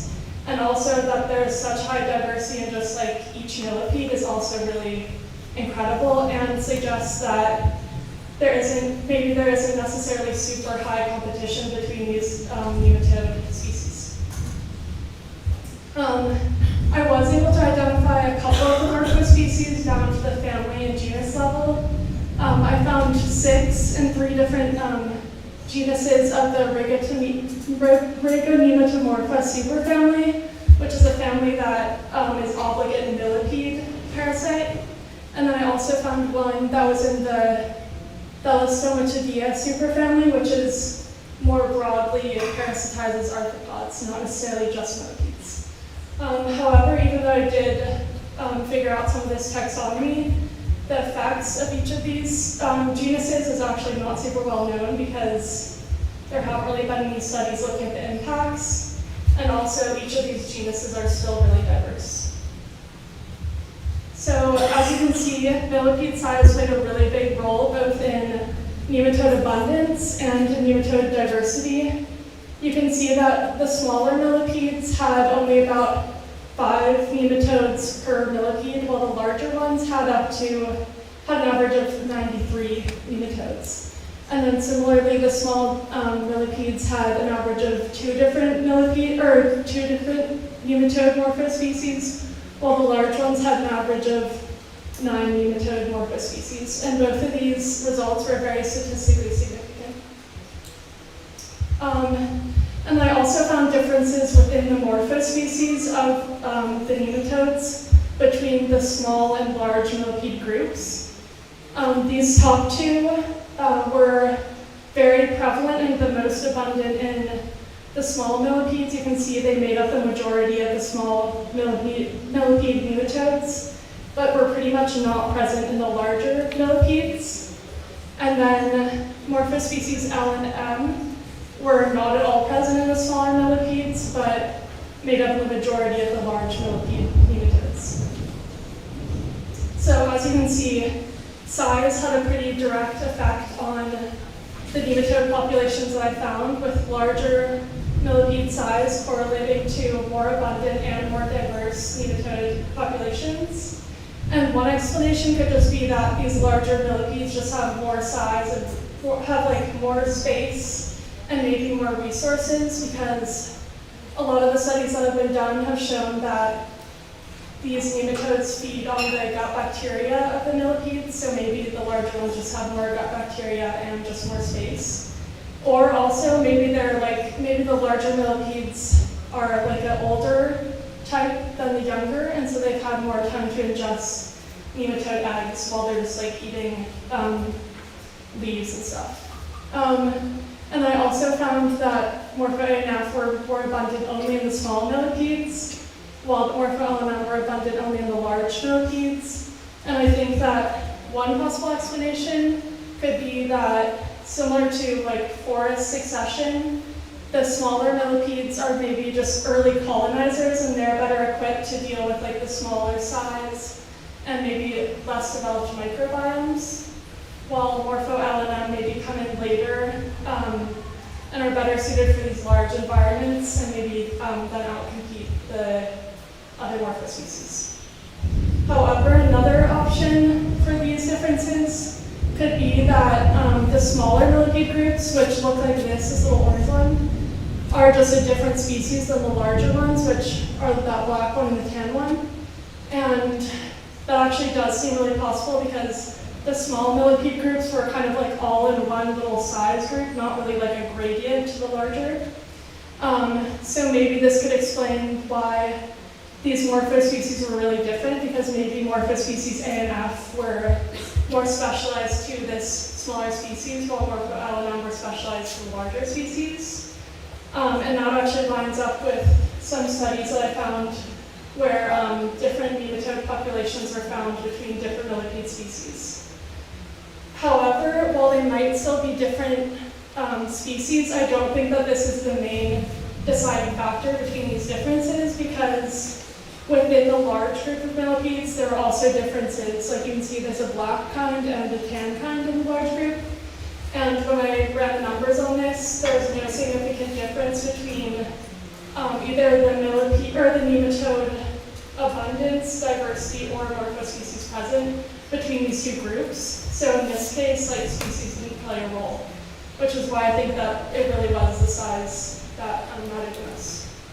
And then there also was a significant difference between elevation groups, so like the ones found at the millipedes found at lower elevations seem to have lower diversity of nematodes and lower abundance than the ones found at higher elevation. However, and that was statistically significant. However, I think that this is more a symptom of, I found larger millipedes in the higher elevations, like all of the larger ones that I found were in high elevations, except for one that I found in the lower elevations. And this one was, had a ton of nematodes and a ton of different morphospecies, which lines up much more with its size group than its elevation group.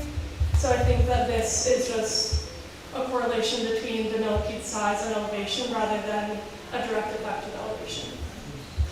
So in conclusion, there's a super high prevalence of this nematode-millipede interaction in Costa Rican polydesmid millipedes. And there's also super high diversity even within the same host, which allows for the possibility of many different complex interactions even within one host. So maybe there could be like some millipede species that are beneficial while others are parasitic or maybe commensalist, even within this one millipede. And also I found that host millipede size was probably a deciding factor in the parasitic nematode populations, but also millipede species could play a role. And I think that it's really important to continue investigating this topic because even though there have been quite a few studies on the taxonomy of the nematodes found in millipedes, pretty much none of them have looked at the effects. And I think that this is really important, especially where millipedes are really important for the predators that eat them and their environments where they do nutrient cycling. So the nematodes that affect the millipedes have radiating effects on both the predators that eat them and the environment that they shape. And I want to thank my advisors for helping me, and also Megan for helping me collecting millipedes, and Carmen and Marvin for allowing me to get samples at this specimen.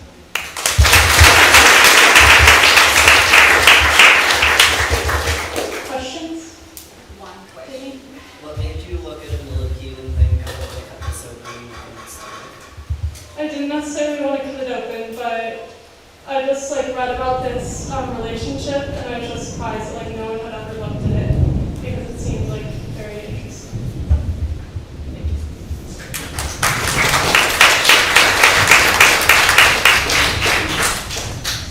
Thank you, Grace. Our next presenter is Gemma Fraser from UC Berkeley, who will be teaching us about the spittlebugs in farms.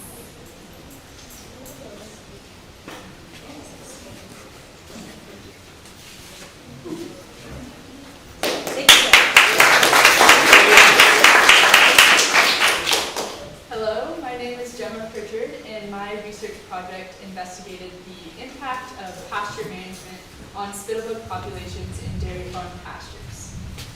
In Costa Rica, there are around 3,000 dairy farms, and on these farms, the farmers rely on the production of milk and other dairy products in order to make a living. And typically on these farms, the cows spend their days grazing the pastures, and in order to be healthy enough to produce milk, they need access to healthy and edible pasture grasses. And the issue here is that many farms in Costa Rica experience infestations with pests that can completely destroy their pasture grasses, which can be really detrimental. And one of the most common and most damaging species in Costa Rica is known as the spittlebug. So why are spittlebugs so bad for farms? One of the biggest issues is that they can decrease dairy production. So this happens because spittlebugs are, they drink the sap, the xylem sap from pasture grasses.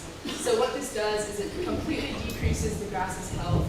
As you can see in this picture, there's a lot of areas that are very very brown or yellow and dead looking. This is referred to as phytotoxemia or froghopper burn.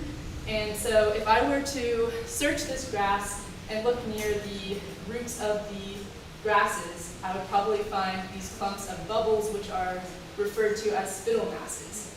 And these are actually where the spittle bugs live when they're in their nymphal phase.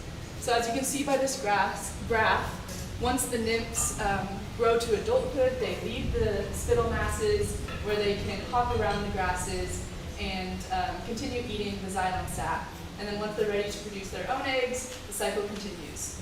And this life cycle takes about 1 year to complete.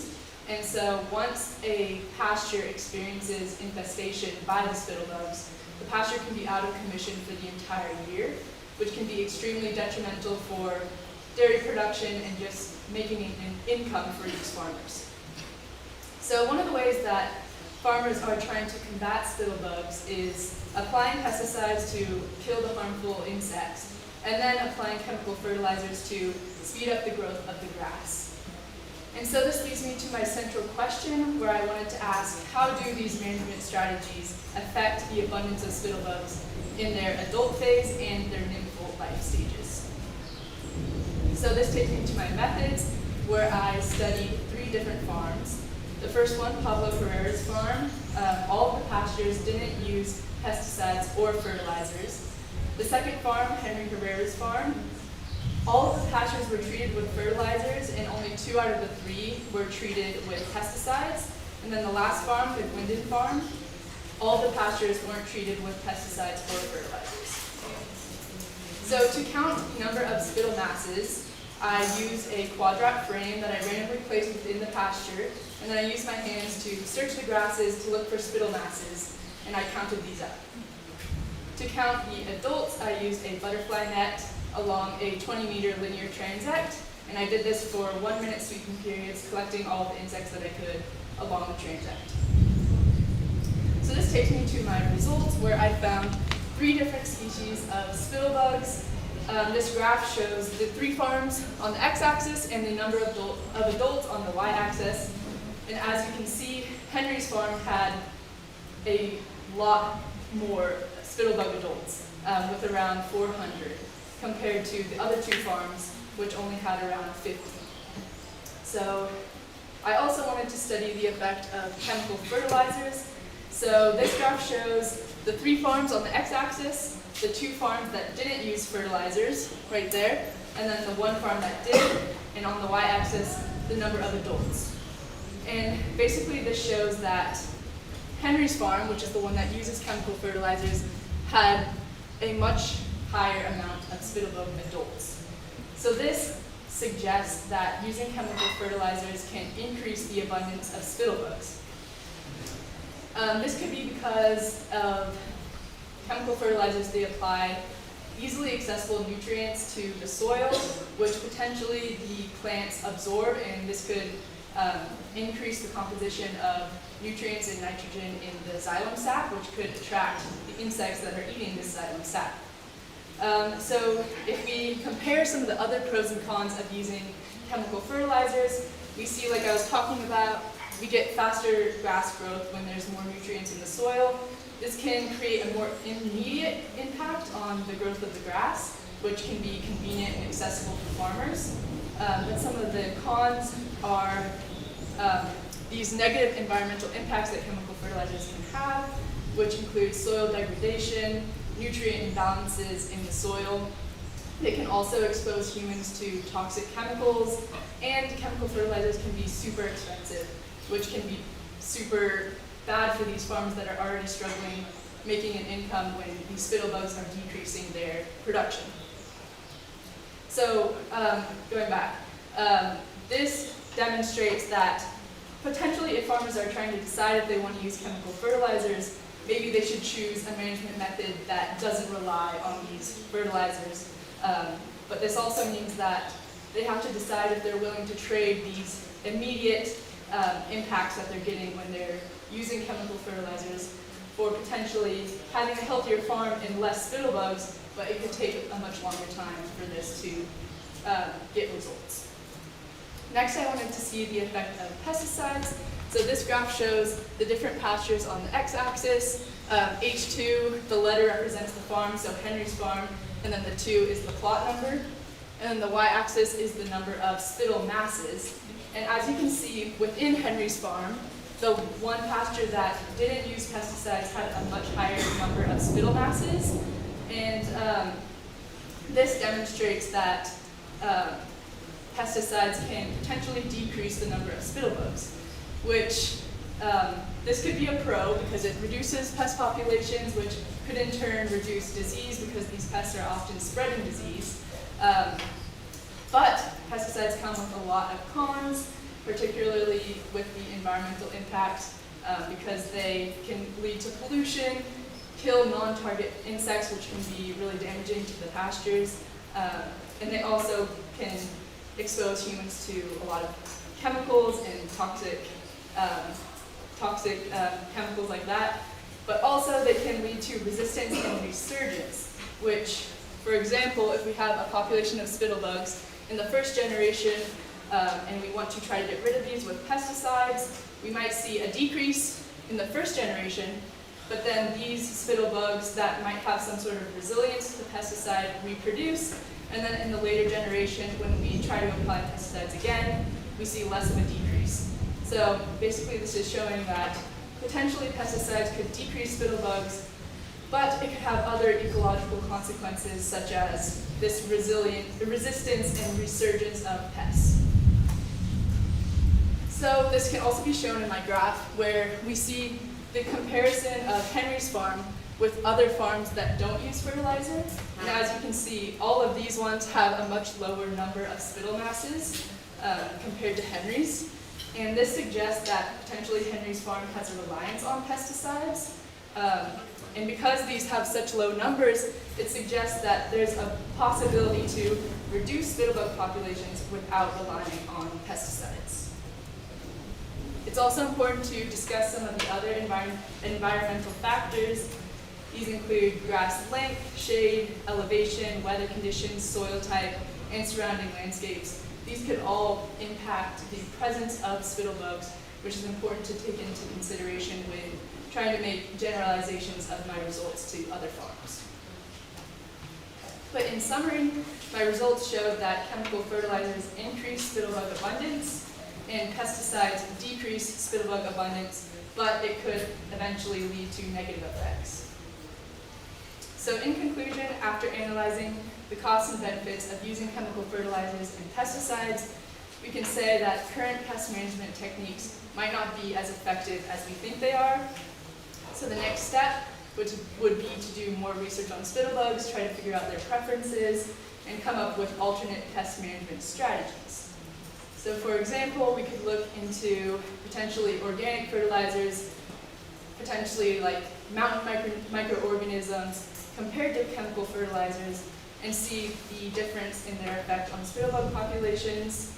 I hypothesized that potentially organic fertilizers could feed the soil in a way that retains its health, so that the plants are able to better defend against pests. But my most important takeaway from my research was talking with the farmers and hearing how desperate they were for a solution to this pest issue. And so I think the most important thing is to find a way to maintain the livelihood of these farmers, and that means trying to find ways to decrease spittlebug populations, but also wanting to find a way to do that in a way that protects the environment and our future ecosystems. And I want to thank all of the farmers that let me use their farms, and also my advisors and the people at the station that accommodated me and all my fellow researchers.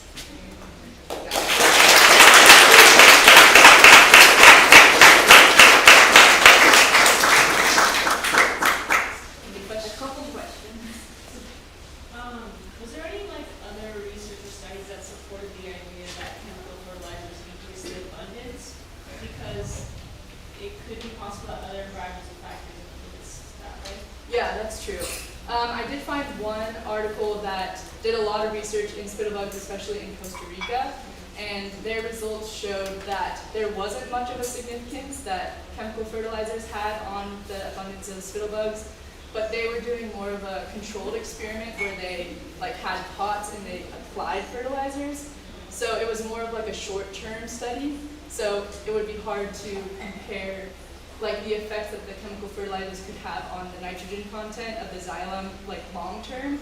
So that would be something that would be interesting to do in a more long-term sense to see what the effect would be, you know, on the xylem content and like the nitrogen and stuff. Gemma, I have two very brief questions. It's related with the grasses, native and exotic. So one is, do you know if the grasses among these three farms are the same type or species? And with that, if there is a native grass that is maybe more resistant to something, are these spittlebugs also native or exotic? Yeah. Sorry.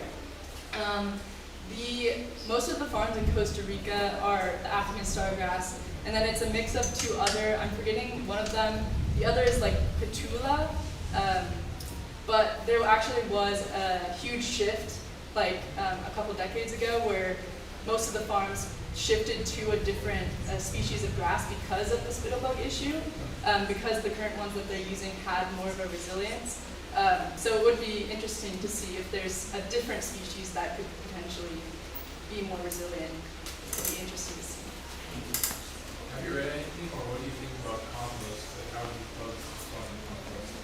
I think compost would be potentially a good solution because it's definitely a more natural way to apply like nutrients to the soil, and like I was saying, potentially it could create more of a nutrient balance within the soil, which could potentially let the plants have a better defense system to like protect itself against pests.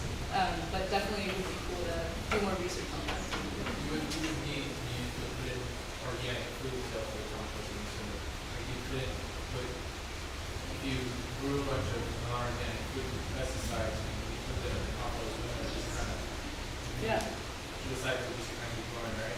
That's a good point. I don't know too much about like how long that stays in the fruit to like actually have an impact, but yeah, that'd be really cool to look into. Thank you.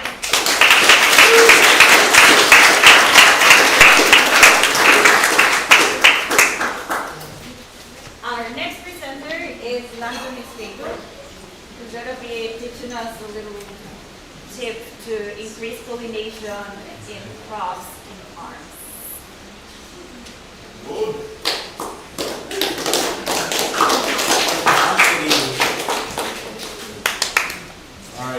Hello everybody, my name is Landon Mispegel, and I'll be presenting the positive effect of ornamental plants on crops and farms. I really enjoyed researching this, so I hope you all enjoy learning about it. To start off for the introduction, this picture is just an example of one of the ornamental flowers I would find on a farm. The common name is a yellow cosmo. And so to start off, insects, crops, and flowers. So the majority of farms in Costa Rica are these small to mid-sized farms that grow an assortment of short cycle crops, such as like bananas, berries, coffee, plantains, that kind of stuff. And there are also this other model of farms, which are these large monoculture farms, which usually grow one type of crop, like coffee. And those are a little less diverse than these small to mid-sized farms. Now, one way that,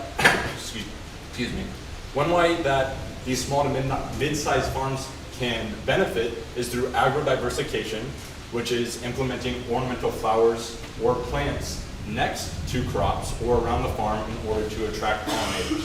And this enters the crops into what I like to call a companion cycle, where the ornamental flower crop attracts the pollinator, and there's a chance that the pollinator will also go to the crop as well while visiting the ornamental flower. So this led me to my question: how does implementing ornamental plants on farms influence insect abundance, diversity, and the number of flower visits on crops? Now, Costa Rica has an abundance of pollinators and abundance of native insects located here, but there hasn't been much research done on how they react or their behavior within the companion cycle. And so that's kind of what I researched. So going into the methods, I visited 2 farms, Finca Florencia, which more resembles the small to mid-sized farm with an assortment of crops, and Life Monteverde, which more resembles the large monocultural farm that grew an abundance of coffee. But Life Monteverde also had a small little garden section where I spent most of my time with different sorts of crops and ornamental flowers and such. And so at each farm, I created 3 different plots. C stands for crops without ornamental flowers or companion plants nearby. CWC stands for crops with companion plants. And O stands for ornamental plants. Now the difference between ornamental plants and companion plants are ornamental plants are kind of just standalone plants, whereas companion plants are ornamental plants planted next to a crop so that they may attract pollinators or other insects to the crop. Okay? For my recordings, I documented these insect characteristics, the morphospecies of the insect, the abundance of insect that I found, the time the insect landed on the plant, crop or flower, and the location on the plant.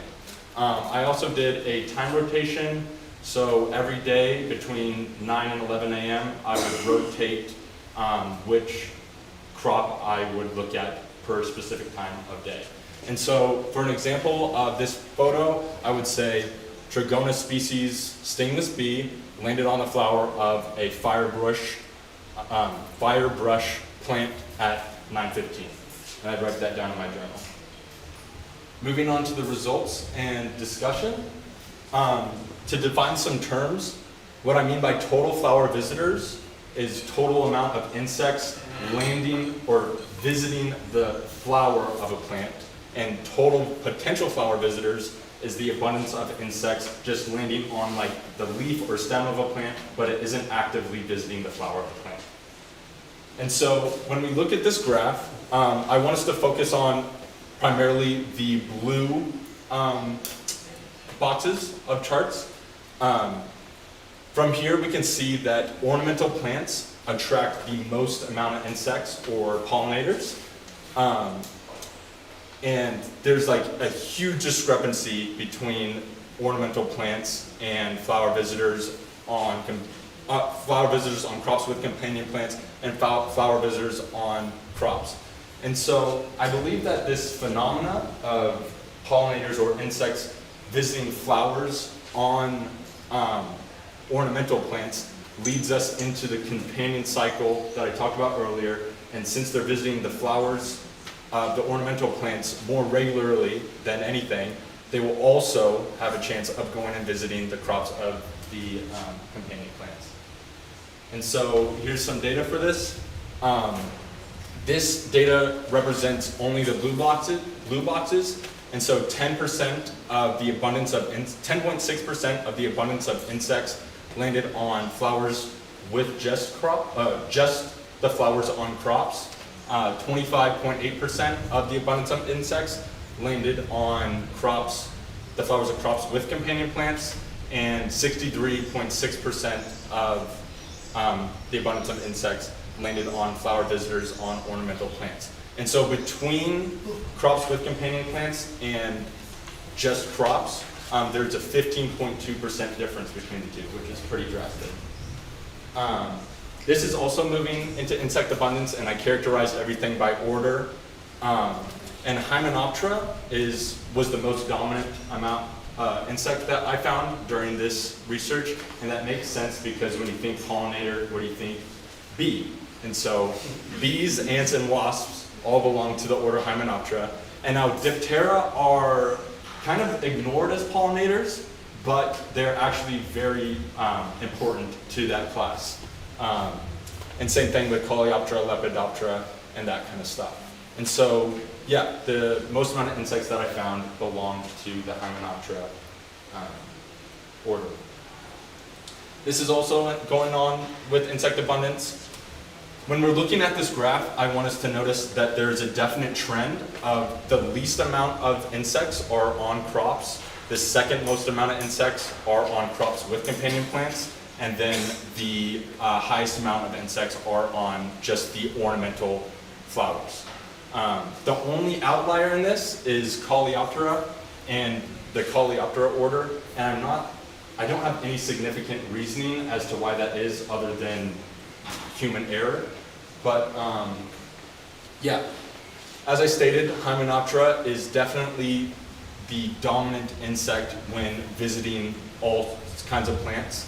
And when looking at the difference between just crops with companion plants and crops without companion plants, for Hymenoptera, there is a difference of 40 hymenopteran insects, which could be kind of classified as pollinators because most of the class consists of most of the order consists of pollinators.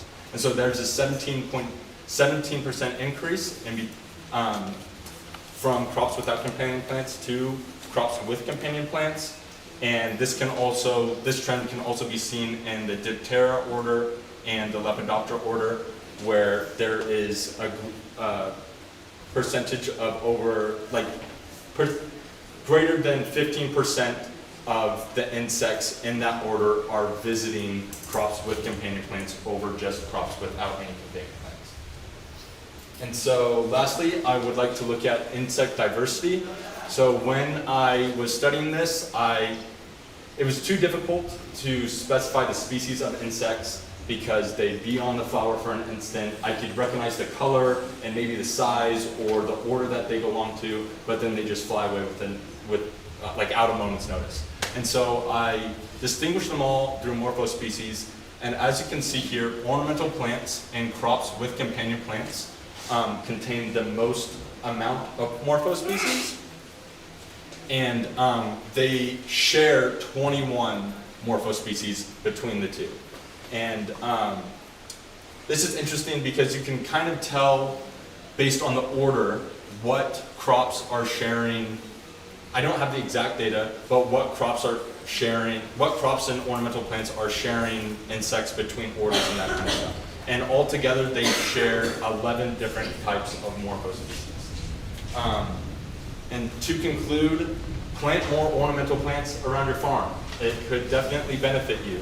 More ornamental plants equals more pollinators, more hymenopteran insects, which leads to better crop success, reproductive success, and I would like to infer that it would lead to greater crop yield productivity and more benefits for the farm, but I'm unsure on that because I couldn't get any data for that. But that's the inference that I would make on everything. Yeah, so thank you.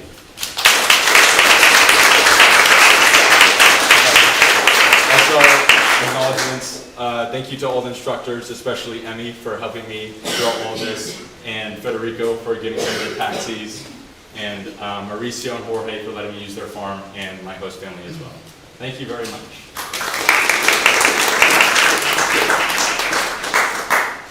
Thank you. Do you think that your different farms are comparable in terms of plant composition, having or not ornamental or companion plants in the crops? Finca Florencia definitely had more ornamental plants. That's kind of why I wanted to choose the two different farms to just see, just be able to distinguish the two. Like Monteverde had less ornamental plants, but the area that I focused, the small garden, definitely had ornamental plants lining the exterior of the garden. So I kind of looked at that as well. But yeah, there was definitely a lot of difference in plant composition. I didn't find any yellow cosmos or anything at Monteverde. I have another question. It's about, I know that for longer period studies making the highlands in Costa Rica, like Santiago, this is a place which is highly exploited in terms of production. The main insects that they sustain or maintain the population along the years are flies. Do you expect this kind of results here? Do you have more chance to collect more data in time? Honestly, I feel like going back to this insect abundance data, the Diptera class, which is flies, had the second highest amount of abundance, and it could be possible over time that flies would become more prominent but honestly, I feel like the bees, ants, and wasps in the Hymenoptera order just outclass them in abundance by far. And so it is a possibility, but I'm not sure. You mentioned potential visitors on one of your graphs. I maybe missed it. What does that mean exactly? Okay, so for potential flower visitors, I mean insects that landed on the plant as like the leaf or the stem, some area of the plant, but weren't actively visiting the flower for pollination or whatever reason. Thank you, Landon.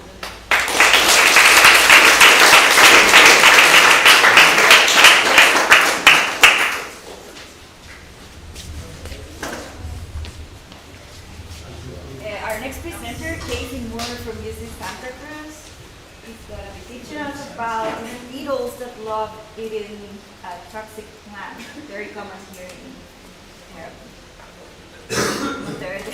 Sorry, I forgot what we played.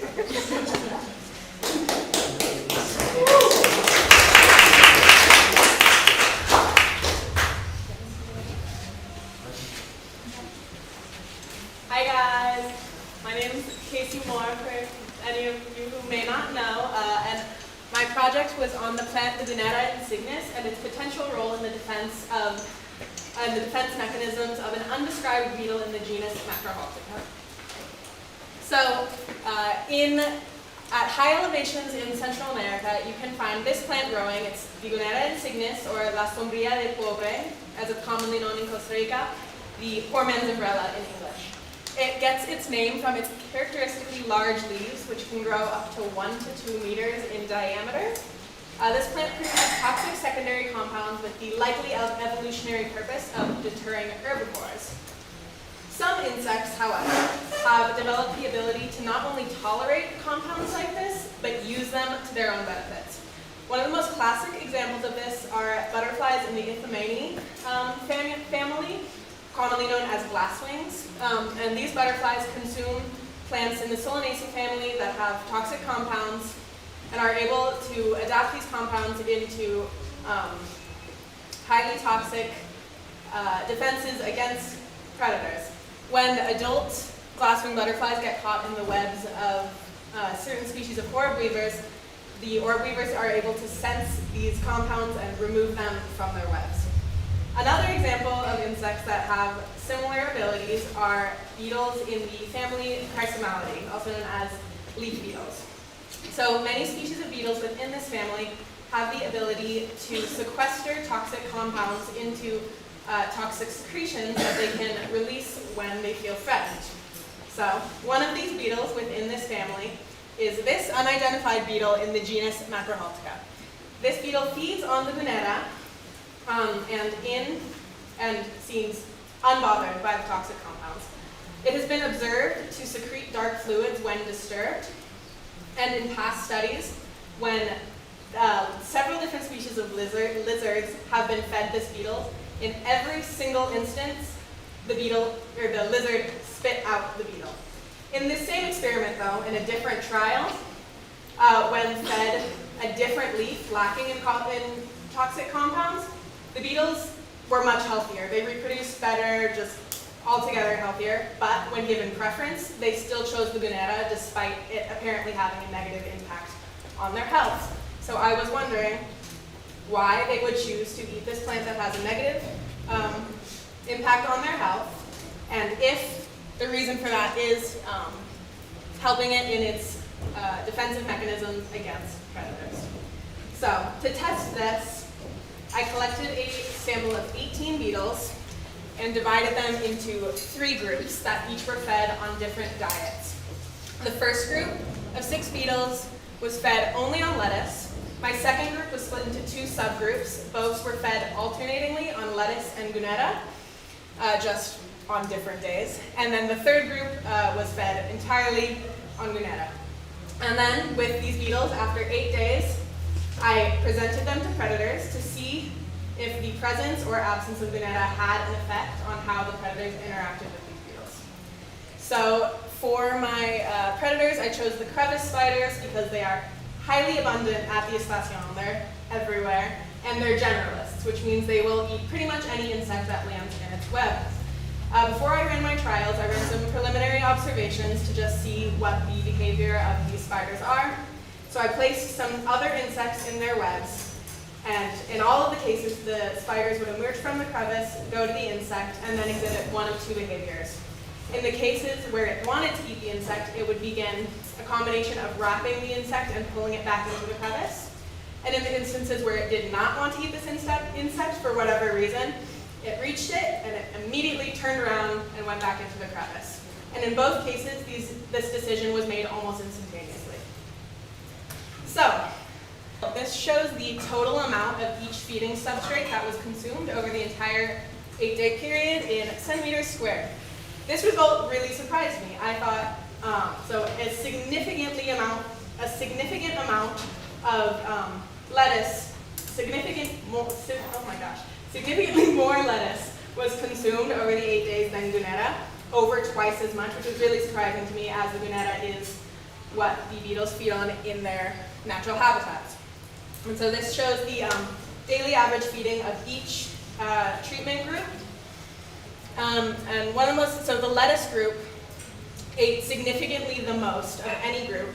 But one of the interesting things to point out is that on day 1, the beetles fed on lettuce. Out of all 6 of them, none of them ate any lettuce on the first day. And it wasn't until they were hungry enough that they tried the lettuce that they actually started eating it at a high rate. And then this was another unexpected result that is a little more unfortunate. Over the 8 days, out of the 18 beetles I had, 12 of them either died or escaped, which left me with a really small sample for performing my predator trials. But as this graph shows, there was no significant difference in the mortality rates between treatment groups. So it is safe to assume that the diets did not influence the mortality rates. Okay, this is just a little video on,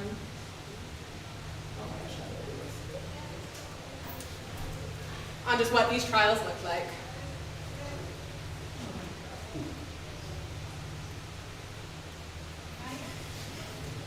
That was a really quick one. Not all of them were that short. This one? To the right. There we go. Oh, no. Yeah, not all of them were that quick. There were some instances where the spiders were a little bit smaller than the one I just showed, and were honestly about the size of the beetle, that it took upwards of 10 minutes for it to fully wrap it and pull it in, but ultimately it still made the decision to eat it. So, as I said, once I ran my predator trials, I only had 6 beetles left to run those trials, and out of those 6 beetles that I fed spiders, 5 of them were consumed, and the one that was not was fed on Guneta. And so then after I ran those trials to supplement my low sample size, I returned to the site that I collected those beetles and collected a few more. And then I just ran trials with those without any feeding treatments, so just giving these beetles to spiders as they've been fed entirely on their natural diet, which I assumed would be mostly Guneta. And of those 4 that I fed, again, all of them were eaten by the spiders. This is a somewhat unrelated other observation that I thought was interesting. So this beetle has not been widely studied, and one thing that I noticed in my experiments was a sexual dimorphism that has not been otherwise noted in other studies that I have read. So I noticed that the females exhibited this pinkish purple color, and the males exhibited this green color. If this in fact is a sexual dimorphism, as it appears to be, there was a disproportionate amount of males to females. I found so many more green ones than I did females. Okay, so I think the main things I took away from this were honestly more questions about this relationship and what I would want to do if I were to research this further. If I were to do it again, of course, I want a larger sample. I would also want to diversify what predators I use. Use spiders again, but also lizards, as we're using in previous studies, and maybe birds and frogs, just to see if there are different responses from other predators. Also, the fact that the beetles ate such a high amount of lettuce leads me to believe that they might consume other plants in their natural diet. So I would also want to try incorporating other feeding substrates that can be found naturally in their diet. And In conclusion, this data suggests that the banana does not help provide predatory defenses. However, the sample size is too small to be fully conclusive. So other reasons that these beetles might feed on the banana possibly include low competition, since it may have these compounds that deter other herbivores, or the high nitrogen concentration in Gunera. It exhibits this symbiosis with the cyanobacteria within its cells that help produce nitrogen. So these plants are high in nitrogen and often nitrogen-poor environments. So those are some other theories of why these beetles may feed on this leaf, if not for them. Special thanks to Emmy for being my advisor, as well as Naomi and all other advisors. Also thanks to Aiden and Gemma for helping me out, as well as Ruth Buskirk and Deborah Hansen from UT Boston.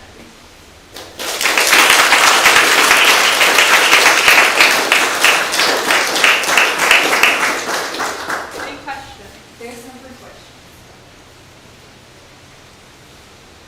How could you tell which beetles were male and which were female? That's how. That was my guess, at least. And any time that I saw them mating, it was always a purple and a green. But that doesn't necessarily mean that some of the others that I did not witness mating, like I couldn't tell their sex, but so I'm just, from my observations, I can assume that there's sexual dimorphism, but I can't be 100% certain. Yes? Let's see. So how much information have you found about, so you only could identify it to the genus level?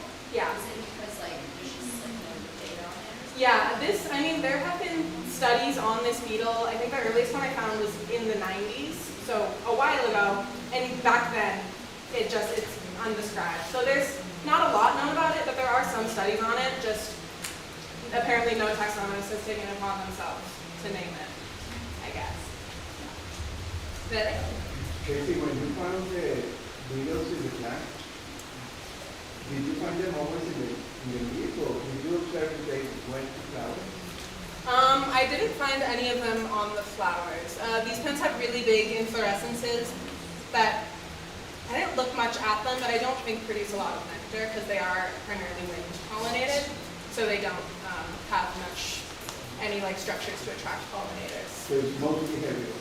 Yes, yeah. They were pretty much all found on the leaves, and I think I might have found a few sitting on a blade of grass right next to it. Any more questions? Thank you.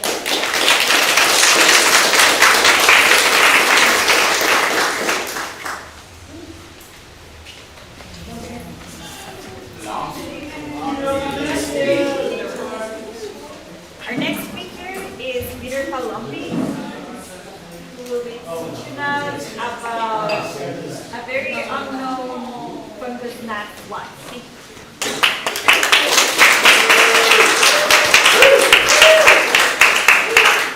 Hello everyone, my name is Peter Palombi and I'm a student at UC Berkeley. For my individual project, I decided to study the effective environmental factors on the web building patterns in predatory fungus gnats known as Caroplatidae. So it's a little difficult to see in this image. Their webs are generally kind of difficult to photograph, but you can see that there's a web structure here. Webs are commonly associated with spiders, but in reality lots of other organisms make them. In this instance, it is the larvae of a fly. The larvae of this fly belongs to the order Diptera and the family Caroplatidae, which are commonly known as predatory fungus gnats. So a little bit about the structure. Right here, this little line is the larvae. You'll see a closer picture in a second. The larvae is resting on a number of horizontal threads connected to the wall. These we call anchor threads, and the larvae uses these as a mode of moving around its threads.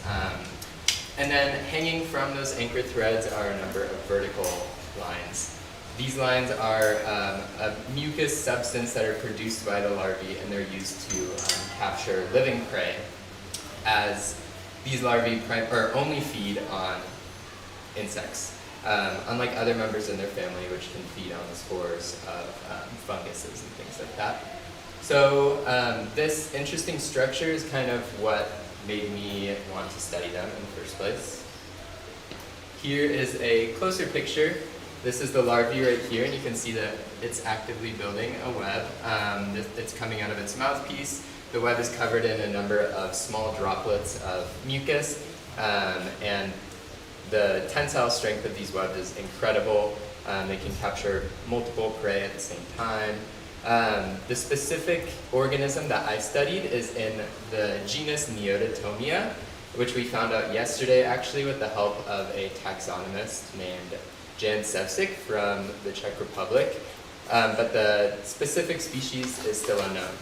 When I was doing my preliminary observations, I noticed that some days when I would look at these larvae, they would have these large web structures that they would produce with numerous threads, and other days they would have none. Some days these threads would be short, and other days they would be long. So this led me to my research question, which is, what are the effects of different environmental factors on the web building patterns of Caroplatidae larvae? My hypothesis was that humidity and wind would be the most influential environmental factors, and this is due to the mucosal web that the larvae lives on. It needs to be wet. They need a high level of humidity in order to keep that from desiccating. And also, I thought that wind would be important because of how delicate the threads, the fishing lines is what I called them, are. So even with the slightest breeze, these threads would stick to each other and reduce the effectiveness of the web. So along with addressing that question, I wanted to learn a little bit more about the habitat characteristics of this larvae because it's incredibly understudied, and try to find out any more life history that I could as well.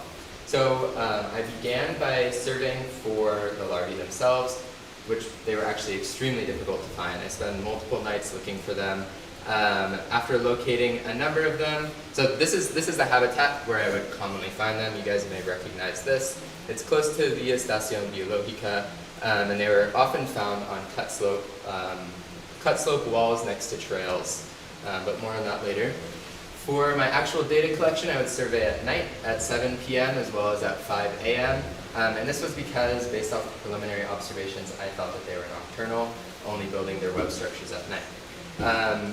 During my surveys, I would record the temperature, the humidity, the wind speed, and also if it had rained or not that day. And then as for the larvae, I would record the number of threads that they produced as well as the length of these threads, which I would use to create an average length. In addition, I would record any activity, primarily if the larvae were actively building threads or not. As for my results, I found out a little bit more about their habitat. They prefer very humid habitats, which are often in close proximity to streams. Temperatures, they tend to prefer cooler temperatures, and you can see more on that in their activity later on. Their habitat also offers protection from strong winds and direct overhead coverage. So in this image you can see multiple orange tags, and these are all larvae that I was able to find. All of them have overhead coverage, potentially protecting them from wind as well as rain or objects that could fall into their webs. So this graph, it's a lot, but I will explain it. It's the number of threads on the y-axis versus the variables that I measured on the x-axis. For wind and rain, they're simple yes or no graphs, with 0 being no and 1 being yes. You can see that when wind was not present on the path, the number of threads was significantly higher. And with rain, after rain events, the number of threads was also significantly higher. For temperature, we have a negative correlation that was found to be statistically significant, meaning that more threads were produced when in lower temperatures. Interestingly, for humidity, I found that it was not statistically significant, but I believe that there's a correlation between humidity and temperature, which I'll talk about in a minute. And I also recorded the larvae length to see if the number of threads produced was just a result of larger larvae being able to produce more threads. Out of this graph, the main takeaway is that wind was found to be statistically significant as well as temperature. This is an interesting graph. So there were 2 rain events during my survey period, one on the 16th and one on the 19th. My x-axis is time, and we have 3 different variables on the y. So 2 simple graphs of rain, if it rained or not, and if I recorded larvae actively building, as well as the number of threads that I recorded on that day.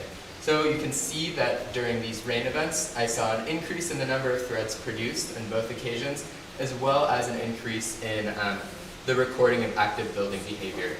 Interestingly, these recordings, the morning after the rain events, show an increase in active building behavior as well, following rain events. This just signifies the importance of rain, because my survey was during a really dry period. This graph shows average thread length on the y-axis and a simple yes or no for no rain or after rain. And you can see that there's a reduction in the number of small threads after rain events, as well as an increase in the average length in some cases. So as for my discussion, I found that as temperature decreases, humidity increases, and this could explain why the larvae are so active at night. There's more available humidity and their webs are at less of a risk of desiccation. I also found that wind greatly affects the number of threads that they build, as they're extremely delicate, and that precipitation events directly cause an increase in the number of threads, as well as increased thread length. Throughout my research, I was also able to look at, or find out a little bit more about the life history of two organisms, the first being the fly. So I tagged all of my specimens early on before homestays began, and one of the specimens that I tagged had begun pupation, so I collected it and brought it to the lab. It pupated for approximately 9 days and emerged as an adult fly. This is very significant because it's potentially the first time that this adult species has been documented, as well as linked with a larval stage. That's very uncommon for members in the Chiropodidae family, as they're not studied well. And then also, we found two other larvae. This, you can see right here, is the puparium of, or it's a pupa. We found two pupa. This is a puparium of a wasp. We thought originally that they were flies, but after bringing them to the lab and allowing them to hatch, out emerged a wasp. So this is a parasitic wasp belonging to the genus Megastylus, and the Megastylus wasps commonly parasitize Chiropodidae larvae. With the help of a taxonomist in the United States, we have found that this is most likely also a new species. You can see that both organisms are extremely small. This is a 2 millimeter scale, so it's really, really little. And then in conclusion, I found that these larvae are habitat specialists. They require a very strict set of variables in order to even be found in a habitat. So that includes protection from various elements, including wind, high humidity, etc. Additionally, their predatory success is highly dependent on environmental factors like wind, rain, and temperature. But I do believe that there's a correlation between temperature and rain, although I did not find that humidity was statistically significant. Additionally, I found that there is a lack of knowledge, just a general lack of knowledge about the life history of these organisms, as well as biological interactions. In this short study period, we were able to find at least one new interaction, and we're possibly documenting a second one. This is a picture of another pupa that is emerging from the puparium of a fly. We don't know exactly what's going to happen, but it's still really interesting. And for my acknowledgements, I want to thank my advisors, especially Emmy. You were so helpful and enthusiastic about my project, which was really cool. Kenji for helping me take awesome pictures, and then all three of these doctors at the bottom for help in identifying the species. And this is a little picture of the worm up close.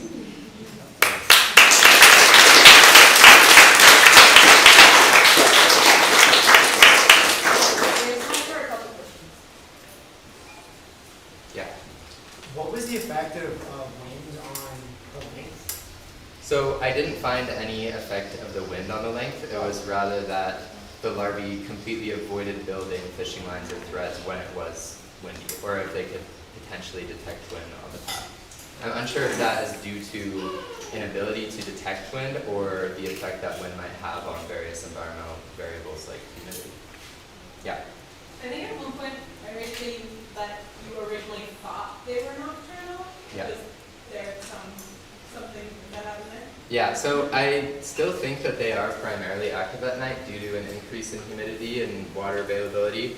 But during multiple rain events now, I have witnessed during the day, larvae actively building their webs, which strongly supports the idea that, like, of the importance of rain in building their webs. Jason? Now, you said humidity wasn't statistically significant. Is that likely because there wasn't a lot of change in humidity? I couldn't really see the numbers from back here. Yeah. Or was there a lot of change in just So there was a range in humidity, but I don't think that it was as strongly correlated as temperature was. When I did an effect summary, I found that humidity was included in combinations of variables that were found to be statistically significant in the number of threads produced, but humidity itself was not a factor. So temperature and humidity may play an important role in the number of threads produced, but supposedly humidity doesn't. And I think that that's just because the larvae aren't found in areas that aren't humid enough for them to make these threads.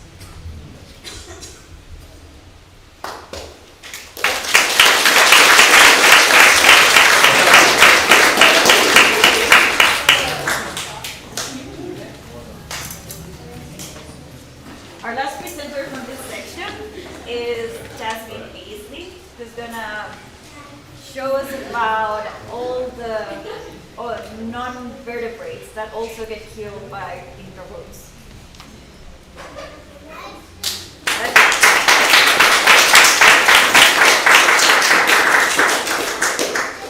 Okay, hi. So I studied invertebrate vehicle collisions and observed the identity and frequency of mortalities. And hopefully by the end of this presentation, you'll understand why you should care. Roads present a plethora of problems for all wildlife, including habitat loss, chemical, auditory, and visual modifications of their environment, habitat fragmentation, and one of the direct leading causes of mortality for animals are wildlife vehicle collisions. And in Costa Rica, there is the highest network density of roads of any Central American country.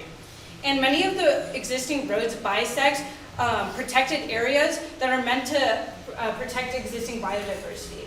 This map shows risk level for vertebrate species. And as you can see, many of these roads bisect biological corridors or separate the habitats completely. Shockingly, however, in Costa Rica, there is no legislature that requires the implementation of environmental measures on existing roads for wildlife. And by 2050, 25 million more kilometers of road are going to be built, and 90% of these roads are going to be built in biologically rich countries. So Costa Rica is likely to see an exacerbation of this problem as time goes on. So why invertebrates and insects? Well, initially, I kind of wanted to see some carnage. So I was looking for mammals and amphibians and reptiles. But when I went to go collect preliminary observations, I saw a huge amount of insects on the road, and I was really interested. Very few studies actually exist comparing road mortality for invertebrates in comparison to vertebrates. But this does not reflect the impact that is had on invertebrates compared to vertebrates. And so insect populations in the tropics are already seriously declining. And this is due to climate change, but also due to habitat fragmentation. Costa Rica is specifically developing very fast and for ecotourism. So lots of new roads are being built in biologically rich areas. But these vertebrates and insects are of utmost importance to healthy ecological functioning. Insects cycle nutrients and nitrogen, they pollinate and eat plants, and they're responsible for soil fertilization. So to figure out the identity and frequency of observed mortalities, I surveyed 3 roads in Monteverde, just walking along the roads and taking pictures. And I tried to, or Emmy, identified what we saw down to the lowest classification possible. I also gathered GPS location data of all observed mortalities. I was also interested in where mortality was happening, and so I collected 2 types of data. The first type of data that I collected was on the quality of the road. So the first is paved roads, which are mostly asphalt, and then the second classification of road that I used is degraded paved roads. And this refers to roads that had once been paved but have not been maintained. And so these roads are characterized by high amounts of rock, but are in comparison pretty flat and don't have like a lot of dirt like gravel roads would.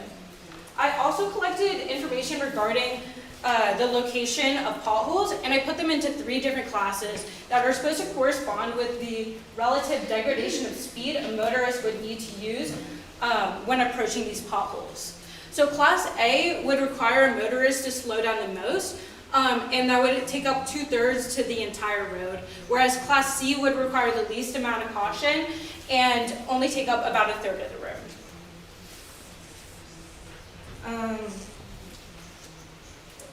Okay, my first site was at the Monteverde Cloud Forest Reserve, and this was a 1 kilometer transect. The blue like turquoise dots indicate where I saw mortality. And the quality is not great, but these numbers indicate like higher areas of mortality. So you can kind of see from this graph that I saw a really even distribution of mortality on this site.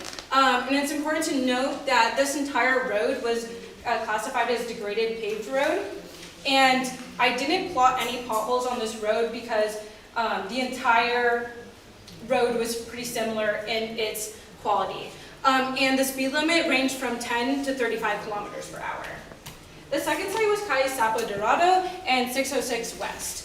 Here I saw 2 major hotspots, and on this paved road, the hotspots occurred between potholes and also where the speed limit was 40 kilometers per hour. My third site was Avenida Central in the 606 South. I saw a similar phenomena here where a hotspot of approximately 40 mortalities occurred over here between potholes on a paved road where the speed limit is 40 kilometers per hour. The reason that I think that this happened is because motorists could go the fastest in these areas. And one previous study found that insects are able to survive collisions with vehicles at 30 to 40 kilometers per hour, but above that speed, they're less likely to survive. On the frequency of taxa and identity that I saw, I ended up seeing a total of 232 observations, and the majority of these observations came from the order Coleoptera. Within the order of the 53 individuals that were identified, the individuals came from 9 different families. And it's interesting that no studies on mortality caused by vehicles has ever been done on any of the families that have been observed. The one type of beetle, or family of beetle that has been studied in relation to its road mortality was not observed in this study. Also, although there were 4 hymenopterans observed, and 3 of those were bees and wasps, that is actually not really nice data to see.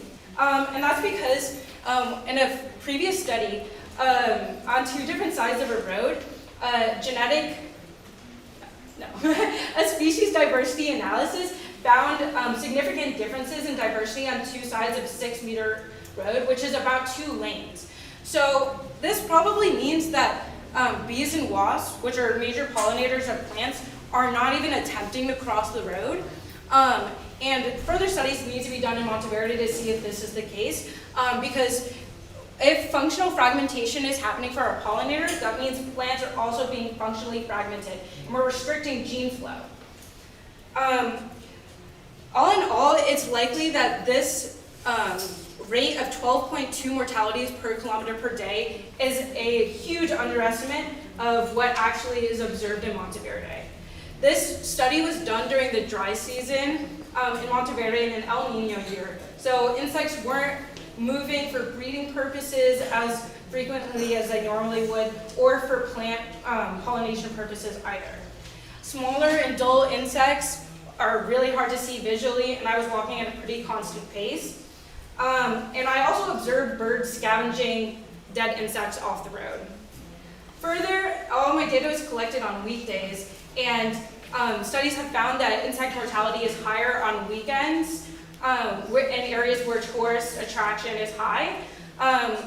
And finally, any insects that stuck to cars or were ricocheted off the roads after being hit and died there were not counted.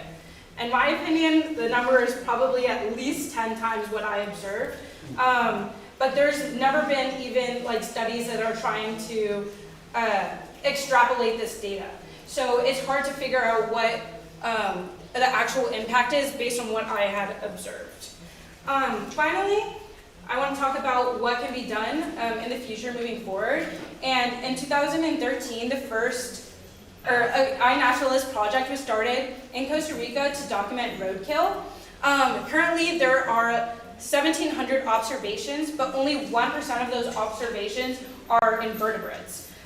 This is likely not representative of what's actually going on. And so I implore you to go to the roads and take pictures of dead insects and upload them to iNaturalist, because this information on iNaturalist will allow researchers to know better about what species are being killed and how frequently. And the final thing about what you can do is drive safer. 30 to 40 kilometers per hour, you can drive that slow if you can, especially in places of high biodiversity. I just want to make a couple of acknowledgments. Thank you to the Asociación Biológica and the Monterrey Institute for lots of free coffee. I drink a lot of it, especially today.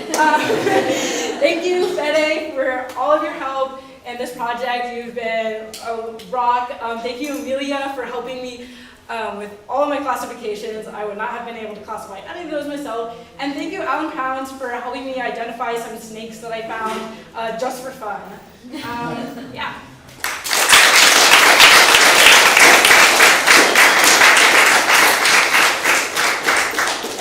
Couple minutes for questions. Do you think Coleoptera was one of the orders with the highest mortality because they're often described as clumsy flyers? So I actually do think that is part of the reason. But it's actually interesting because the one family that I had mentioned where there are previous studies is actually the ground beetles or carabid beetles, and I observed none of them. So it's interesting that if one of the most immobile families wasn't observed, then why are the other ones being observed? And I don't really have details on what the relative abundance of different families are in the tropics, so that could be a significant factor. Maybe if there's just like a lot of Coleoptera that like to cross roads. But yeah. How do you compare insects being hit by cars while they're flying and them being run over? Like which, yeah. So that would be really hard to tell because insects that are even just hit and they like die on impact likely would fall to the road and get run over later in time. So there's no way to distinguish like posthumously while you're surveying. There are some studies that have like looked and stayed in one spot and like seen insects and see like if they got hit, if they got crushed, and like what happened. And a lot of studies actually they'll like put like a thing on the front of their car and then they'll just drive around and see how many insects like get splattered on their car. And that's how they will measure insect mortality on roads. Sounds like you got a lot of new questions from this study, so I was wondering what's the next study that you would proceed with? I definitely would try to figure out like what the actual location was, because on all of the roads, I like pass a lot of different areas, so residential, past schools, past farms, past roads with like high cliff sides on either end. And I definitely think that in roads with like more equal quality, I would be able to like extrapolate more data and draw conclusions about like how the location actually affects mortality. Last question? Yeah, I was just wondering, you said that Hymenoptera are likely avoiding crossing the roads. Do you think there's a reason that Coleoptera might not be avoiding crossing the roads, or is it, yeah? So it could be like a learned behavior. So in amphibians, actually, there's been a like behavioral model that like looks at costs and benefits of crossing the road. And if over time, Hymenoptera just somehow better learned that it's not beneficial to them in terms of like energy wasted for finding crops or mates, they might not be as likely to cross roads. Because metapopulation structures vary quite differently between order levels and even family levels. And insects in general have very non-dense metapopulations in the tropics. And so maybe Coleoptera needs to move further to find mates than Hymenoptera do. But that would definitely need to get looked at more. Thank you,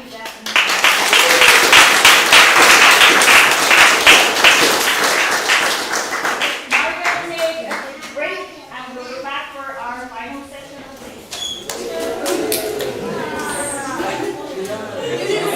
You did so good.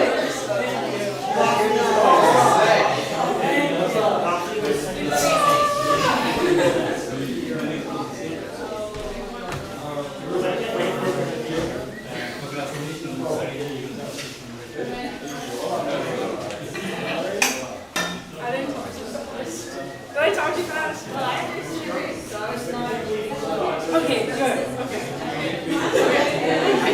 I think you were talking fast for the first like 8 seconds, and then you like got into Yeah, at the very beginning, I thought I was doing normal dancing, which is fast, like normal. Yeah. So I thought, okay, I was so nervous. I was like feeling my heart rate beforehand. I was like, oh no. I was like, I can feel my heart beating in my chest right now. so that happens, I had that. It's like one time, it was so bad that I really see people could like sing it by It's like the cartoon. Yeah.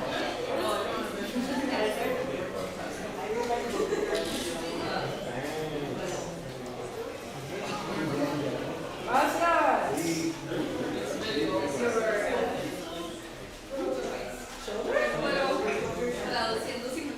Oh, yeah. I'm so nervous. My blood flow is going crazy right now.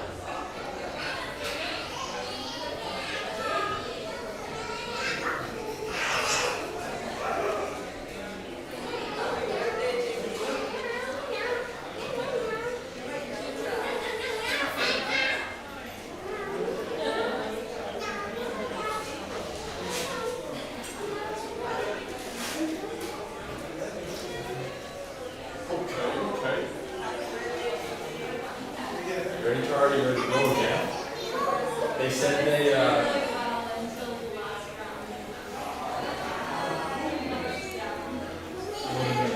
pay attention a lot? Do you get it?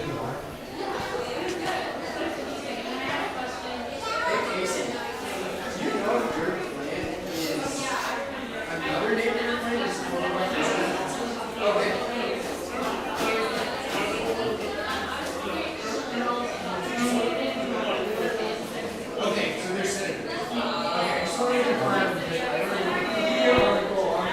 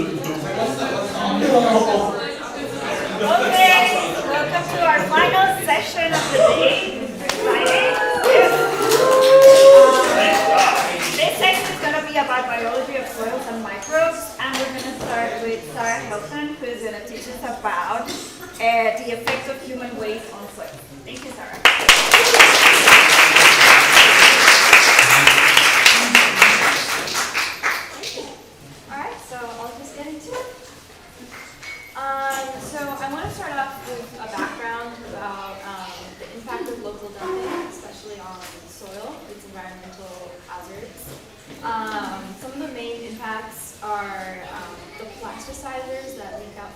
plastic over time and are considered an environmental hazard. Heavy metals tend to leak out from electronics and have all sorts of impacts on plant growth in the soil over time. And chemicals tend to leak out from household items like laundry detergent and cleaners. And as soon as these substances enter the soil, they are at risk of biodegradation once soil and water enter the site and spread throughout the area. And this poses a risk to the community, which exposure over a long period of time can have very serious consequences to people's health, such as cancer and developmental disorders. So for this project specifically, I studied the soil in the dump site in town. That was unfortunately in a very, very serious location. So this is another angle of the dump site. So the dump site would be around right here. This house is the property where the dump site is located. And this tree line is a stream that passes directly under the dump site, and it is all on an incline. So it is directly connected to the region's waterways. As soon as it rains, there's like very, very easy access for any toxins in the site to enter water. So my central question in this project was, how do contaminants in the soil from local dumping impact the growth rate of lettuce and parsley? So of all of the factors that I could have looked at, like germination and growth rate and plant height, I chose to quantify the effect of these chemicals through growth rate.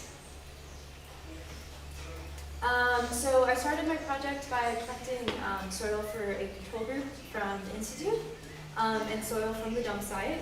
And I had 4 different groups that I observed for 6 days. The control group, a group from the dump site, and 2 different experimental groups that I'll go into more detail, a rust group and a laundry detergent group. And I had a total of 72 plants initially, before I killed some of them. And I measured the longest stem every day to analyze the growth rate. So initially I was just planning on observing the control group and the dump site group. But as soon as I started collecting my soil samples, I realized that it was very solid and firm clay soil, and I was only able to get 6 inches deep. So I expected this to be the top few layers of soils that are cycled through the most frequently, and I didn't expect to see much of a difference between the control group and the dump site. So I decided to make this more of an experimental design. So the third group that I had was the rust group, which was more of my own curiosity. There was a lot of rusty metal in the dump site, and rust is not supposed to have an adverse impact on growth rate or plant characteristics in general. It's very common to see buckets and gardens that are covered in rust, and it's generally not viewed in a negative manner. But because of my own curiosity, I wanted to see the effect of soil that is oversaturated with iron. And the fourth group was the laundry group. In the dump site, there was a bottle of laundry detergent that was sealed and half full. And if that were to open, all of it would have spilled out in one spot rather than being diluted into gray water first. So I wanted to simulate that in my experiment. And I had 3 different concentrations of laundry detergent in soil, 50, 10, and 5 milliliters per plant. And lastly, in the greenhouse, I had the plants arranged in a systematic experimental design. Rather than grouping the plants by all of the control group in one spot and all of the dump site group in one spot, I had them in an interlocking grid pattern just to try to avoid bias by exposing them to different conditions. So I had very immediate results. Overnight, all of the plants in the laundry group that was 50 milliliter concentration wilted significantly. And this is actually what made me decide to add 2 more concentrations of laundry detergent because I wanted to test the survivorship of laundry detergent in general. Because I realized that this was, yes, these were not survivable conditions at all. I chose this very high concentration to simulate what I saw on the dump site of all the laundry all spilling out in one spot. But I wanted to see, okay, like at which point does this become survivable for the plants? So rather than measuring growth rate for the laundry detergent group, I just looked at survivorship. And I saw a difference in resilience to the laundry detergent between the lettuce and the parsley plants. Most of the lettuce only lasted for 4 days and then all died off. And the parsley plants were interesting. Their stems pretty much died off right away, but most of them had like one leaf that was alive for a much longer period of time. And I had one lettuce plant survive the entire observational period. For the rest of my plants, I had the growth rate analysis that I wanted to do, and I did not receive any statistically significant results. I saw a slight depression in the growth rate for the lettuce plants in the dump group and the rest group, but it's not statistically significant. I did create a growth rate for laundry based on the one surviving sample, but it is not directly comparable to the rest of these groups, as it was one sample and all of the other ones are averages of much larger sample sizes. And so I want to conclude with a discussion about soil regeneration and how emphasizing that there was not a very, very clear difference between the control group and the dump site group, and how soil can recover from these kinds of pollution on short time scales. And while I did not see statistically significant results from growth rate in this experiment, if I had chosen to analyze germination or root length or height, I might have seen something different. And I want to also emphasize that this is not a reflection of Monteverde. Dump sites need the permission and consent of the property owner to be cleaned up before the city can do anything, and then it is very expensive and difficult to sort through all of the trash and dispose of it properly. Yes. And huge thank you to all of these people for their support and their guidance to these projects.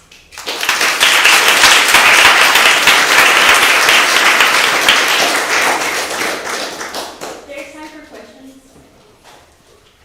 Yes. Sorry, I didn't see this clearly, but so did you look at like the different types of other soil that you collected, or was it just mostly like centered around like the laundry? Yeah, so I only had 2 kinds of soil in the experiment.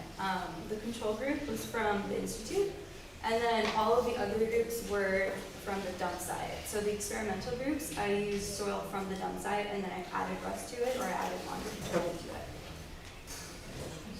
Yes?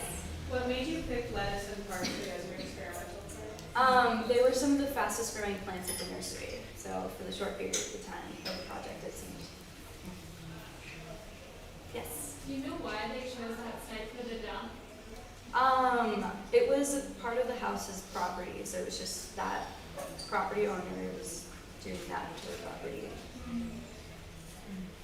Yes, that is. How did your trash collection for this actual project help you with this project? Yeah, absolutely. It definitely made me more aware of it in general, and it made me want to think about like the interaction between people and the environment and how we treat it in the sense of trash. Yes? So did you grow the plants and then add the rust after a certain amount of time, or did you grow the plants in the rust? I added all of the rust and all of the laundry detergent before I planted the plants in the soil. I also expected the laundry detergent concentration to be getting diluted over time. Every time I watered them, I expected some of it to be getting, to be leaking out onto the floor. So I thought that the plants that were able to survive it initially had a better chance of surviving over time as the concentration was being diluted. Yes? Did you plant them as seeds and let them germinate, or did you plant them as seedlings? I planted them as seedlings, as sprouts, just to be able to keep getting data right away. Yes? Before you transplanted the plants, did you clean the roots to kind of clear them up with soil you had before? No, I did not. Yes, Frank? What would you recommend for a less negative impact of how to dispose of things that we don't know what to do with? Sure. Definitely, please take your batteries out of your electronics before you dispose of them. Please try to recycle all of your belongings if possible. And try to tune into recycling drives for help disposing of your products more responsibly. Yes. And separate your organic matter, please. Thank you, Sarah.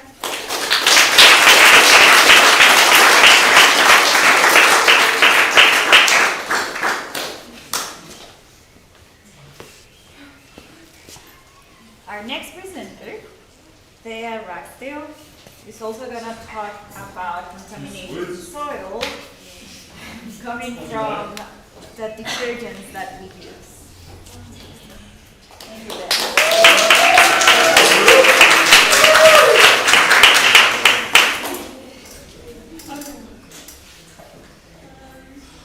Hi, I'm Thea, and my project is on assessing soil health impacts of laundry detergent discharged in grey water. To start off, I wanted to define what grey water is. So grey water is any used water source that does not contain fecal bacteria. So this could be from your shower, your sink, your laundry machine, any basically used water source. And in Costa Rica, the average household consumption of gray water is, or the percentage of gray water out of water usage is 87%, of which only 3.7% is actually getting recycled.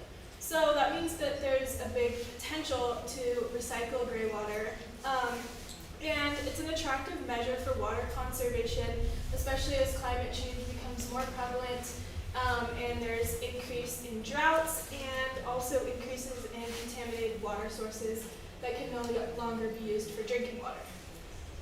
However, if untreated, gray water can harm both the environment and human health due to the toxins that are espoused in it. And overall, this was of interest to me because while I was walking around the town of Monteverde, I saw that a lot of households were disposing their gray water directly into the environment. And that was interesting to me because in the United States, we don't often think about where our water goes after we use it because it goes directly into like a sanitary sewer system. So I wanted to see how this water was affecting soil health. And that led to my question, which was, how do different laundry detergent gray water solutions affect soil health? So to begin with, I began collecting soil, and I collected 4 different types of soils from different places around the Estacion. I wanted to do this to see if the impact of gray water had any effect on, or was affected by organic matter content, or I guess just the way that the soil was composed. So on the top left, we have the soil I collected from the forest. On the bottom right, we have the soil I collected from the forest, but on the trail edge. And then the 2 in the middle are sources that I collected off the side of the Estacion where there's like kind of an excavation site. So after that, I decided that I wanted to use laundry detergents that were the most popular brands in Costa Rica. So I had Fede send out a survey to the people at the Monteverde Institute who answered what type of laundry detergent they used. And the most common powder laundry detergent was Rinso, and the most common liquid laundry detergent was Florex. And it's important to note that the Rinso laundry detergent was a powder and the Florex laundry detergent was a liquid. I also think it was interesting to see the ingredients list. The Rinso by far has more ingredients in it than the Florex does.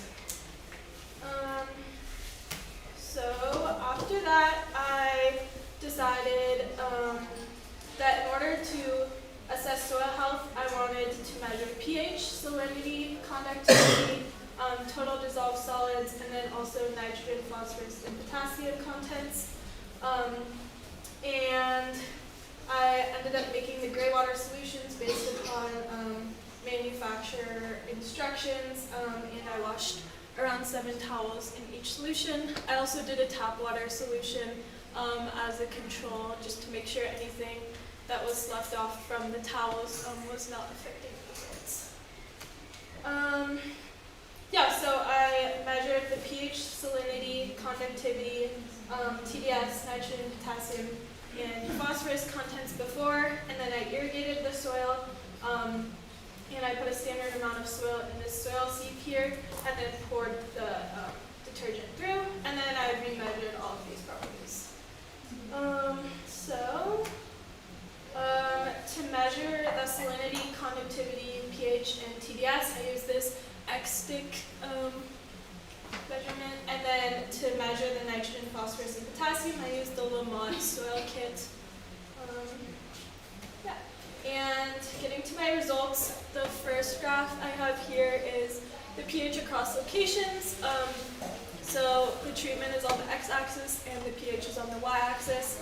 And each graph represents where the soil is from. And so from here, I didn't really see any overall trends on pH. There didn't seem, treatments didn't seem to make the pH go up significantly or go down significantly. However, I was surprised to see that when I was assessing total dissolved solids across locations, those with the Ritzo treatment just exponentially skyrocketed. And in this case, they're increasing by like over thousands of %. And I think it's important to note that while the Florex solutions also did increase, it was simply just not in the same realm as those with the Ritzo solution. And this had a similar pattern in the electrical conductivity, which is defined as the amount of metal cations in the soil, and also a similar pattern in that of salinity. And then for nitrogen content, I didn't really see any change. There was no change before and after treatment. Not exactly sure why. And in the phosphorus solution, both the Florex and Ritzo solutions increased at the same amount. And then the potassium didn't seem to have an overall pattern either. So, in discussion, Ritzo highly altered the soil properties. In some cases, levels of conductivity were altered by values ranging from 2,000 to almost 4,800%. And the p-values for salinity, conductivity, and total dissolved solids were all less than 0.0001, which means they were very statistically significant. And also soils irrigated with Ritzo were considered to enter the severely saline and unsuitable for plant growth categories as defined by the USDA. And those of Florex, although they did increase, they stayed pretty in a safe category as defined as non-saline and suitable for plant growth by the USDA. And I think it's important to note that I only irrigated these soils once, so if detergents are being, I guess, disposed of in these solutions multiple times over the years, it's likely that these nutrients will build up and exacerbate what has already happened. Yeah, and so from there, I think that I would recommend that if you're going to dispose of your gray water and not treat it, that you should likely use Florex over the Rinso detergent. And yeah, I think the big picture of why this is important is because the incorrect disposal of gray water can lead to negative consequences in the environment, like biodiversity loss, salinization of the soil, loss of microbial communities, erosion, nutrient imbalances, and overall pollution, which can be just biomagnified, especially if it enters the water table. And then I think the even greater scale of soil deterioration is basically ecosystem and landscape deterioration, increased extreme weather events, food insecurity, and then that can lead to things like poverty and violence. And yeah, I think that's it. I would like to thank Fade, Naomi, Frank, and Emmy for helping me see this through. And yeah, thank you for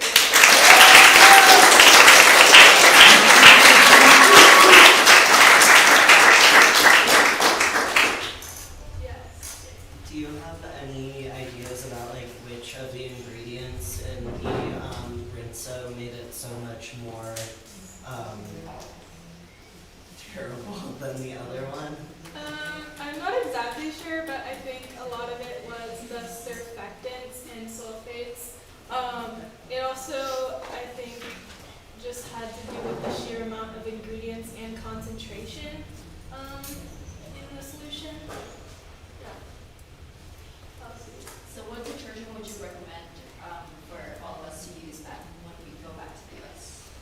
I think it's a little different for us in the US because it's likely that we're not exposing our untreated gray water straight into the environment.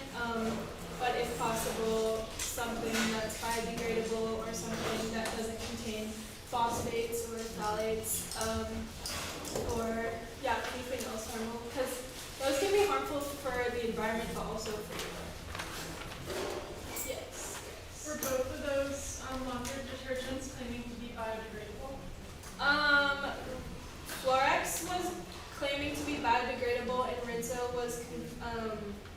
was said they were like eco-friendly, but not directly biodegradable. Yes. Can you remind us why you chose to dilute the two types of detergents? Yes. I just used the standard measurements as given by the manufacturer, and I just looked up the like standard water usage in like a water machine. Yeah. Any other questions? Thank you.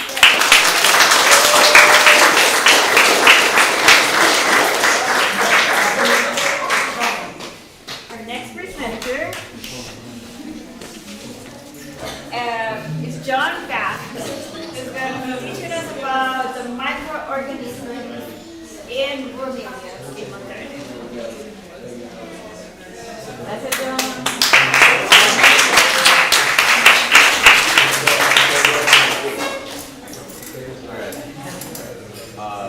Hola a todos, gracias por venir. Me llamo Jonathan Gaffney y estoy presentando en Diversity and Composition of Microorganisms in Moldavia by Automata along an elevational gradient. Okay, so as many of you probably know, bromeliads are epiphytic plants in the Bromeliaceae family. Tank bromeliads are a special type of bromeliad that have the capacity to store water in their tanks due to their tightly packed leaves arranged in a rosette formation.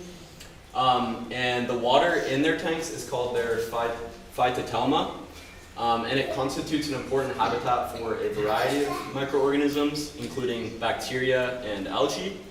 One important function that bacteria have is decomposing leaf litter that falls into the tanks, and then releasing nutrients that the plant can use for nourishment.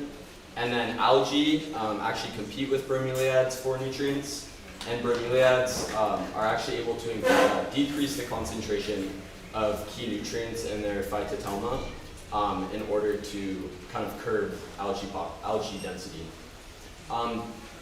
Vital to the habitat of these microorganisms is the pH, and there are multiple things that can affect the pH. The first one is the pH of the detritus that falls directly into the bromeliad tank.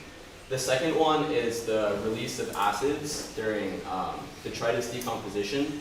And then the third one is the release of CO2 from respiring microbes that is then converted into carbonic acid, acidifying the water. There have been some studies on how pH affects bacterial diversity, including one by Goffretti and co-workers that was done at La Selva in 2010. Goffretti found that in bromeliad tanks with greater pH, bacterial diversity was also greater. And he also found that there was a pretty dramatic difference in the composition of microorganisms above pH 5.1 and then below pH 5.1.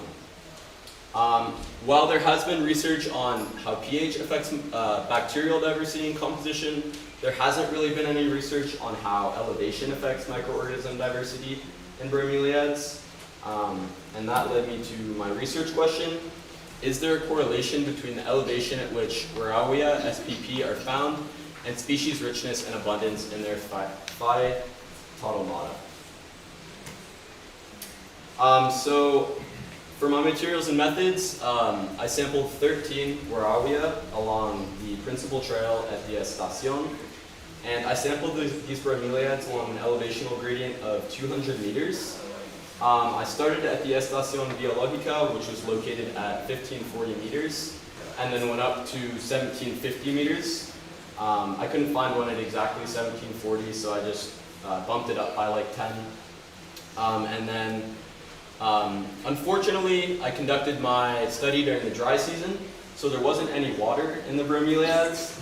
But this was kind of a fun little twist because I was able to scoop out the soil in the bottom of the bromeliads, take it back to the laboratory, combine about a fingernail size of the soil with 8 milliliters of water, leave it overnight, and then take the pH, and those were the samples that I analyzed under the microscope. And in those samples, morphospecies were classified both on appearance and movement, and then they were also counted. And from my species richness and abundance data, I also calculated Shannon-Weiner index values as kind of like a measure for diversity that I could use in my data analysis. So as for the general composition of morphospecies, I was able to identify 25 total morphospecies. The genera included amoeba, vorticella, and paramecium, and broader groups included rotifers and diatoms. By far the most abundant morphospecies was paramecium, a specific species of paramecium, and it was also the most widely distributed, so that's what I saw the most of across all samples along the elevational gradient. And there you can see a picture of the paramecium. I identified them as pills in my data analysis, morphospecies data analysis. Kind of the first thing I wanted to look at with my data analysis was whether there was a correlation between elevation and pH. So as you can see on the x-axis, I have the bromeliads from 1540 meters to 1750 meters, and then on the y-axis I have pH measurements, which range from 6.6 to 7.79. And there's a pretty clear and striking correlation with an R-square value of 0.638 and a p-value of 0.00044. So I definitely didn't expect this, but it was pretty cool to see. And I'll go into some reasons for why this could be the case in my discussion. So then for the Shannon-Weiner index values, I compared them against both elevation and pH. And as you can see, there were pretty strong correlations once again. There was a stronger correlation with with elevation as opposed to pH. An R-square value of 0.6651 compared to an R-squared value of 0.5726. And so I came to the conclusion that elevation was more impactful than pH. I do have a lot of graphs, so I've just broken it up with some videos of stuff that I saw. This here is an amoeba. This guy, you can see that it's kind of like moving with its tendrils, and that's pretty characteristic of an amoeba. So I thought that was pretty neat. And now for the species richness data. Once again, there was a strong correlation with, between species richness and elevation. There was an R squared of 0.5378 and a p-value of 0.00434. And then it kind of appears as though there's a correlation between species richness and pH, but the R squared value and p-value said otherwise, so I didn't really count that to be very significant. Here's a video of a rotifer. It kind of looks like a caterpillar moving around. It has a little foot on its tail that it uses to latch onto the substrate and then propel itself. And then the last thing I looked at was species abundance. And as you can see, there wasn't really a significant correlation for species abundance versus elevation or species abundance versus pH. And this actually makes sense because the Shannon-Weinrich index is biased towards species richness, and I did see a stronger correlation with species richness rather than abundance. Here's a Vorticella, which kind of looks like a little bell-shaped microorganism. It sucks stuff in with its cilia.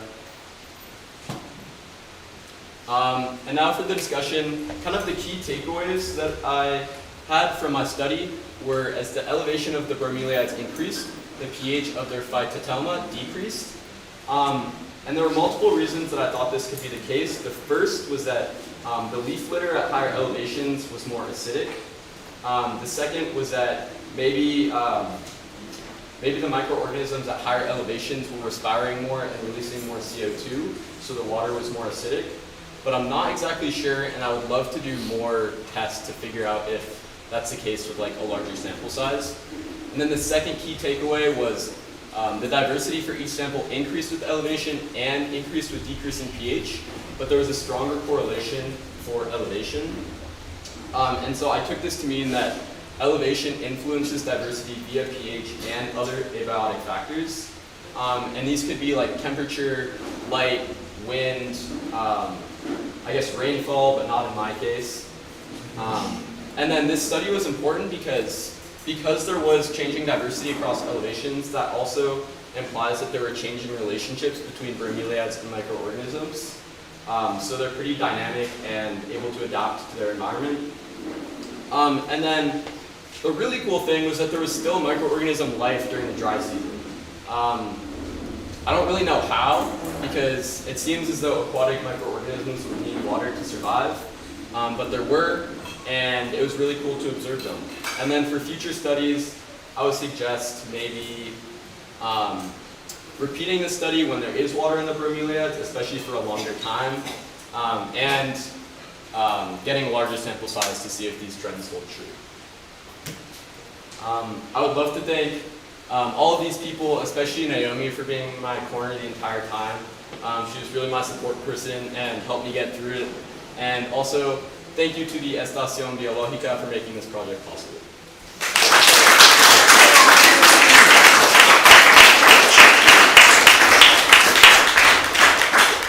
There's time for both questions.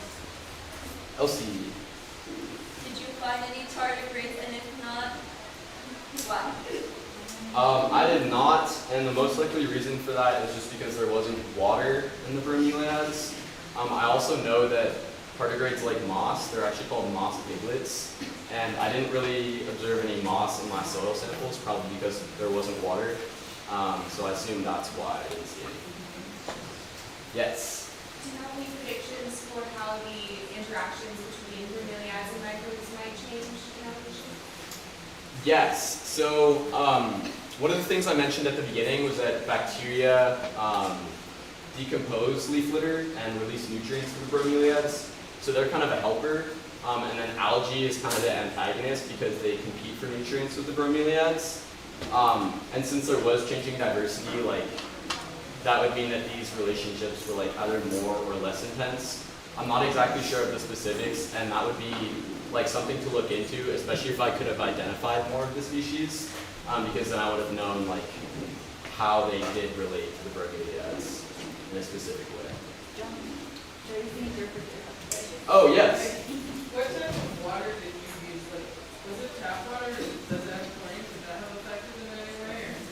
did use tap water, and it's very possible that that affected it as well. I did not test whether it had chlorine in it. I would have, yeah, I don't think so. I hope not, because we were drinking it. But yes, rainwater would have been more acidic, and the average phytotel mata of bromeliads is more acidic. So you'd think that that would promote greater diversity too. Juliana.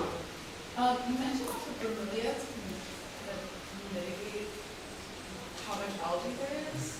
How do they do that? They decrease the nutrients in their phytotel mata. Yes. I'm not exactly sure like the exact mechanism, but that was something that I read in one of my literature pieces. Thank you. Thank you,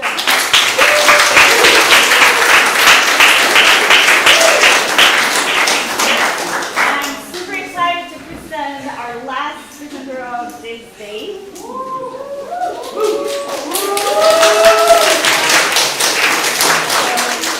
Sophia Stewart is going to teach us about the microorganisms in regenerated soils. Thank you, Sophia.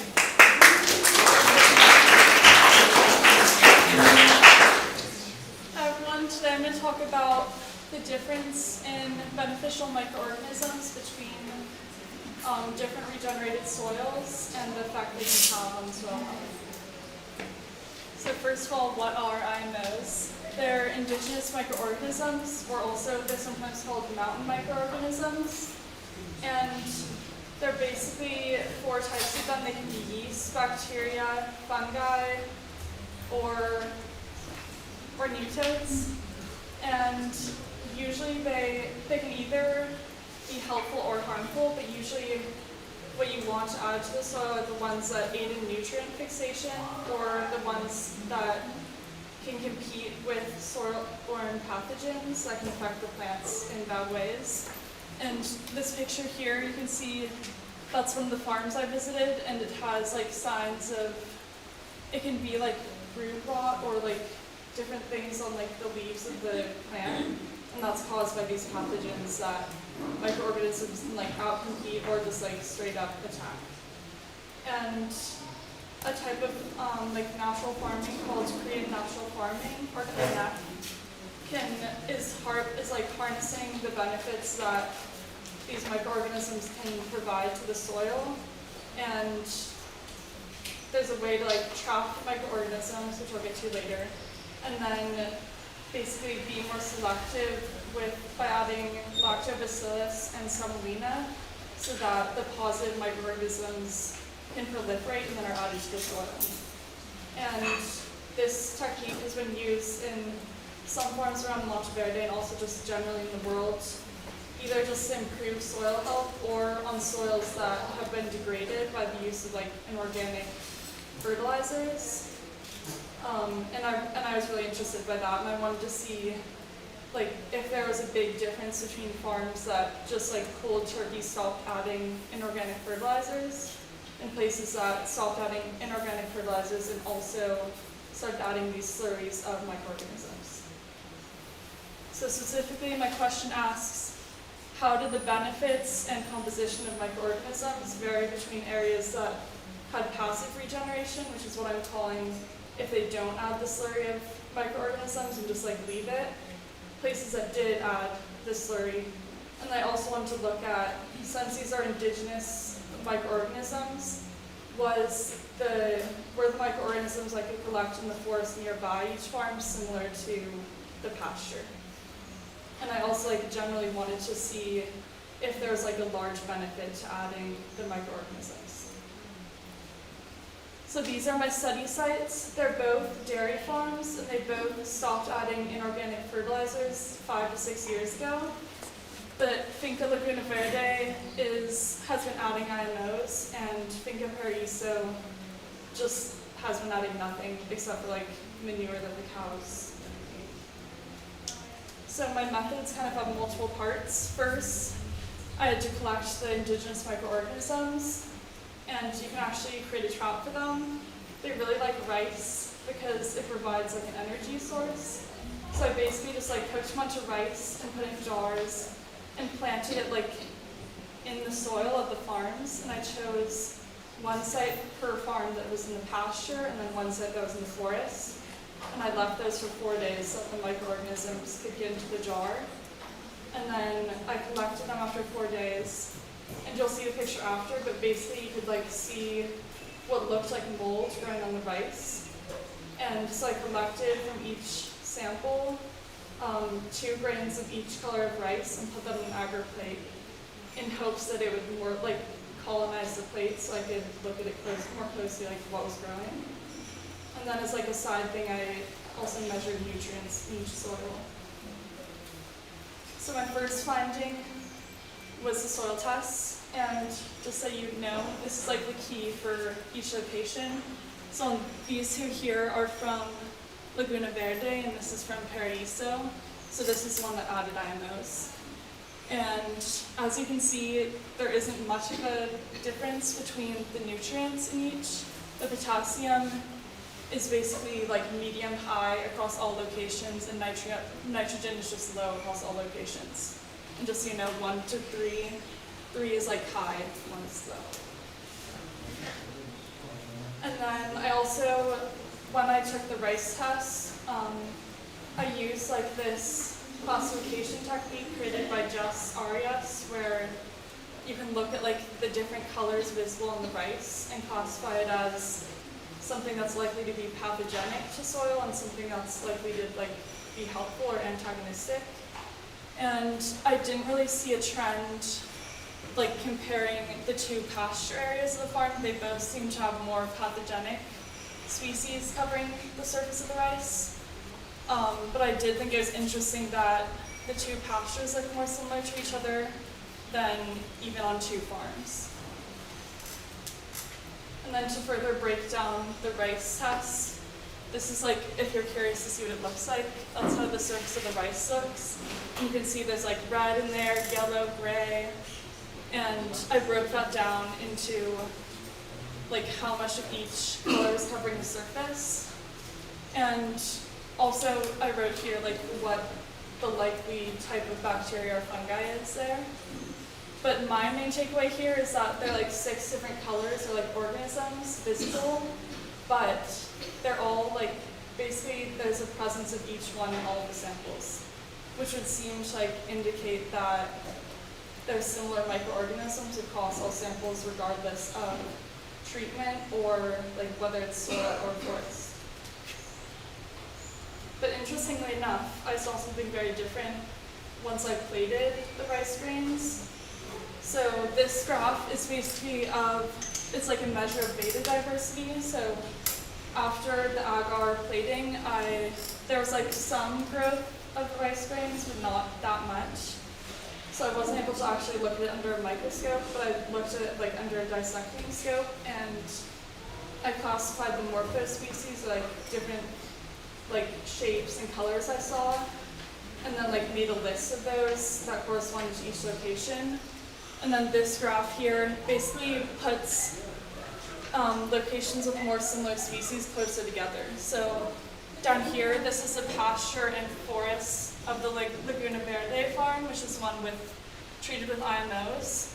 And those two are the closest together, but interestingly enough, they're really far away from the IMO that sourced them, which was like not what I expected, because those should look similar if she's adding the IMOs from that to the pasture. And then kind of what I did expect was that the pasture from the different regenerated soils are like very far apart, which would indicate they're very different. But that's like also confusing because in the color test we saw that they did have a lot of the similar like types of bacteria, so those don't really agree with each other.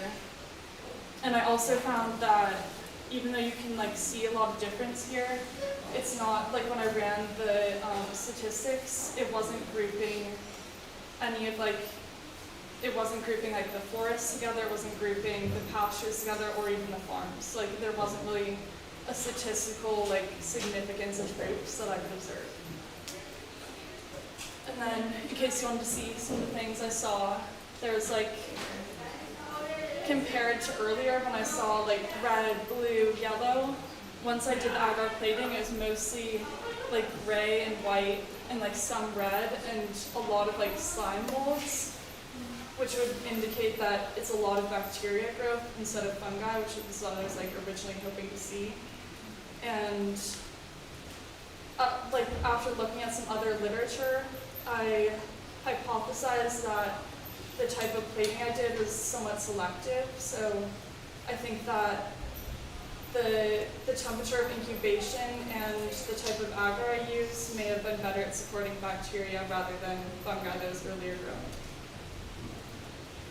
So in all, I didn't see much nutritional difference, and I couldn't really group like the composition of bacteria or whether they were harmful or beneficial into being like associated with regeneration technique. So that would indicate that there are comparable benefits to both.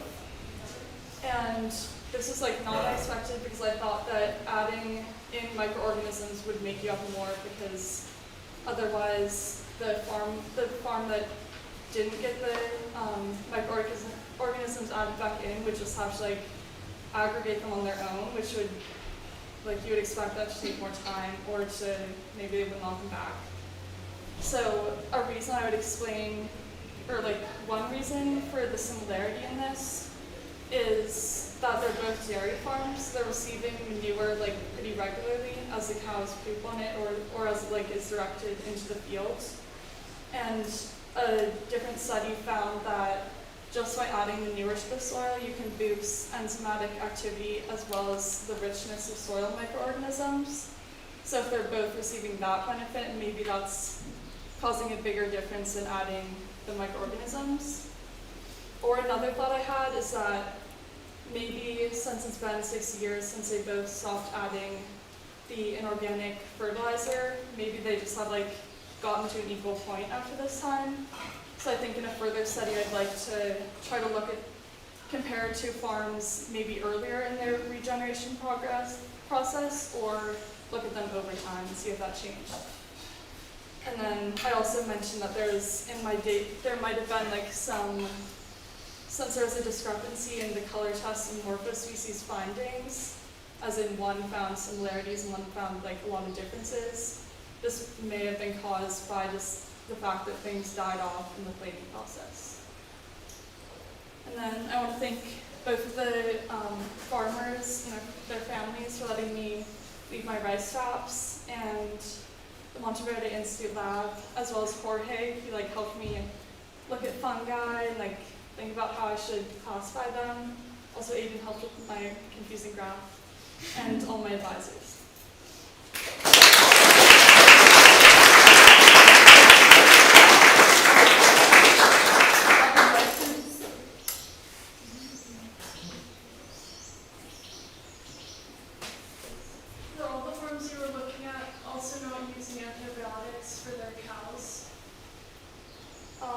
I know that Sarah Stuckey isn't, and I'm pretty sure that Parisa wasn't either.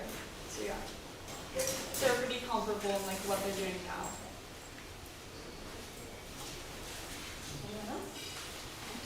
Thank you.